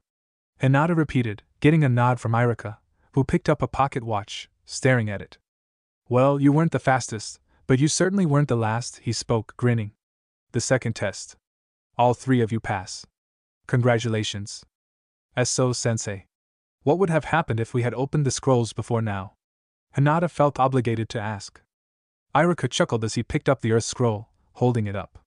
As you may have figured out, this test's rules are set up to test your ability to perform missions correctly. So, if you were to break these rules and open the scrolls, what would have happened? Sasuke asked, getting a smile from Iruka. Those exam takers would be put in a state of unconsciousness for the remainder of the test period. Those were my orders. Hey, sensei, Naruto said, pointing at the wall. What's the meaning of the writing on the wall? Seems like there's a word missing. We can't figure it out. Iruka said and pointed at the text. I'm also here to explain that. Read it. This is the motto of the Chunin written by Hokage-sama. Motto? Sasuke repeated. The heaven in this paragraph refers to the human mind, and the earth refers to the human body, Iruka explained. If you lack heaven, seek wisdom, be prepared. That's basically, for example, if someone's weakness is his or her brain, gain knowledge and prepare yourself for the missions. If you lack earth, run in the fields, seek advantages. So, if someone's weakness is stamina, then it's saying that you must continue to train hard. And if you have both heaven and earth, you can succeed even the most dangerous missions. So, basically, all missions become safe and easy. Then us three should have no problem completing missions, Naruto said confidently, grinning widely, while Sasuke smirked at him, and Hinata smiled. Anyway, the words that represent a Chunin, the person word from the scrolls goes there. The last sentence is these rules will guide a person's extremes. I don't think any of you really lack neither heaven nor earth. However, train hard, get stronger, and advance through the ranks. Make our Hokage, and the Hokage before him, proud. Iruka smiled brightly as Naruto gave a lazy salute. Then, he took a good long look at them. Wow, you guys look tired. There are rooms here where you can stay until the exam ends. As if on cue, Sasuke's eyes drifted shut, and he collapsed, only to be once more caught by Naruto, who smiled softly at him. We've been running nonstop since we ran into Orochimaru. No food, no rest. I'm surprised he managed to stay awake this long through that pain. What a guy, he thought fondly, putting Sasuke comfortably on his back and carrying him. Hinata, go get some rest. You deserve it, Naruto told Hinata, who straightened up. But I'm not tired, Naruto-kun. Liar, Naruto said with a shrewd grin. Even I got tired from that run. You must be beat. I'm gonna take this Moron to the GG, then I'll go get some rest as well. Hinata blushed at getting caught being tired, but she did as Naruto said nonetheless, heading further into the tower. Now that they were alone, Naruto turned to Iruka again, his eyes unusually serious. Iruka-sensei. I need to see the Hokage. So, later found Naruto in an office near the top of the tower. Inside the office was the Hokage, Kakashi, two Chunin, Izumo and Kotetsu, and that crazy examiner lady Anko. Sasuke was asleep on the sofa in the office, and the Sandaime was looking over the seal on his shoulder. The cursed seal. The Sandaime muttered, sighing. You encountered Orochimaru? Anko asked Naruto, who nodded. That snake freak was just playing with us, though. I got the feeling he wanted to test our strength. Once we had amused him enough, he put that seal on Sasuke and gave us the slip, Naruto said, turning his gaze to Sasuke, his eyes softening. I contained the chakra in the cursed seal with a modified containment seal, but it won't hold for long, and it doesn't stop the pain. Frankly, I'm amazed that he managed a non-stop run here without collapsing. He's pretty amazing, eh? Kakashi, the Sandaime, spoke, making the lazy Jounin stand at attention. I want you to start making preparations to perform the Fujihoan, evil sealing method, right away. Yes, sir, Kakashi said, moving to leave the office, but not before giving Naruto a smile and a pat on the shoulder. Don't be too hard on yourself, the Sandaime spoke once Kakashi had left, making Naruto jump. The Sandaime looked over his shoulder at him. You are not weak, Naruto-kun. Neither you nor Sasuke-kun are. There aren't many in this world who have fought Orochimaru and lived to speak of it. You should be proud you lived through the encounter. But like I said, he was playing with us. Naruto muttered, clutching his fists and gritting his teeth. He even stopped our triple rodeo and turned it on us. And like I said, don't be too hard on yourself, the Sandaime said firmly. Orochimaru was my greatest pupil at one point. His power was amazing, and he was even considered a candidate for Yondaime Hokage. Just because you lost to him, that doesn't mean you are weak. Not by a long shot. If you were weak, he wouldn't have bothered to spare your lives. The Sandaime sighed again, then looked at the examiner. Anko, take Naruto-kun to a room where he can rest. Izumo, Kotetsu, please take Sasuke to Kakashi. Yes, Hokage-sama. All three of them said together. A knock came upon the door to Naruto's room, and as he opened it, he found Hinata standing outside, looking well rested. She was blushing rather brightly, so Naruto immediately knew why she had come. Time to check my injuries, eh? He asked, and Hinata nodded. Naruto gestured for her to come inside, and she did, Naruto closing the door behind her, before moving over to sit on the bed, taking off his shirt, armor, and mesh to reveal the bandages on his body. They don't hurt though, so I think they're fine. Hinata didn't say anything. Instead, she just kept blushing as she removed the bandages, only for her eyes to widen. They're gone. She spoke in amazement. Naruto looked down to see that, indeed, even the deep wound in his side Sasuke had given him was gone. Yeah, I've always healed fast, Naruto said with a shrug. Suppose it's the Kyuubi's doing, or something. WL.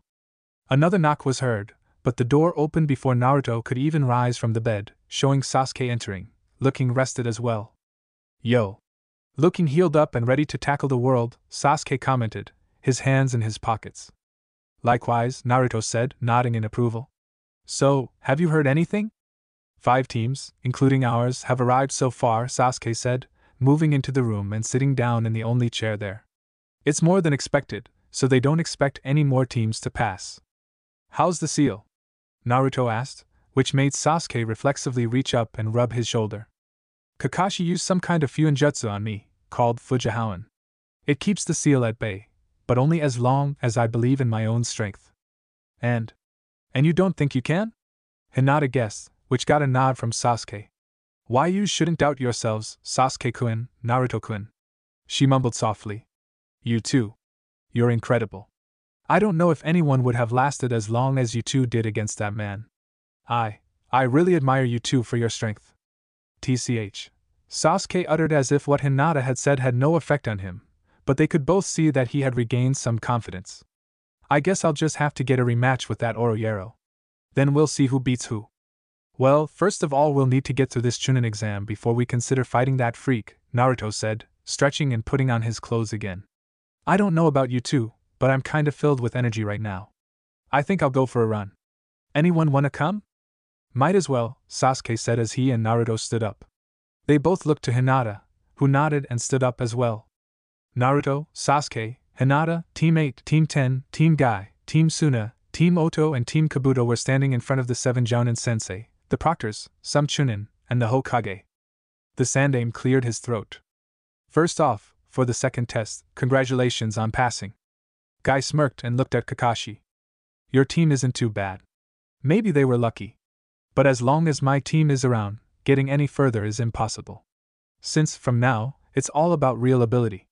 Well, with youth, there are sweet times, and there are sour times at Kakashi? Kakashi just turned to Guy, staring at him lazily. Huh! You say something, Guy? Guy snapped and turned his back on Kakashi, clutching his fist. Heh! Not bad, my rival Kakashi. You're cool in that way, and it really gets on my nerves. Kakashi just looked clueless. Now, for the coming third test, but before I explain that, there's something else I'd like you to know. It concerns the true reason for this exam. Why do we have all the allied countries taking the exam together? To promote friendship among the countries. To raise the level of shinobi. I don't want you to be confused about the true meaning. This exam is, the Sandaime said and paused dramatically, puffing on his pipe, a replacement for war among the allied countries, he said, shocking the genin present. If you go back in time, the current allies were enemies who fought each other over who would rule. In order to prevent wasteful fighting, the stage that these countries chose for battle, that is the origins of this Chunin selection exam. Then, this isn't for Chunin promotions? Rock Lee asked, wide-eyed. It is a fact that this exam decides which shinobi have what it takes to become a Chunin. But on the other hand, this exam has another side, where each country's ninja risks their own life to protect their land's prestige. Prestige? Ino asked, getting a nod from the Sandaime. Watching this third exam will be leaders and influential individuals from many countries who make up the clients of the shinobi. And the leaders of the countries will also be there to watch each of your battles. If the strength of a country is clear, that country will receive more clients. And conversely, if seen as weak, they will lose clients, the Sandaime said and paused for a moment, letting the information sink in. And this will signal to potential enemy countries that our village has this much power. So, we will send a political message to the outsiders. But why? Kiba asked. Why do we have to risk our lives in battle? The strength of the country is the strength of the village. The strength of the village is the strength of the shinobi. And a shinobi's true strength is born only through life-risking battle. This exam is a place to see each country's strength, and to show off your own. It only has meaning because lives are at risk. And that's why those that have come before you have fought in the Chunin exam for this dream that is meaningful. But then, why do you say stuff about it being for friendship? Tenten of Team Guy asked, looking thoroughly confused. I said it in the beginning, I don't want you to confuse the purpose of this. By losing life and establishing balance. This is the shape of friendship in the world of the shinobi, the Sandaime said calmly. Before we begin the third test, I will tell you one more thing. This is not just a test. This is a life-risking battle, with your dreams and your country's prestige on the line. I don't care what it is. Just hurry up and tell us what this life-risking battle entails, Sabaku Nogara said, his arms crossed. Yes, I'd like to now explain the third test, but, actually, a new voice interrupted, coughing, as a man blurred into view in front of the Sandaime, on his knees. I apologize, Hokage-sama. From here on, as the referee, will you please allow me, Gekka Hate, to explain? By all means, the Sandaime said with a nod. The man stood up and turned to the genin. He looked sick, with bags around his eyes and a bad cough. Hello everyone, I'm Hate. Before the third test, there's something I'd like you to do. It's a preliminary for the third test to decide who gets to participate in the main event, Hate explained, coughing again. The first and second test may have been too easy this year. We have a bit too many people remaining. According to Chunin exam rules, we must have a preliminary and reduce the number of participants for the third test. As Hokage-sama indicated earlier, there will be many guests at the third test, so the fights could take too long. We are limited in time, he explained and paused, letting the information sink in. So anyway, those who are not feeling well, those who feel like quitting after these explanations, please come forward now. Since we'll be starting the preliminary immediately. After a couple of seconds of silence, Kabuto raised his hand. I'm going to quit. Hate stared at him for a while, before looking at his clipboard. You're Konoha's Yakushi Kabuto-kun, right? You may leave now. Does anyone else want to retire? Oh, I forgot to tell you that, from now on, it will be individual battling. You may raise your hand based on your own judgment. No one else raised their hand. Well, since no one else wants to quit, let's begin. There are basically no rules. The fight continues until one of you dies, is knocked out, or admits your defeat. But when I decide that the winner has clearly been established, since we don't want to pointlessly increase the amount of corpses, I'll jump in and stop things. And the object that controls your destinies is. A hatch on the wall opened up to reveal a large scoreboard. Is this? This electric scoreboard will show the matchups for each battle. Now, this is sudden, but let's announce the two names of the first fight. The screen flickered to light, and two names popped up. Uchiha Sasuke versus Akado Yoroi, Hade coughed. Will everyone except the two participants move to the upper level? Right off the bat, huh? Sasuke asked with a smirk as the genin started heading up to the stands, leaving only him and Yoroi on the floor. Yoroi was a genin from Kabuto's team, his face covered by a cloth, and his eyes covered by black lenses. They both moved to the middle of the room, facing each other, with hate between them to the side. The two participants in the first fight are Akato Yoroi and Uchiha Sasuke. Are you ready? Yeah. Yes. Now. Please begin. Hate jumped back as Yoroi put his hands in a tiger seal. Are you ready? The proctor just asked that, Sasuke quipped. You must either be deaf, or a bigger moron than Naruto. Yoroi twitched, and Naruto immediately snapped, "Hey, you bastard, don't take shots at me like that." The other genin reached behind his back, then flung 3 shuriken at Sasuke, who fished out a kunai, swiping it at the shuriken and sending them flying back at Yoroi, who ducked. Yoroi charged forward and swiped his hand at Sasuke, who dodged to the side, his eyes narrowing in thought.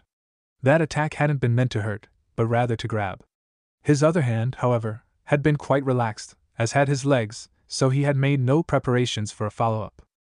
Yoroi swiped at him again, this time a backhanded swing in which he turned his arm in an attempt to grab Sasuke, who immediately flipped out of his reach. There's something weird about that hand of yours, isn't there?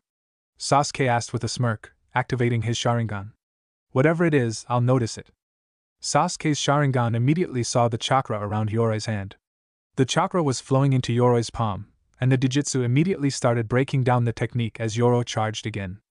A one-trick pony then? Sasuke asked as he dodged another swipe. No wonder you're still a genin at your age.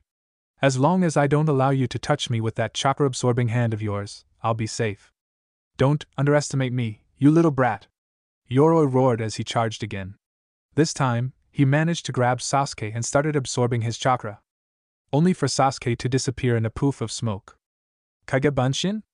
Yoroi exclaimed in shock. Suddenly, 3 shuriken flew past him from behind, and Yoroi spun around to see Sasuke standing behind him. The Uchiha yanked the ninja wires in his hands, changing the course of the shuriken and making them swing around Yoroi, wrapping him up in the ninja wire. There are several ways for me to end the match right here, Sasuke informed the man. I can cut your head off with my sword. But my favorite would be to burn you with my Ryoka no Jutsu. So you want to give up? Seeing that Yoroi was standing there defiantly, not saying a word, Sasuke shrugged and put the ninja wire between his teeth, and then started flashing through hand seals, ending in a tiger seal. Wait! Yoroi called suddenly.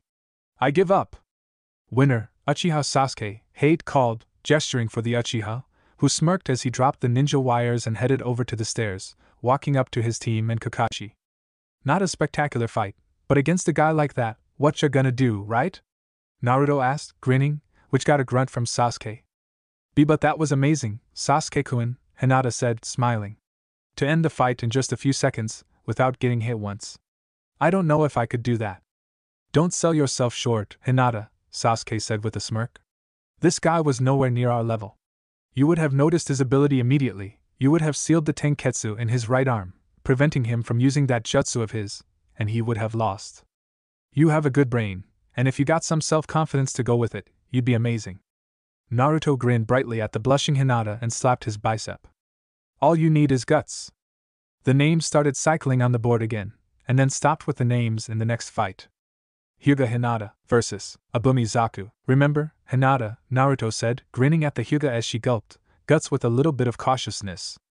Hinata took a deep breath, then nodded as she headed for the stairs, while the Otonin with the 3 kanji for death on his shirt made his way down the stairs from the stands on the other side of the room. Soon enough, Hinata and Zaku were in the middle of the room, facing each other. Are you both ready? Hate asked the 2 contestants with a cough, getting nods from the 2 genin. Then please begin. Please give up, Hinata said as her Byakugan activated, and she got into a Juken stance. These last few weeks, my abilities have grown, and I would prefer not to hurt you. Hell, what's this? Zaku said with a grin. A ninja who doesn't want to hurt her opponent? What kind of babies do Konoha raise? I'll end this fight in one blow. Hinata focused on Zaku, analyzing her opponent. Those tubes in his arms. He is channeling chakra through them. They must be some kind of cannons. Zaku raised his arms, pointing his palms at Hinata. Zankuha, decapitating airwaves. Zaku roared, blasting a large amount of wind chakra at Hinata, who dodged out of the way to see the wall behind her get completely torn up by the blast. If I get hit by even one of those, I'm done for, she thought as she rushed forward. She needed to get him in close-quarter combat. He was a long-range fighter, and she was a close-range fighter. At long range, he would be the only one with the ability to attack. Hinata came at Zaku with a flurry of Juken strikes, greatly surprising the Otonin with her speed. She got in a few strikes here and there, which made Rock Lee, who was standing next to Naruto, blink in confusion. She's not hitting him seriously, Lee concluded. Having a Hyuga on my team, I know how destructive the Juken can be. But her strikes are doing almost no damage. Well, that's what you think, Naruto said, smirking at Lee. Hinata is smart. She's probably already figured out how to beat him. Meanwhile, on the floor, an extra hard Juken strike to the shoulder made Zaku grunt and flip back several times, putting a bit of distance between him and Hinata, who stopped and lowered her arms, relaxing. I will say this again, Hinata said softly, looking almost pained. You should give up. You have lost. Lost? Zaku exclaimed.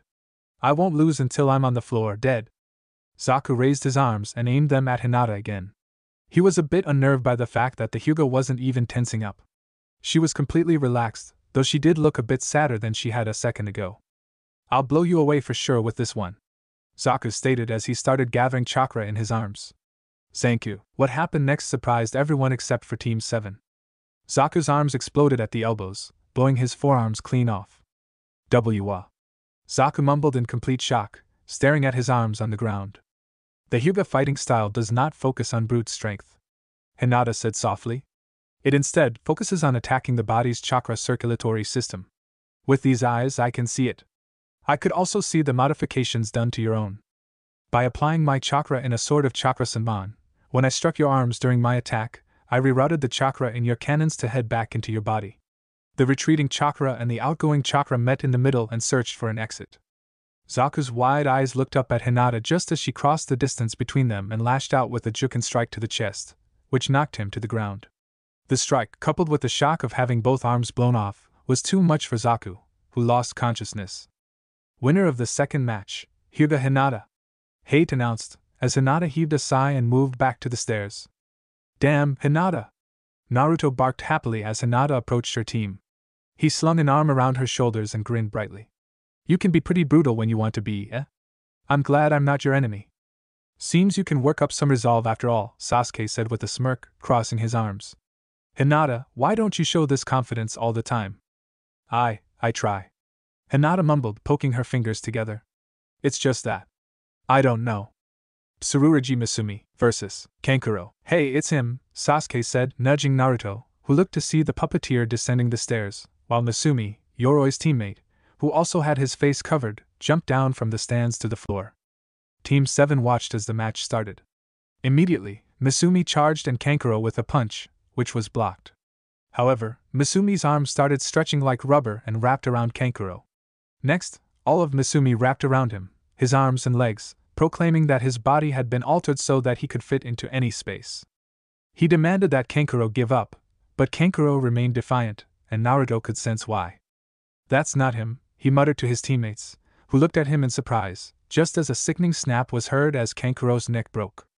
Then, however, Kankuro's head whipped around, and his clothes were torn as two more arms shot out of them. They were puppet arms.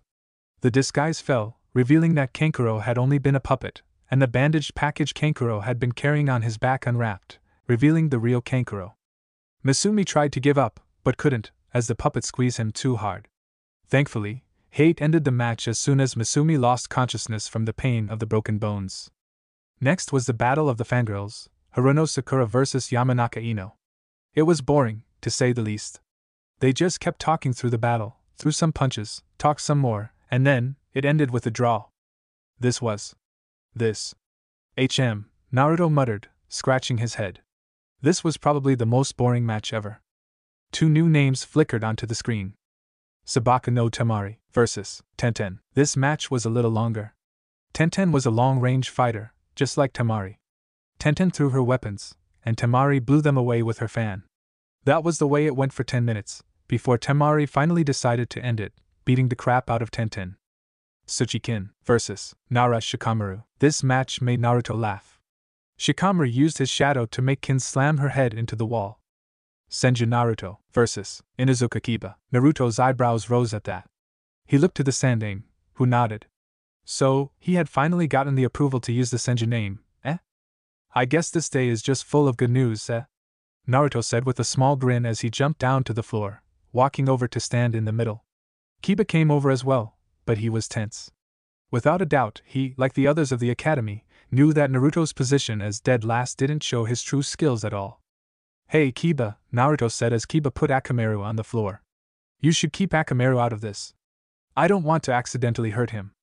Sorry, but Akamaru always fights with me. He's my partner, Kiba said, a small grin on his face. You know, I've been looking forward to this. Oh? Heh, Naruto and Sasuke, Konoha's strongest genin, they say. Well, although losing against you wouldn't hurt my pride all that much. Beating you would show how much I've grown since the academy. Well, losing to me now won't exactly show that you've been standing still since graduation, Kiba, Naruto said with a shrug. After all, I've grown too. 7th match, Senju Naruto vs. Inuzuka Kiba. Please begin. Kiba put his hand in a tiger seal, but Naruto held up his hand. Wait, Kiba, he said softly. If you want to fight me, go all out right away. I won't be holding back more than I need to avoid killing you. Kiba hesitated for a second, then let go of the tiger seal, instead digging his hand into his kunai pouch and taking out a soldier pill, tossing it to Akamaru, who swallowed it, his fur turning red. Kiba put his hands in the tiger seal again and crouched down. Gijyu Ninpu, Shikyaku no Jutsu, Beast Mimicry Ninja Art, Four-Legged Technique. He exclaimed as he got down on all fours, his nails growing into claws, and his canines elongating. Akamaru jumped onto his back, and he formed another seal. Jujin Bunshin, Man-Beast Clone. There was a poof of smoke surrounding Akamaru, and when it cleared, a clone of Kiba could be seen standing on all fours on Kiba's back. Naruto grinned. Ho, looking pretty beastly there, Kiba. Let's see you handle this. Kiba exclaimed as Akamaru jumped off his back, and they both charged at Naruto, Kiba tossing 3 smoke bombs at Naruto's feet. The smoke bombs exploded, and Kiba and Akamaru both leapt into it, spinning at an incredible speed, becoming 2 cyclones of destruction as they charged into the smoke. Getsuga, Fang over Fang. The sound of the 2 impacting something was heard, and the 2 came out of the other side of the smoke, both of them landing on all fours. Damn it, we hit resistance. Again, Akamaru. Kiba growled out, and the both performed another Getsuga, charging into the smoke once more. This time, Naruto's cry of pain was heard, and when the 2 Inuzuka fighters came out of the smoke this time, they were accompanied by Naruto, who was flying out of it and impacted with the ground hard, grunting in discomfort. The smoke cleared to show a wooden dome that had been raised to protect Naruto. The dome, however, had been completely torn open. Heh, is that all you've got? Kiba asked, grinning as he rubbed his nose in satisfaction. Man, I knew I had grown stronger, but I didn't expect you to be this weak, Naruto. So, you're Kiba? Naruto asked as he pushed himself to his feet, smirking at Kiba. Then, he turned to his clone. Then that's Akamaru. Kiba's eyes widened as Naruto shot forward at a speed they hadn't been expecting, grabbing a hold of Akamaru. They were even more surprised when Naruto's arms transformed into wood, which lengthened and wrapped around the transformed Niken. It's over, Naruto said calmly, turning his cold eyes toward the wide-eyed Kiba, just as 2 hands burst through the floor, grabbing Kiba's ankles. Doton, Shinjuzanshu no Jutsu, Earth Element, Double Suicide Decapitation Technique. Came Naruto's voice from the floor, and Kiba cried out in shock as he was pulled into the floor until only his head was visible. Slowly, Naruto rose from the floor, seemingly growing out of it, and he stood up, grinning down at Kiba. Sorry we couldn't have an all-out epic battle, Kiba. However, these are just the preliminaries. I don't want to show off all my moves to my potential opponents. Damn you. I'm gonna. You can't move an inch, Naruto said, squatting down in front of Kiba. Well, if you still don't feel like giving up, I suppose I can threaten with snapping Akamaru's neck if you don't. He muttered, rubbing his chin. Lucky for you, I'm not that cruel. Proctor, I could kill him. Call it. Winner, Senju Naruto. Naruto grinned and grabbed Kiba's head, pulling him out of the floor as though it was water. The hole underneath him immediately closed, and the clone holding Akamaru slowly retracted its limbs and sank into the floor. Then, Naruto headed back up to his team. Next was Rock Lee vs. Sabaku no Gaara. This match was intense. Lee showed off some amazing taijutsu moves, and beat the living shit out of Gaara, but Gaara was protected by his sand. Then, Lee opened the celestial gates, and went nuts on the Suna Genin. However, once again, his sand protected him, and he managed to crush the wounded Lee's arm and leg, resulting in his victory. Hyuga Niji vs. Kinyuda Dosu. This match was ended relatively quickly. Although Dosu bragged about his arm would be capable of completely disorienting Niji, the Hyuga didn't even give him a chance to use it, immediately coming at him with a flurry of Juken strikes, ending with one to the chest that completely knocked the Genin out cold. The final match was Aburaim Shino vs. Akimichi Chuji. This one, too, ended relatively quickly. Ino had gotten Chuji's spirits up by bribing him with barbecue, but despite Chuji's energy, Shino immediately covered the chubby Genin with his destruction bugs, draining him of his chakra. Winner, Aburaim Shino, Hate announced and coughed into his hand, before continuing. Well, with this, the preliminary trials for the third exam have been completed. Everyone, please come down here. The Genin got down from the stands, and soon stood in front of Anko, Ibiki and Hate. To all of you who won the rights to compete in the third test in the Chunin selection exams, congratulations to you all! Hate exclaimed, before turning to the Sandaime. Well then, Hokage-sama, if you would please. Yes, the Sandaime said and walked forward. Well, now I'd like to start explaining the main test. As I told you before, in the main event, your matches will be seen by everybody. Each of you will fight to represent the strengths of your countries. I'd like you to show off all your powers with no reserves. Which is why the finals will be held 1 month from now. This break, as you might call it, will be for preparations. What does that mean? Niji asked, looking a bit more agitated than usual, occasionally glancing to the side to glare at Hinata. In other words, in addition to informing all the various country lords and shinobi leaders, this is the time needed to arrange for the gathering of the event. And this is also preparation time for you examination students. I don't understand what you're trying to say. What does it mean? Kankuro asked. Basically, it's the preparation to get to know your enemy and yourself. It's the time period where you calculate your chances of winning by analyzing the data you accumulated during the trial competition, the Sandaime explained, puffing on his pipe. The battles up to now had you fight as if you were in an actual combat situation with the assumption of fighting an unknown opponent. However, the final trial will not be like this. There are those who showed all that they can do already to their rivals. There are those who competed and were badly injured against a strong opponent. To make everything fair, the 1 month should be used by all of you to advance and improve yourselves. Of course, it'll be fine to rest your body as well. Well, I'd like to dismiss you now, but there's something that has to be done for the finals before I can do that.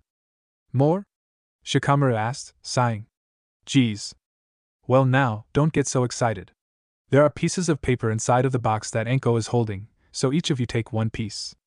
Anko held up a square box to show the Genin what the old man was talking about. Now I'll come around, so wait your turn. All the Genin reached into the box as it was handed to them, and drew their numbers. Once they'd announced them, the Sandaime spoke up. Alright, now I'll reveal to you the final tournament. That's what we drew the numbers for? Naruto asked, wide-eyed. Now, Ibiki, show them the match arrangements. Yes, sir, Ibiki said and held up a piece of paper. First match, Hyuga Hinata vs. Hyuga Niji. Second match, Senju Naruto vs. Aburaim Shino. Third match, Sabaku no Gaara vs. Kankuro. Fourth match, Uchiha Sasuke vs. Nara Shikamaru vs. Temari. Well then, you're free to start planning strategies or resting as you like. With this, I'll dismiss you all, but are there any final questions? The Sandaime asked, and Shikamaru raised his hand. Can I ask a question? Yes. Since it's a tournament, it would mean that there's only one winner, right? Which would mean that only one person can become a Chunin, doesn't it? No, that's not quite it, the Sandaime spoke, smirking. There will be judges, including myself, the Kazekage, lords of various countries that will make mission requests, and other ninja leaders, who will be watching the final test. Throughout the tournament, these judges will be evaluating your abilities. Those judged to have the necessary qualities of a Chunin will be able to become a Chunin, even if they lose in their first match. That means that it's a possibility that everyone here will become a Chunin? Temari asked. Yes. But there's also the possibility that no one will become Chunin. To advance in the tournament means that you will have more chances to appeal to the judges. Did you understand, Shikamaru-kun? The Sandaime asked, which got a sigh from Shikamaru. Geez, this is so troublesome. Well then, thanks for all the effort you exerted for these trials. You're all dismissed until a month from now, the Sandaime announced, smiling at them all. Chapter end. Naruto had to sweat drop at the sight before him. Kakashi had told him that Jiraiya would be waiting for him at the hot springs. When Naruto asked his sensei what the man looked like, the Cyclops just said, "You'll know him when you see him." That could only mean that Jiraiya was pretty unique, and upon noticing the sight in front of him, this guy was special. The man was tall, obviously, Naruto could tell even though the man was sitting down. He had long, white hair and a spiky ponytail, wore red and green, had a large scroll on his back, and a red line going down his face from each eye. Oh yeah, and he was openly giggling and peeping into the hot springs. "Well," Naruto said, stuffing his hands into his pockets, "when Kakashi-sensei said I'd know you when I saw you, he said it in a very extreme tone, so although he may just have been exaggerating." "HM?" the old man uttered as he turned away from his peephole, looking toward Naruto. "Who are you, brat?" "Senju Naruto." "You're Jiraiya?" The old man's eyes widened, and a bright smile appeared on his face. "I sure am." "So you're Naruto, eh? Ho, you've grown into a fine shinobi, that's for sure." "I heard you were made my godfather," Naruto said, his hands still in his pockets. "I suppose you had your reasons for not being there when I grew up, but it was a pretty shitty thing you did. But I suppose you can repay me by training me well." Jiraiya twitched in annoyance, and he gave Naruto a heated glare. "Just who do you think you are, brat, trying to guilt-trip the great Gamma Sennin, Toad Sage, Jiraiya-sama?" "You're right, you don't deserve a guilt trip," Naruto said, nodding slowly as he closed his eyes and rubbed his chin in thought. "I mean, it wasn't like you were close to my old man or something. And it's not like he named you godfather because he was counting on you to take care of me when he couldn't, right?" Jiraiya twitched again, and he turned his back to Naruto, probably hoping to keep the guilty look on his face from Naruto's view. Behind him, however, Naruto put up 2 fingers in a victory sign. "In any case, Naruto, there's no need for the guilt trip," Jiraiya said, turning back toward Naruto, who swiftly lowered his hand. "The only reason I came back to this village was for the sole purpose of overseeing your training." "That's right, the great Gamma Sennin is going to be training you personally," he exclaimed, striking a pose. Naruto blinked, then tilted his head to the side. "Am I supposed to be honored?" "Damn right you're supposed to be honored," Jiraiya snapped. "How many do you think have the privilege of claiming that they have received training from one of the legendary Sannin, huh?" "Well, fact is, you're getting older. You're no longer in your prime, and you spend your days writing smut," Naruto said with a shrug. "Are you sure you're even in shape enough to keep up with a youngster like myself? Watch yourself, brat. You're 100 years too early to compare yourself to the likes of Jiraiya-sama," Jiraiya said, puffing out his chest with pride. "Anyway, do you want to learn from me or not?" "Wow, take it easy," Naruto said, waving him off. "I was just messing around. Lead the way, O glorious Arrow Master." "Arrow Master," Jiraiya repeated, twitching. "I hope he won't be going around calling me that in public. It'll really damage my reputation, especially with the ladies." The Gamma Sennin cleared his throat and gave Naruto a grin. "Well then, Naruto. We will begin right away. I'm going to be teaching you an incredible jutsu." "Alright. Are you sure about this, Sasuke?" Kakashi asked slowly as he and Sasuke walked far away from the village. "It'll cut into our training time." "I'm sure," Sasuke said, nodding. "I'm always trying to stay on the same level as Naruto, and I get the feeling I'm going to need this." In the distance was a fortress shaped like a cat. Sasuke had never been there before, but he had heard both Nekoba and Itachi talking about it. The Cat Fortress, home of the Niniko, ninja cats. "You didn't have to come with me," Sasuke told Kakashi. "After all, you can't come with me inside. They'll smell the dog on you. I couldn't very well let you leave the village on your own. You'd be much too exposed," Kakashi said as he fished out his book and opened it, sitting down on a tree that had fallen over. "Well, I'll be waiting for you here. Go do whatever it is you have to do." Sasuke nodded, and without another word walked off toward the fortress in the distance. Kakashi glanced up from his book to stare at Sasuke's retreating back. I acted like the carefree teacher and followed him without question, hoping he'd tell me on his own, but… Kakashi's eye closed sadly, and he sighed, his head slumping. "I'd really like to know what he's gonna do." Shaking his head, Kakashi went back to his Ika violence, turning the page as he kept reading. "And then Shusan told Kurei-chan, 'You will never catch this hero off guard.'" He charged. Slowly, Kakashi's eye moved away from the book to stare at Sasuke again, who still hadn't disappeared from view. "Damn you, Sasuke. I can't even focus on my Ika, I'm so curious." "Alright, Naruto," Jiraiya said as he stood with Naruto some distance away from Konoha, his arms crossed. You've progressed further than I had anticipated, but that's good news. That means I won't have to explain too much. I'm sure you've heard of the Kuchiyose no Jutsu, summoning technique? I have, Naruto said with a nod. Jiraiya grinned as he bit his thumb and flashed through some hand seals. Kuchiyose no Jutsu, Jiraiya called as he slammed his hand down on the ground. There was an explosion of smoke, and when it cleared, Jiraiya could be seen sitting on a large, pale orange and green toad, which had a large scroll in its mouth, and wore a necklace with 7 large beads on it, with the kanji for loyalty on the central, largest one. The toad unrolled its tongue and held the scroll out to Naruto with it. The blonde took it and lay it down on the ground, unrolling it to show 5 signatures signed in blood, with fingerprints underneath each signature. This is the contract with the toads that has been passed down through many generations, Jiraiya explained. You write your name in blood, and under that, you press your fingerprints in blood. Then, when you want to call them, mold chakra and place down the hand you signed the contract with. The hand seals are board, dog, bird, monkey, ram. Naruto nodded and bit his thumb, before signing his name and leaving his fingerprints on the scroll. Now, Naruto, how much chakra do you have? Naruto hummed and closed his eyes, molding some chakra to activate his sensors. Then, he opened his eyes again and looked at Jiraiya. I'd say, about 1/5 less than you. Jiraiya twitched at that. Why you do? Yeah.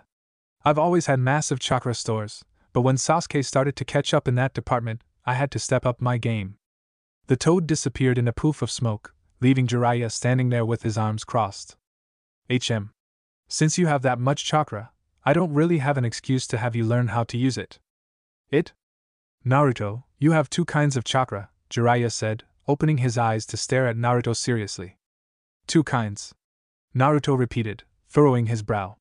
You mean I can use Kyuubi's chakra? Know about the Kyuubi, do you? Yes, its chakra is yours to use. It's an amazingly powerful chakra that should be. No, Naruto interrupted, shaking his head. I am Senju Naruto, not the Kyuubi. I'll become an amazing ninja without relying on its chakra. Naruto, I don't think you realize, I've made it this far without it, haven't I? But, Yash, I'll try the Kuchiyose now. You brat. Stop interrupting me. Shut up, Yaro Master. I couldn't give 2 shits what you have to say. Why you? The two glared at each other for a good long while. But then, Jiraiya sighed, a small smile on his face. Very well. I'll believe in you. Alright then, become an amazing ninja on your own, starting with mastering the Kuchiyose. Alright. I'll be over there, Jiraiya said, pointing off at a waterfall in the distance, under which they had seen several girls bathing when they came here. With a wave, Jiraiya blurred out of view. TCH, old pervert. Naruto muttered, shaking his head as he bit his thumb and swiped some on his palm, before going through the required hand seals, pumping out chakra and calling out, Kuchiyose no Jutsu. There was another explosion of smoke, this one much bigger than the one that appeared when Jiraiya summoned his toad. When the smoke cleared, it revealed that Naruto was standing on a massive toad, who towered over the trees around them. It was colored a dull, rusty red, but around his eyes and lips and chest were brighter red markings. Over his left eye, he had a long scar. He wore a blue happy vest that had the kanji for shrimp on the back, carried a massive dosa blade at his hip, and had a large kizura pipe in his mouth. What the hell is this? The toad barked in a gruff voice, looking around. Hey, Jiraiya! Why did you summon me here? He glanced at his nose, to see Naruto standing there, grinning at him. Why is there a little punk on me? Where's Jiraiya? What do you want him for? Naruto asked. I'm the one who summoned you here. The toad blinked once, staring at Naruto in disbelief. He muttered, you? And Naruto nodded, still grinning. This caused the toad to laugh. Loudly. You shouldn't lie, punk. There's no way a little shrimp like you could summon me. Naruto's eye twitched as the toad kept laughing. He tapped his foot impatiently, waiting for the toad to finish, but it seemed he never did. Therefore, Naruto snapped, stomping his foot down. Hey, you piece of shit toad. I'm the one who summoned you. It was I, Senju Naruto-sama. I am your master. The toad's eyes widened, but immediately narrowed dangerously. What the?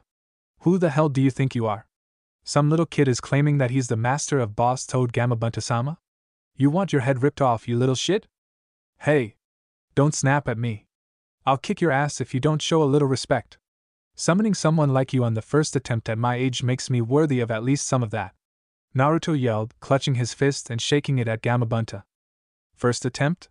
Kick my ass? Don't make me laugh, shrimp. I'll pop your head like a balloon. Naruto narrowed his eyes. So, what you're saying is you won't accept me as your master? Gamabunta-sama has no master.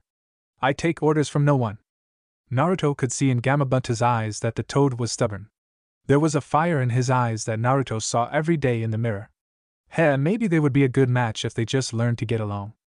Well then, I'll make a bet with you, Gamabunta. A bet? I'm listening. You don't have to accept me as your master, but you will accept me as your summoner, and help me out if I need you. Of course, this is only if I can stay on your back until that, Naruto said, pointing at the sun, which had just started rising in the east. He moved his hand to point at the horizon in the west. Goes down there. Ho, that's an interesting bet, brat. What do I get if you lose? What do you want? Gamabunta chuckled slowly and dangerously, narrowing his eyes. If you fall off my back, brat, you will have to give me a full-body scrub down with a sponge. Even in all the hard-to-reach places. Naruto flinched at the thought of giving a toad a sponge bath, especially one as big as Gamabunta. He immediately shook those images out of his head, however, and grinned defiantly at the toad. Deal, Gamabunta. Senjin Naruto, was it? Gamabunta asked, and Naruto nodded. Well then, it's a bet, Naruto. I'm not going to make it easy on you. Gamabunta crouched down, and then shot into the air at an unbelievable speed. NYAA. A cat wearing armor cried dramatically as he flew through the air, impacting with the ground, unconscious. Sasuke was standing in the topmost room of the cat fortress. The room was lit with a dim, blue light, a purple carpet leading up to a bamboo curtain, behind which a silhouette of a very large cat could be seen. Ho! You made it all the way here, came a voice from behind the curtain as the silhouette's head rose slightly. Well, I'd recognize that hairstyle anywhere. I've heard a lot about you. Uchiha Sasuke, the Nico Bitoku, cat defiler. Sasuke blinked slowly at that. Nico Bitoku? That sounds disgusting. I've done nothing to earn such a name. Haven't you? You were running around, all those years ago, capturing my kin and taking their paw prints. The silhouette barked angrily. To a cat, that's like how it is for a human to be stripped naked and photographed. What's so wrong about that? Sasuke asked, a smirk appearing on his face. Do you have anything to be ashamed about? Don't be ridiculous, human! The silhouette roared angrily. Sasuke's smirk widened. He must have hit a nerve. In any case, you are Nekomata, are you not? Sasuke asked, raising an eyebrow. I understand that you have the summoning contract for the Niniko in your possession. What about it? The silhouette, Nekomata, asked, apparently calming down. I want it. I want the allegiance of the Niniko, and I want you to fight for me whenever I call for you. Nekomata was silent, and Sasuke knew his eyes had widened in shock. Then, he chuckled. The chuckle grew into a loud laugh. You are bold, brat, making demands of me like that. What makes you think I will give my allegiance to you?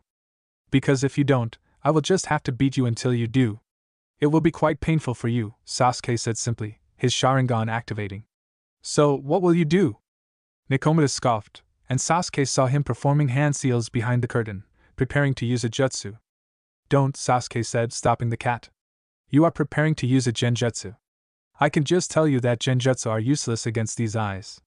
Don't embarrass yourself by trying a jutsu that won't work. Nekomata chuckled softly at that as he rose to his feet, walking around the curtain to stand before Sasuke. He was large and white, and the tip of his tail was purple and split in two. His body was covered in scars, but the one that stood out the most was the one going across his left eye.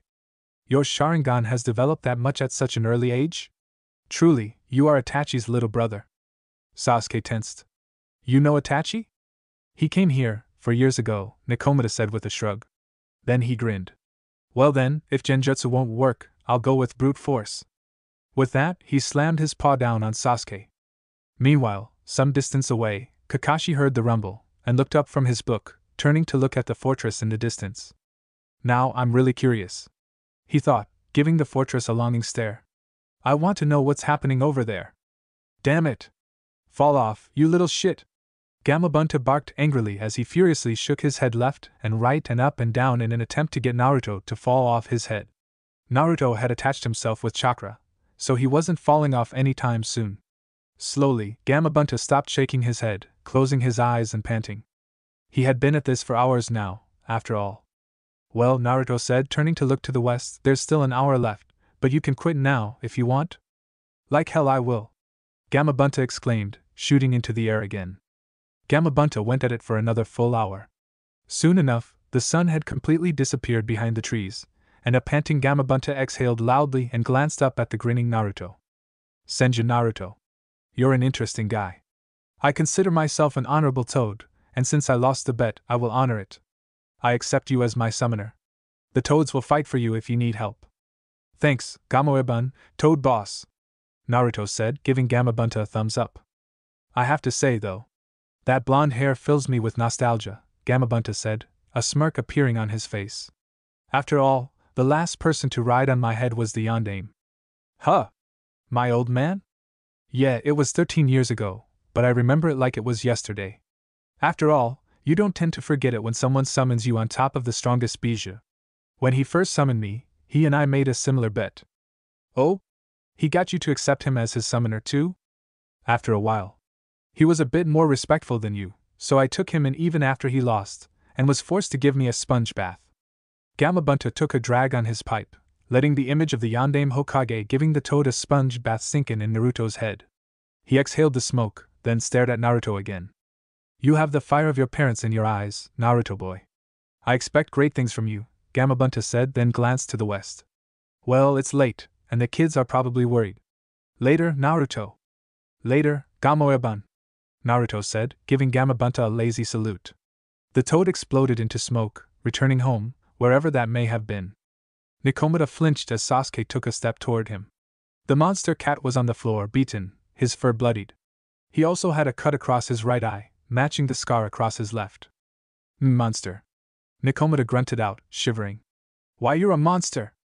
I am Uchiha Sasuke, Konoha Shinobi, Sasuke said calmly as he sheathed his sword. And I will have what I came here for. You are beaten, Nekomata. Are you going to give it to me? Despite his fear, Nekomata managed a weak grin. He coughed once, then said, You truly are Itachi's little brother. You beat me just as quickly as he did, and you were also just toying with me, damn you. Nekomata rolled over onto his stomach and pushed himself up, moving behind the bamboo curtain. When he came out again, he was holding a large scroll in his paw, which he handed over to Sasuke, who took it. Well, you beat me, there's no denying that, Nekomata said, humming softly. The Uchiha clan is something special, eh? I guess that being in the possession of your clan isn't such a bad thing. Nekoba and her cats seem to like you, after all. It's appreciated, Sasuke said, nodding his head to Nekomata, before turning around and walking away. When Sasuke reached the spot where Kakashi was waiting, the Jounin immediately shot over to Sasuke, looking at him and the scroll expectantly. So, what did you do? Kakashi asked eagerly. Sasuke just smirked and held up the scroll. I procured the Niniko summoning contract for the Uchiha clan. Niniko? Kakashi asked, blinking. That's a shame. I had been counting on you signing a contract with my Niken. No thanks, I prefer cats. The Uchiha clan are used to dealing with them. Well, at least now he's back, and I know what he was doing, Kakashi thought as they started walking, and he fished out his book, opening it. Now I can focus on this again. The very next day, Hinata rose early, as she had done every day since the preliminaries ended. She could feel that she definitely had grown stronger, but she could get stronger still, there was no doubt about that. Therefore, she had requested training from her father, who had agreed. There was little doubt that her father had been greatly surprised by Hinata's sudden improvement. In the last few spars between Hinata and Hanabi, Hinata had always been the one who remained standing. In all honesty, Hinata only had Naruto and Sasuke to thank for that. Hinata couldn't imagine what her life would have looked like if she had lost to Sakura during the graduation, if she had ended up the girl with the second best grades, which would have landed Sakura in Team 7, and Hinata in Team 8. So now, Hinata got ready, had her breakfast, put on her sparring uniform, and went outside to the Hyuga training ground, where she found her father waiting. Are you ready to begin? He asked sternly, and Hinata nodded as she took her spot in front of Heishi and assumed a Juken stance. Well then. His eyes drifted shut, and he appeared to be deep in thought. There is little doubt in my mind that, despite being of the branch family, the Hyuga blood burns the hottest in Niji's veins. He is an amazing prodigy, and you are going to need all the help you can get against him, even with your drastic growth. Therefore, I will be teaching you a new technique today. Hayashi's Byakugan activated as he opened his eyes and got into a Juken stance. I will be teaching you Jukenhu, Hack Rokujin Sho, Gentle Fist Art, 8 trigrams 64 palms. Woo Juken! This whoop caused both Hyuga to blink and turn to the side, to see Naruto and Sasuke sitting on the sidelines, grinning and smirking respectively. What are you doing here? Hayashi demanded. How did you get in? Well, first and foremost, we came here to cheer for Hinata during her training, Naruto said, grinning still. We've both taken a day off from our own training, Sasuke supplied. But our secondary objective was to better protect our teammate by discovering and pointing out flaws in Hyuga's security, Naruto continued and pointed over his shoulder. By the way, during the 0900 hours guard shift, there is a blind spot in the security in the northwest corner of the compound. The Hyuga training regimen is strictly forbidden for outsiders to see, Hayashi said, sounding a bit outraged. You should know this. I told you that last time. Well, I've been thinking about that. Sure, I'm a total badass when it comes to learning new jutsu and crap, and Sasuke here has the Sharingan, but in all honesty, the Juken is pretty much useless to anyone who doesn't have a Byakugan, right? Naruto asked, scratching his head. So, I don't see what the problem is. Hayashi's eyes narrowed dangerously, causing Naruto and Sasuke to flinch. So, Dango? Sasuke asked Naruto, who nodded. With that, the two blurred out of view. Your friends are excellent at snooping, Hayashi commented disdainfully. They are great friends, father, Hinata said, smiling softly. Sasuke-kun is excellent at analyzing strengths and weaknesses, and pointing out what needs to be worked on in order to become balanced, and Naruto-kun. Hinata trailed off as she tried to find the words for it. Well, Naruto-kun has a personality that just makes you want to become the best you can be. Hayashi stared at Hinata for a long time and thought. Hinata has never showed any real talent. A short while after becoming a genin, her talent suddenly skyrockets. Senjin Naruto, huh?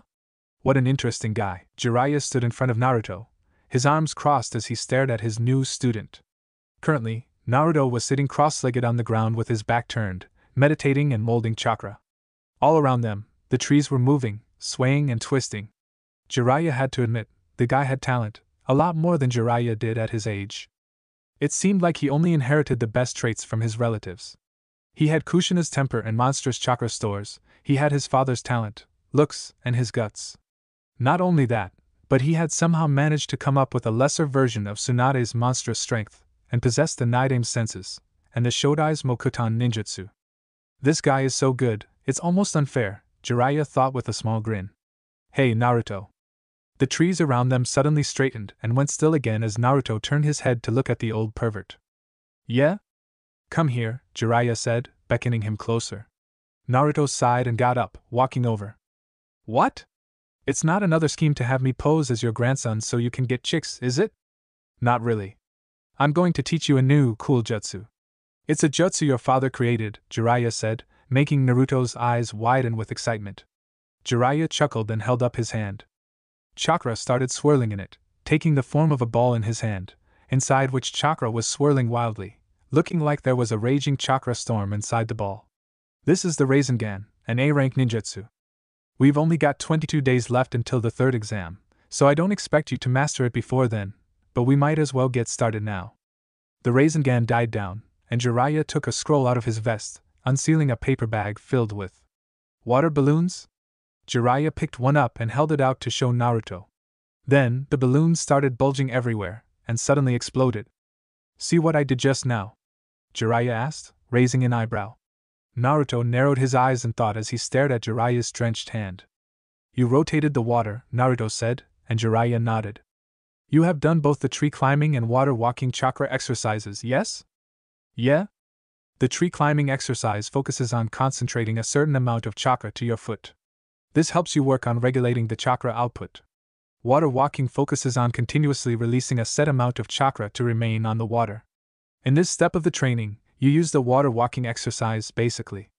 You are to release a set amount of chakra into the balloon with a continuous flow, Jiraiya said, picking up a balloon and tossing it to Naruto, who furrowed his brow as he concentrated on releasing his chakra, rotating it.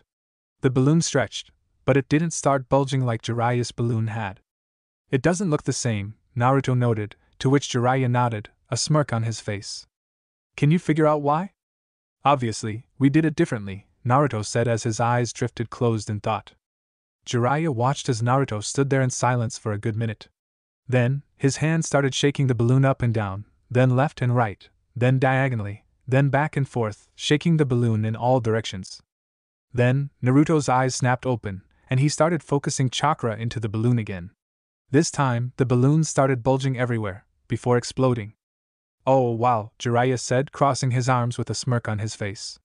"I had been told that Sasuke was the brains of the duo. Didn't take you long to figure out the trick to the test. Just because Sasuke is smarter than me, that doesn't mean I'm dumb. Besides, when it comes to ninjutsu, I'm unrivaled," Naruto said with a grin. "So, what's the next step?" "Wait," Jiraiya said, gesturing for the bag with the balloons. "That was quick. I want you to pop 10 more, so you can really get a feel for the first step.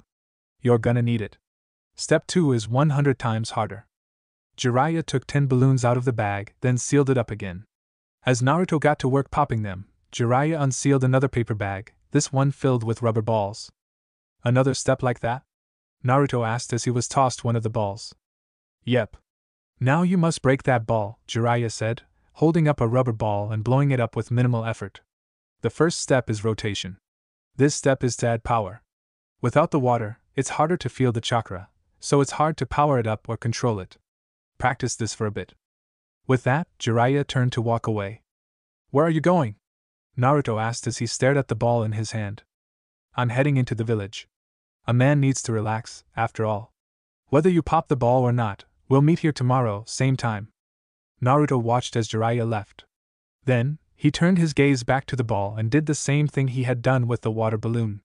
The ball started bulging, but only slightly, and then died down again. "TCH. The first step was counterproductive," Naruto muttered, sitting down. "Using water first made it seem easier than it is. Should have started with this step so you could get used to the difficulty right away." Thank you for watching this video. I hope you enjoyed it. If you want to see the next part, don't forget to turn on notifications by hitting that bell icon.